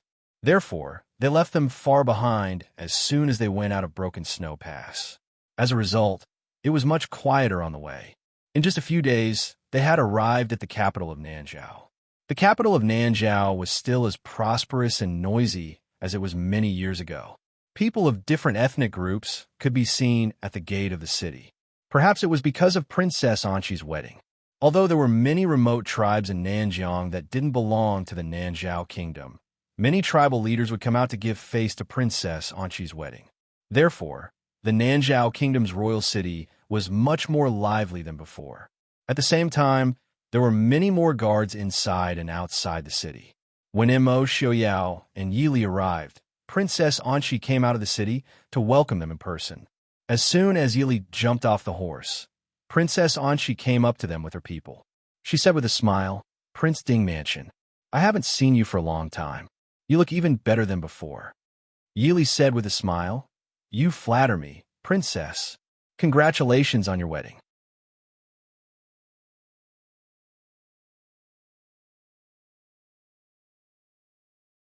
Chapter 513. The smile on Princess Anqi's face faded slightly, but she still accepted Yi Li's congratulations with a smile. She glanced sideways at the young man beside her and said to Yi Li and Mo Xiaoyao, "Prince Ding, Princess, this is my fiancé, Pu Ah." Yi Li looked up at the young man. He was about the same age as Princess Anqi. He was tall and slender, almost as tall as Mo Xiaoyao. But his skin color was different from the men of the Central Plains. His wheat-colored skin made him look more muscular and handsome. There was a hint of stiffness and undetectable embarrassment on his stiff face. Yili instinctively felt that this young man was a simple and honest person. She really didn't think that Princess Anqi would like him. The young man nodded at Mo Xiaoyao and Yili and said a few words that Yili couldn't understand. It didn't sound like the common language of Nanjiao. Mo Xiaoyao nodded at the young man and said a few words. That young man was clearly surprised that this white-clothed man could actually speak his language, and the gaze he looked at Mo Xiaoyao with immediately became much more enthusiastic. Princess Anqi smiled at Yi Li and said, "Pu Ah is the only son of the chief of a tribe in the south. His tribe was on good terms with my grandfather's tribe. I saw him a few times when I was young, but they have their own language and have always been xenophobic. He has just learned Nanjiao language, so I don't think you understand. He just said that you were welcome." The others naturally heard the conversation between Princess Anqi and Yili. Pu Ah looked at Princess Anqi, and a trace of confusion flashed across his face. Princess Anqi whispered a few words to him. Pu Ah looked up and nodded at Yili with a smile. He said in a stiff Nanjiao language, "Welcome." Yili listened to the stiff and out-of-tune Nanjiao language. It was even stiffer than hers. It sounded anxious. He had just learned it. He nodded and replied in Nanjiao language. Thank you. Congratulations. The young man clearly understood Yi Li's words. His expression towards the crowd became gentler as he muttered a few words to Princess Anqi. Princess Anqi said to Yi Li with a smile. He said, "You're all my friends. You're very nice." Yi Li couldn't help but smile. She felt that this young man wasn't unworthy of Princess Anqi after all. After they were done exchanging pleasantries, Su Qingshun and the others caught up with them. Su Qingshun smiled at Princess Anqi. "Congratulations, Your Highness." A bitter smile flashed across Princess Anqi's eyes. She lowered her eyes and said, "Thank you. Thank you for coming." Su Qingshun smiled. "I'm also very happy to be able to attend your wedding." Princess Anqi quickly adjusted herself and nodded with a smile. "It's been a few years. I'm glad to see you. This is my fiancé, Pu." Princess Anqi turned her head and introduced Su Qingshun to Pu in another language. Su Qingshun wasn't called the first young master of the Chu state for nothing. In Yi Li's words, if Mo Xiaoyao and Su Qingshun stood together, the first person people would notice would be Mo Xiaoyao.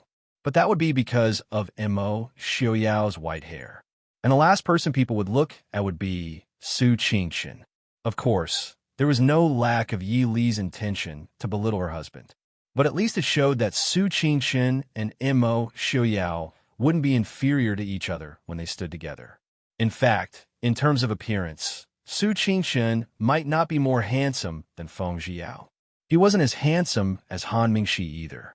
He didn't even care much about his clothes and accessories. His clothes were white clothes of the most common color and style. He also did not like to be like Feng Zhiyao, who was always holding a gorgeous gold-plated folding fan in his hand. Occasionally, he would just hold a folding fan that he had casually drawn in his study. On his waist hung a jade pendant that his grandfather had given him when he was young. It hadn't been changed for many years. But as long as he stood in front of people, people couldn't help but look at him. They were reluctant to look away. Su Qingshun always gave people a feeling of elegance and refinement, but he didn't have the high and mighty aura of an immortal. Instead, it was a kind of feeling that made people involuntarily submit and feel warm and comfortable. Most of the outstanding men in the world were too threatening compared to Su Qingshun. People couldn't help but be wary and alienated. Only Su Qingshun. Even Yi Li had never seen a man like Su Qingshun who made people want to get close to him and feel warm and peaceful. Even people who knew Su Qingshun's methods couldn't help but be attracted to him. Pu was startled when he saw Su Qingshun. A trace of surprise flashed through his eyes, but there was also relief and sadness. He nodded at Su Qingshun and also said welcome. He didn't know much Nanjiao language. Su Qingshun smiled gently and greeted him in Pu's tribal language. It was the same tribal language, but Mo Xiaoyao's pronunciation was very similar to Princess Anqi's.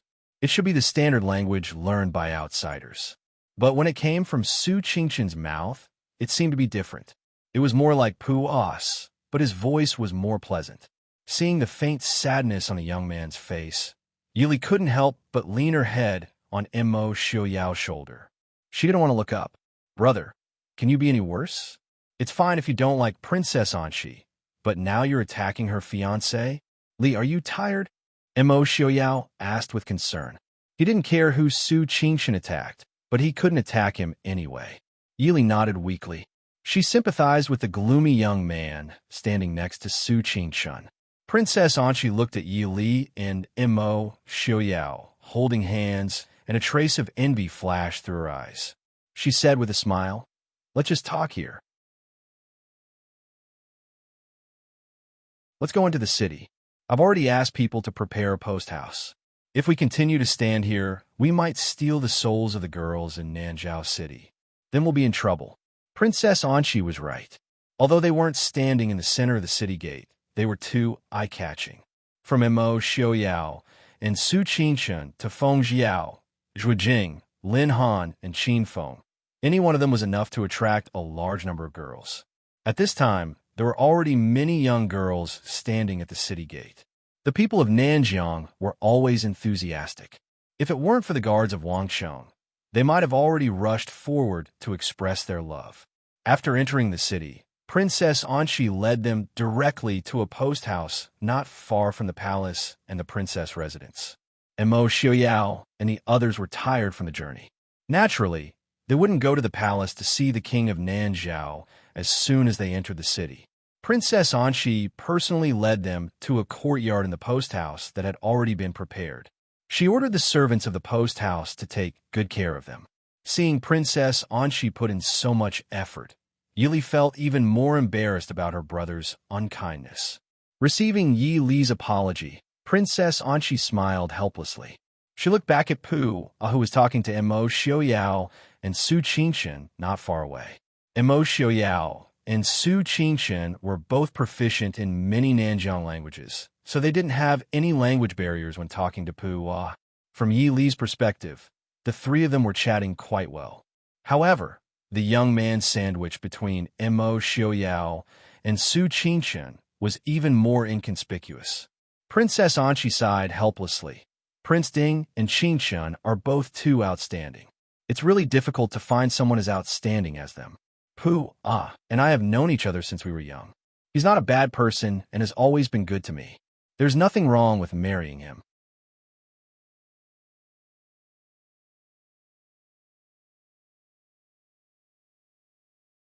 Chapter 514. Yili nodded and said, "Your Highness made the right choice." From Pu A's behavior and expression, it was obvious that he valued Princess Anqi very much. More importantly, he obviously knew that Princess Anqi was in love with Su Qingshan, but there was only a trace of sadness and admiration in his eyes when he looked at Su Qingshan. There wasn't a trace of jealousy or hatred in his eyes, which showed that he was a broad-minded person. Princess Anqi was the crown princess of Nanzhao, the future king of Nanzhao. If Su Qingshan was from Nanzhao and loved her deeply, they would be a perfect match. However, although Su Qingshan liked to travel around when he was young, he would inevitably return to his family in the end.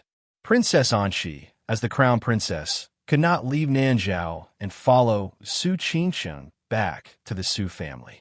Young Master Su's literary talent was outstanding. He would not be comfortable staying in a place like Nanzhao for the rest of his life.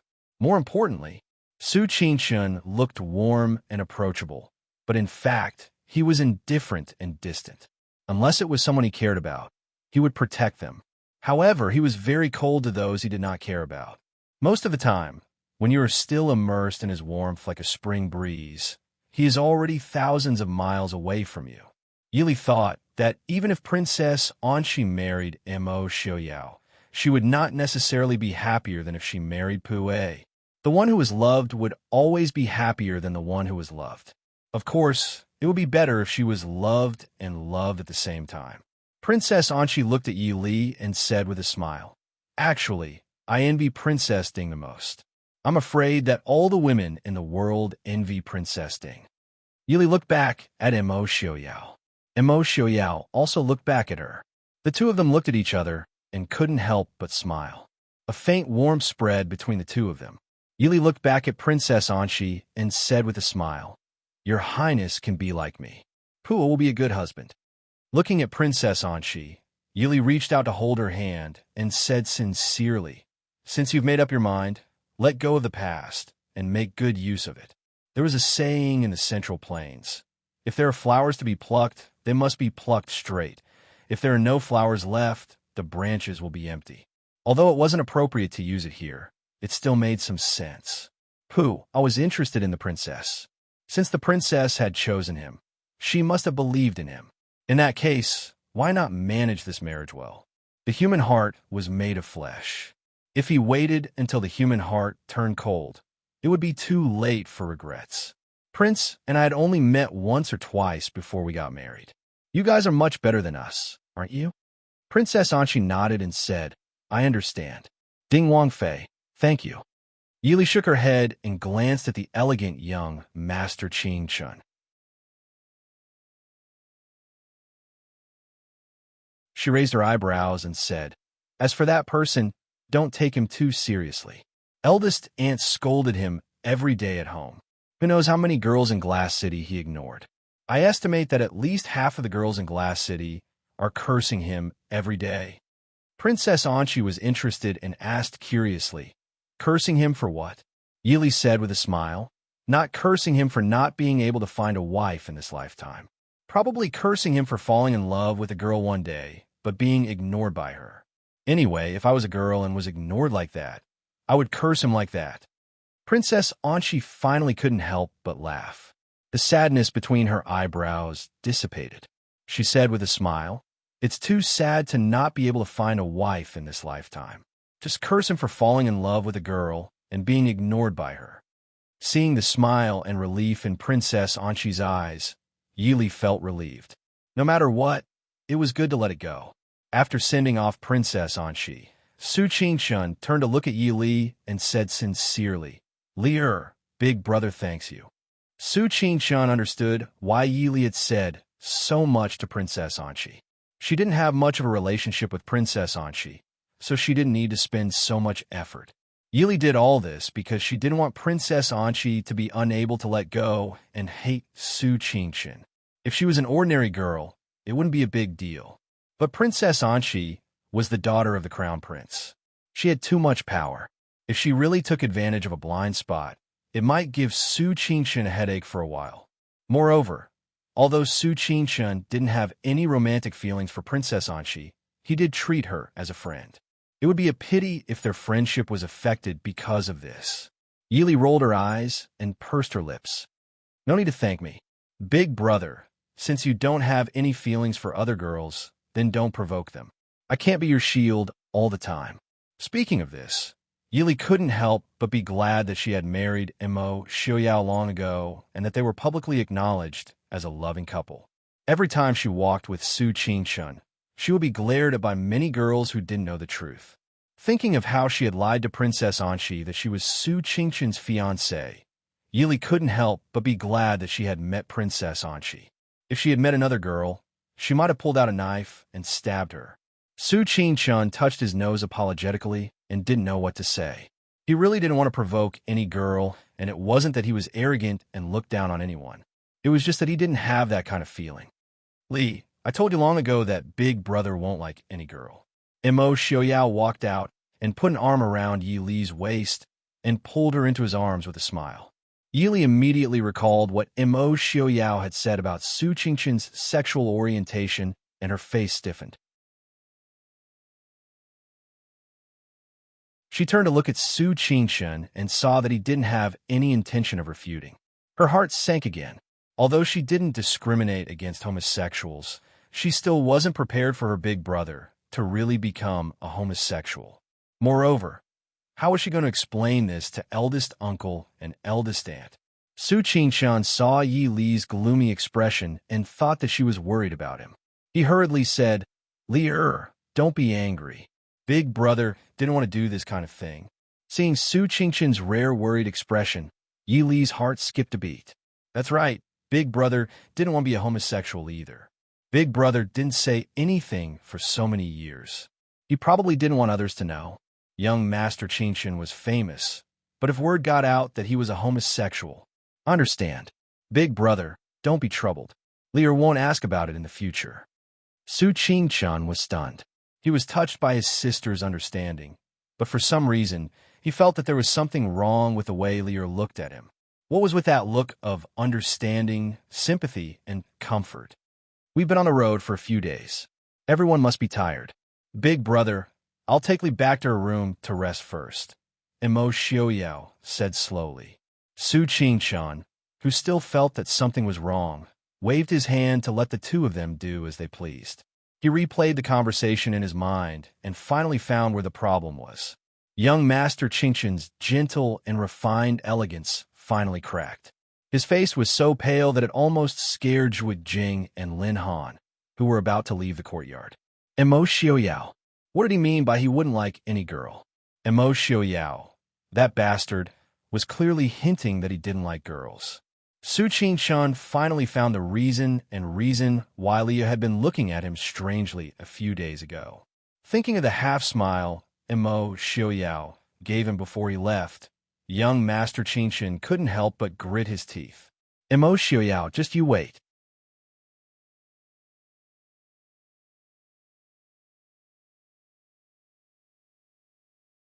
Chapter 515. When they returned to their temporary residence, Yili asked curiously, "Which tribe does Princess Anqi's husband belong to?" "You and my brother both know their language." Mo Xiaoyao nodded. "It's a tribe called the White Wolf Tribe in the southwest of Nanjiang. They live deep in the mountains and have been living with ferocious beasts and poisonous insects since childhood. Almost all the men in the clan were the best hunters and archers in the world. Besides, they are as good at controlling poisonous insects as the other Nanjiang people, maybe even better. When we were preparing to pacify Nanjiang, I had people investigate them and found that some of the soldiers had learned this language. I only learned it because I had nothing better to do." Yili sat down and poured tea for herself while thinking.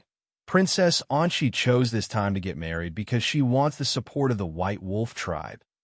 Mo Xiaoyao nodded and sat down opposite Yili. Before they came to Nanjiang, they had sent people to investigate Princess Anqi's marriage. Mo Xiaoyao said, "The current situation in Nanjiang is very unfavorable for Princess Anqi. Princess Anqi needs the support of other tribes in Nanjiang. It was better when Big Brother was in the south, but he has been busy in the northwest these years. Princess Anqi has to deal with her father, Shu Manlin, Tanjiji, and the leaders of the tribes by herself. I'm afraid it's not easy." Then, Yili frowned and said worriedly, although they should help Princess Anqi based on their friendship with her, they didn't want to help her. However, in terms of the stability between countries, a chaotic southern border was the most beneficial to them. "Let's try not to get involved." Su Qingshun's voice came from outside the door. Young Master Qingshun, who had regained his elegance and gentleness, walked in. When he saw Mo Xiaoyao, he narrowed his eyes. He looked at Yili and said, "My friendship with Princess Anqi is one thing, but getting involved in the internal affairs of other countries is another. In the past, I was just a friend of Princess Anqi, but now our words and deeds represent the Northwest. Therefore, we cannot make any mistakes." Yili nodded and asked worriedly, "Will it make things difficult for Big Brother?" Su Qingshun shook his head. "Princess Anqi knows her limits." Yili thought for a moment and said, "To be honest, Princess Anqi may be talented in governing a country, but in terms of scheming, I'm afraid Princess Anqi is no match for those people. If we stand by and do nothing, once Princess Anqi is defeated and southern Jiang falls into Shu Manlin's hands, it won't be good for the Northwest." Su Qingshun fell silent for a moment and said, "I'll talk to Princess Anqi later. We can help them in secret, but we can't stand on either side openly. The affairs of Nanjiang have nothing to do with us." Yili nodded and said, "I understand." Looking at Su Qingshun's calm and graceful manner, Yili sighed in her heart. Sometimes, her brother was so rational that it was heartless. Perhaps in his heart, Princess Anqi was not as important as his family, even though she was his friend. After all, the Northwest was their home. After all, they were guests from afar. The next morning, Yi Li and the others went to the palace to see the king of Nanjiao. As before, Princess Anqi personally accompanied him to the palace. After yesterday's meeting and conversation, Pu was much more familiar and friendly when he saw them again. The young man also greeted them in the language he was used to. Even though she had been to Nanjiao before, this was the first time Yili had seen the king of Nanjiao. The king of Nanjiao wore a robe made of brocade and embroidery unique to Nanjiao. His entire person was resplendent. On his head was a magnificent crown made of gold and inlaid with emeralds and jade. His entire person was so dazzling that it was almost blinding.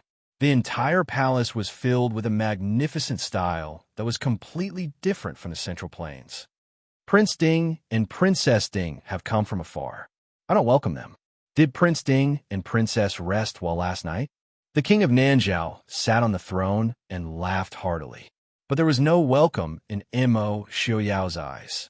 The king of Nanjiao's Central Plains language was very good, but he had a slight Nanjiao accent.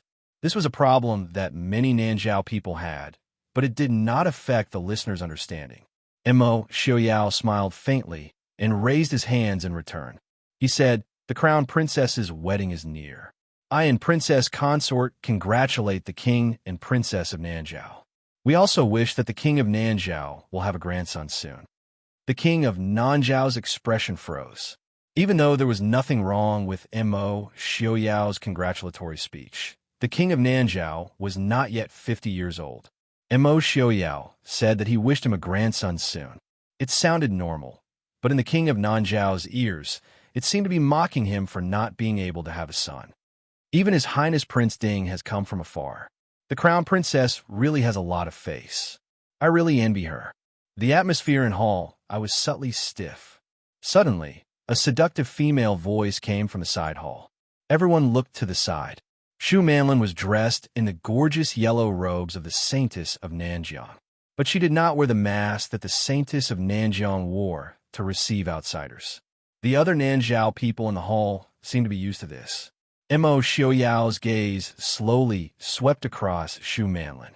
He frowned and said in confusion, "King of Nanjiao, this is?" The king of Nanjiao laughed and looked lovingly at Shu Manlin. He said, "Prince Ding does not know. This is the saintess of my Nanjiao kingdom, Shu Manlin." Mo Xiaoyao's frown deepened. He said coolly, "I heard that the Saintess of Nanjiang cannot be more than 25 years old and never sees outsiders. So, this is just a rumor?" A trace of anger flashed across Shu Manlin's face. Was Mo Xiaoyao saying that she looked more than 25 years old? But Shu Manlin had been locked up by Mo Xiaoyao for more than half a year. She still had some lingering fear of him. Even in front of so many people, she did not want to take the initiative to provoke him. She could only look pitifully at the king of Nanjiao. At least on the surface, the king of Nanjiao did treat Shu Manlin much better than Princess Anshi, who was the princess and the crown princess. Seeing Shu Manlin's pleading eyes, the king of Nanjiao immediately helped her out. "Prince Ding does not know. The Saintess is the great savior of Nanjiao. So after discussion among the chiefs of the tribes, the Saintess Shu Manlin will become the Saintess of Nanjiao for life." Yili glanced at Shu Manlin's slightly proud face and smiled in her heart. She did not know if Shu Manlin was the savior of Nanjiao. But based on her relationship with Tan Jiji, she looked more like the bane of Nanjiao.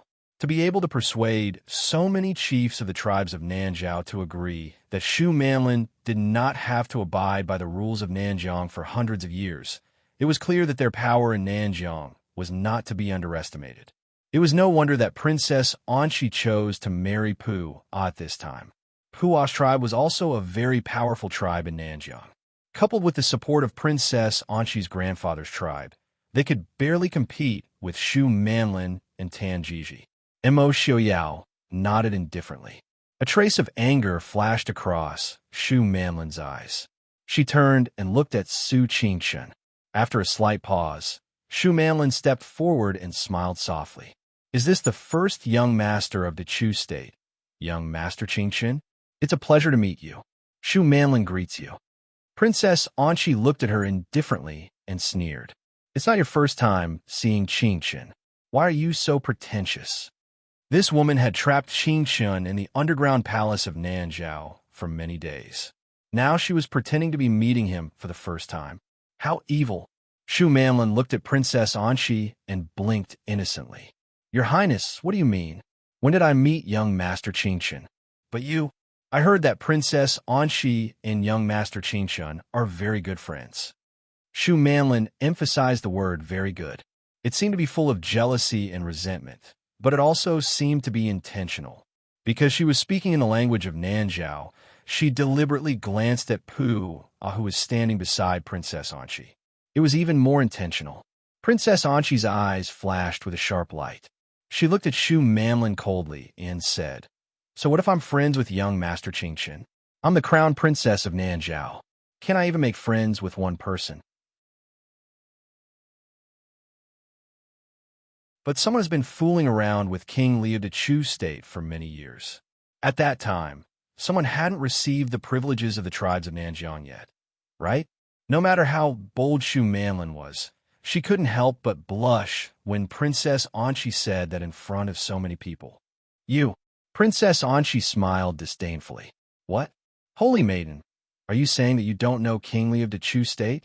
Princess Anqi dared to ask this because she had evidence that Shu Manlin had known Mo Jingli for a long time.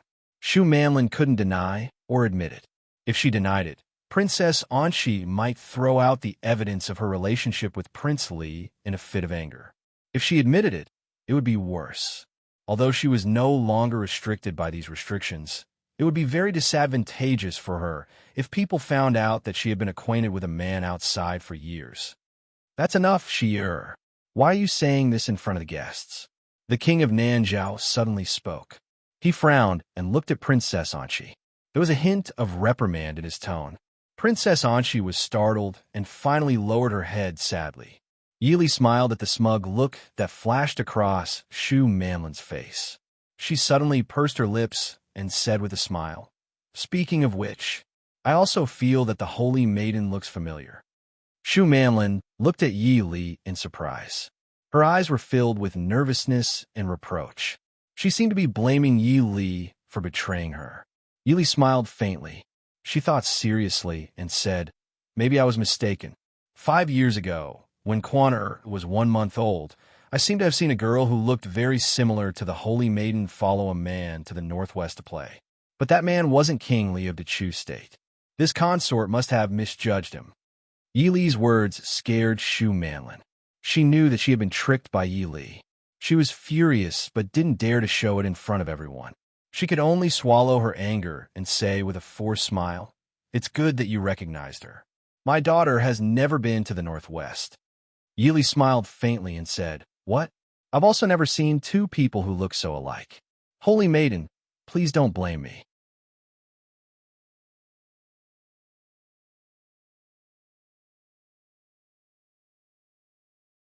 Chapter 516. Mo Xiaoyao's group was the first group of people to come to the wedding because they had the intention of having fun in the south this time. But there was nothing to have fun in Nanzhao Imperial City other than the frequent interactions between the different races. Mo Xiaoyao saw that there were still a few days until Princess Anqi's wedding, so he took Yili to other places in Nanzhao to have fun. Because Mo Xiaoyao had the intention of throwing away the other eyesores and only taking Yili to have fun, before the third watch, he took Yili out of the post house and out of the city. With Mo Xiaoyao's martial arts, no one would be able to detect him if he wanted to avoid someone. So when the other people in the post house found that the prince and princess consort were not present, they only saw a note on the table that said, "Return in a few days, do not miss." Then they understood that the prince had taken princess consort to travel. Unable to find the two, the people could only wait in the city. With the prince and princess consort's abilities, there was probably no one in Nanjiang that could make things difficult for them. On the other hand, after Mo Xiaoyao and Yili left Nanzhao Royal City, they did not have a purpose and were just wandering around. They saw beautiful scenery and stayed to enjoy it. It was a rare moment of leisure in the past few years. One day, the two caught 2 wild horses in a forest. In a moment of excitement, they had a horse race. The wild horses they had just caught were not very obedient. Yili rode the wild horse and ran wildly through the forest. Mo Xiaoyao's horse riding skills were better, and he rode his own horse to follow. When the wild horse finally had enough fun, it listened to Yili and slowed down. Mo Xiaoyao rode his horse to catch up from behind. He stared harshly at Yili's horse and wanted to tear it to pieces. Although this wild horse had a wild personality, it still had some intelligence. When it sensed Mo Xiaoyao's killing intent, it immediately moved its feet uneasily, but it didn't dare to run around anymore. Yili jumped off the horse's back and said with a smile, "You don't have to be angry. This horse hasn't been completely tamed yet. If it is so obedient, it will be at a disadvantage." Mo Xiaoyao knew that most BMWs were arrogant, but when it came to Li Li's safety, a BMW was nothing. If it weren't for the fact that he was worried about hurting Mr. Li, he would have cut down the wild horse that was running wildly with his sword. Seeing Mo Xiaoyao's gloomy expression as he stared at the wild horse, Yili couldn't help but smile. She pulled Mo Xiaoyao to stop him from looking at the pitiful horse that looked like it wanted to run away but didn't dare to.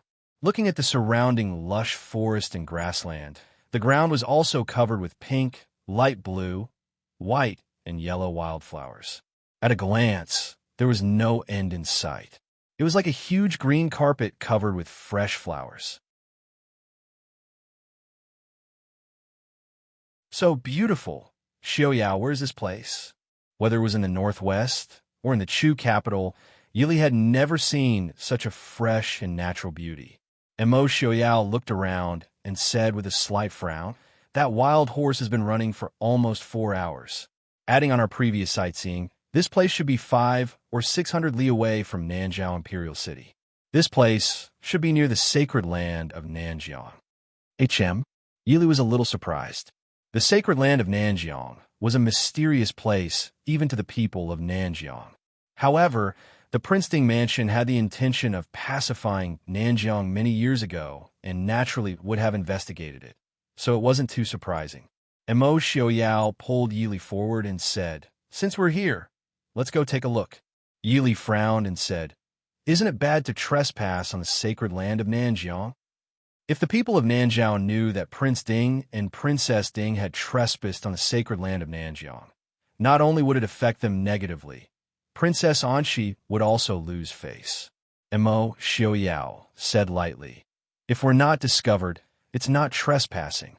I promised Xinyang to bring back a few stalks of nethernet flower for him." Yili was also very grateful to Xinyang, not only because he gave up his reputation as a genius doctor and stayed in the Princeton mansion for more than 10 years to work on Mo Xiaoyao's poison, but also because Mo Xiaobao was a little weak when he was born. It was all thanks to Xinyang that he was able to grow up to be so lively today. Hearing that it was something Xinyang wanted, Yili was naturally duty-bound. Moreover, she was also very interested in the so-called sacred land of Nanjiao. Mo Xiaoyao obviously had the potential to be a special forces soldier. His sense of direction was so good that even Yili couldn't help but be jealous. Pulling Yi Li without hesitation, he shuttled through the mountain forest. In less than 2 hours, they arrived at the periphery of the sacred land of Nanjiao. The two nimbly avoided the guards and quickly entered the entrance of the sacred land. Perhaps because it had not been invaded by outsiders for hundreds of years, the guards in the sacred land were not very strict. The two only spent a little effort to sneak in. As soon as they entered, they were greeted by a large blood-red sea of flowers. It was a pure red without any impurities. It almost dyed the entire valley red, looking strange and bloody. "This is..." Yili looked at the fiery red in front of her and frowned. Mo Xiaoyao's expression was calm as he said in a deep voice, "This is the hidden luo flower." Yili sighed and said softly, "When I heard that the hidden luo flower was a sacred item of Nanjiao, I wanted to bring some back to see if it would be useful to you. Fortunately, I didn't waste time." And Mo Xiao didn't understand. "Li knows this flower?" Yili said, "There's so many of them. They don't look like rare, holy objects, do they? I know that this flower has another name. It's called the red spider lily or the red spider lily. It also has another name, red flower stone garlic." If it wasn't for the blue fallen flower that diverted her attention, Yili might have really entered the sacred land of Nanjiao to look for the hidden luo flower. If at that time she saw that the hidden luo flower was actually the common red flower stone garlic, she would really want to cry. Red spider lily, a Buddhist name, one of the 4 flowers of the heavenly realm. Mo Xiaoyao said. Yili sat beside Mo Xiaoyao casually. After her eyes got used to the blood red that covered the sky, she looked quite good. She laughed softly. It is indeed a Buddhist name. Legend has it that the red spider lily is the yellow spring flower that grows beside the river of forgetfulness, the only scenery on the road to the yellow spring. Mo Xiaoyao didn't know much about Buddhist scriptures, so he didn't understand. Why is it called a red spider lily? Yili recited softly. The flower blooms without leaves, the leaves without flowers. The red spider lily blooms for 1,000 years, wilts for 1,000 years. The petals and leaves never meet. Love is not cause and effect. Fate determines life and death. Mo Xiaoyao frowned and said in a deep voice, I don't like these words. Yili pursed her lips and looked at him with a faint smile. I don't like it either. This flower does have some detoxification properties, but it's also poisonous. But it's not considered rare. It's just that right now, other than here, there shouldn't be anyone who would cultivate it on such a large scale. Even if there aren't many in the Jiangnan area, we should be able to find quite a few if we look carefully. Are we going to pick them from here and bring them back to Mr. Shen? Mo Xiaoyao glanced at the large patch of blood red below and said, Since we're here, let's take some back. Later, we'll go to Jiangnan to pick some and see if there's any difference. Yili nodded indifferently. There were so many in the sacred land of Nanjiang. Not to mention picking a few stalks, even if they pulled out a sack and took it away, no one would notice.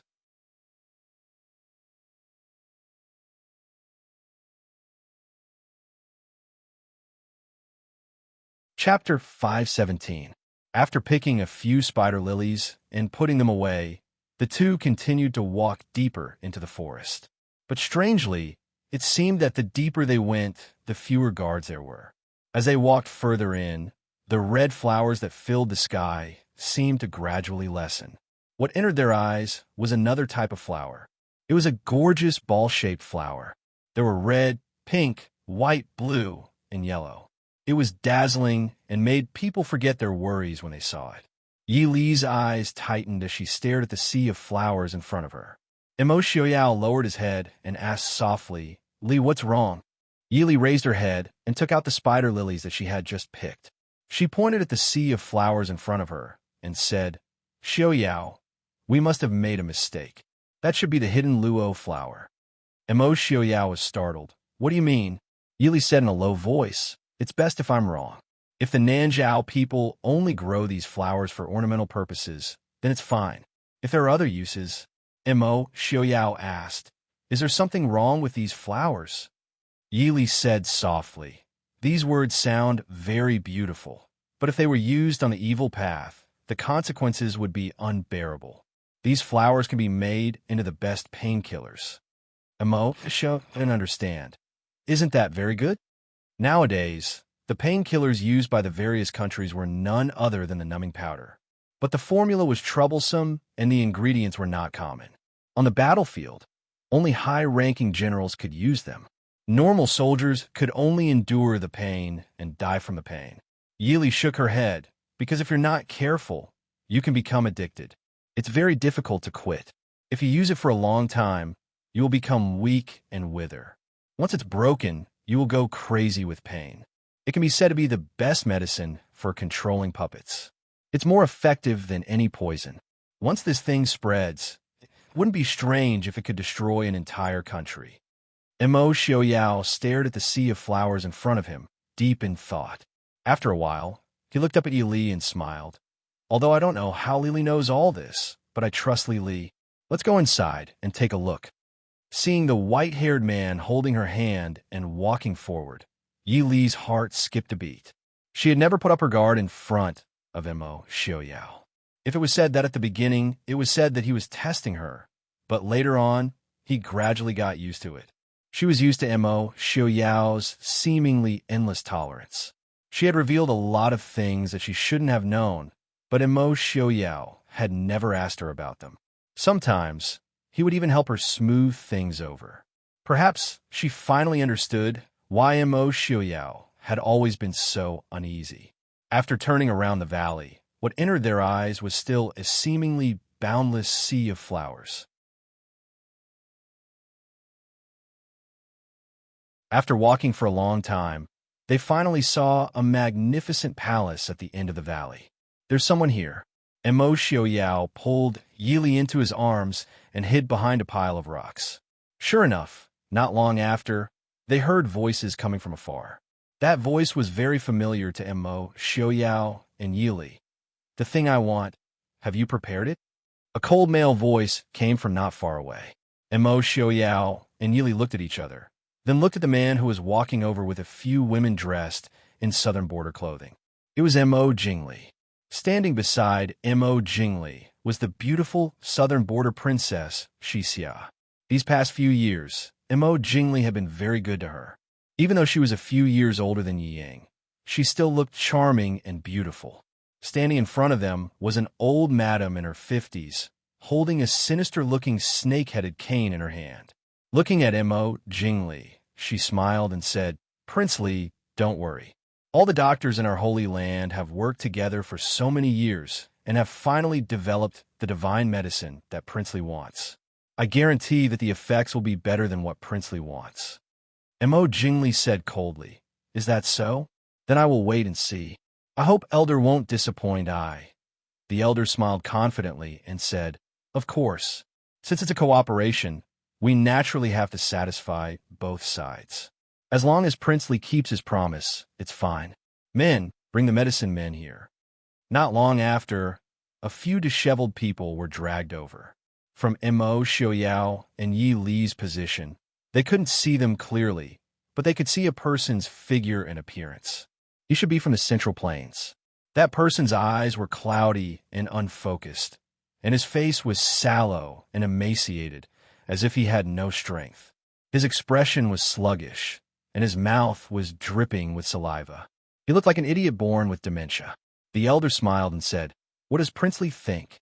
In order to guarantee the efficacy of the medicine, we have specially found a few people from the Chu state to be the medicine men." Mo Jingli carefully observed the medicine men and seemed very satisfied. He asked, "Not bad. How long have these people been fed the medicine?" The Elder smiled and said, "Less than a month." Mo Jingli was even more satisfied. "Very good. I agree to what you have proposed." The Elder was even more satisfied. He smiled and said, "Prince Li is indeed straightforward. The Holy Maiden will definitely be very grateful to your Highness Prince Li." Mo Jingli snorted and said indifferently, "We each took what we needed. Give it to I still have to rush to Nanzhao Kingdom." The Elder didn't hesitate. He took out 2 porcelain bottles and handed them to Mo Jingli. He said, "This is 3 months' worth of medicine. It's enough for Prince Li to use. It's not easy to take medicine and refine it. Our valley's doctors have only refined this much after so long."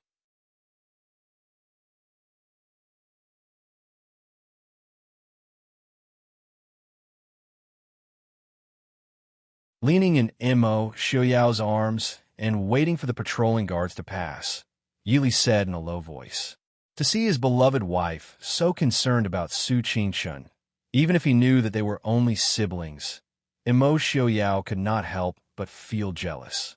He curled his lips and said, "Young Master Qingshun's wisdom is unparalleled. What is there to worry about?" Yili reached out and pinched him. She said helplessly, "How did Big Brother provoke you? Don't think that I don't know that you deliberately misled Big Brother into thinking that Big Brother likes men." Mo Xiaoyao snorted softly and muttered in a low voice, "I'm only speaking the truth. Li, you also want to blame me. Li, you're really biased. When a man was childish, he could have no bottom line." This was the experience that Mo Xiaoyao had given him in the past few years. Yili rolled her eyes. She was too lazy to bother with him. She carefully walked forward. "Who are you? Since you're here, why don't you show yourself?" Suddenly, an old voice came from the palace. Yili cursed in her heart, but her body did not move at all. Even her breathing quietly slowed down a lot. Mo Xiaoyao quietly approached her and shook his head at her. Yili raised her eyebrows and looked around. They had hidden well along the way. It was reasonable to say that they were in the palace, and even if the palace was behind them, it should be impossible to find them. The palace was quiet for a while. The old voice sounded again, but with a bit of anger. "You trespassed into my sacred land of Nanjiang. Do you want me to personally come and invite you out?" On the roof opposite, a black shadow flew down and laughed loudly. "I'm Lei Tungfeng of Xiling. Please forgive me for disturbing you." The person in the palace snorted and said, "So, it's the Crown Prince of Jinnum of Gojoseon. I was wondering who had the guts to trespass into my sacred land of Nanjiang." Lei Tingfeng smiled and said, I trespassed here because I had no choice. Please forgive me. I really have something to ask of you. Please allow me to see you. They hadn't seen each other for a few years, but Lei Tingfeng was a lot more mature and steady than he was 5 years ago. With a few words, the anger of the people in the hall lessened by quite a bit. The crown prince of the Jinan king actually has a request for this seat. It's really rare. Come in, let me hear. Lei Tingfeng smiled and said, Of course it's a matter of mutual benefit. I wouldn't dare to let you suffer a loss.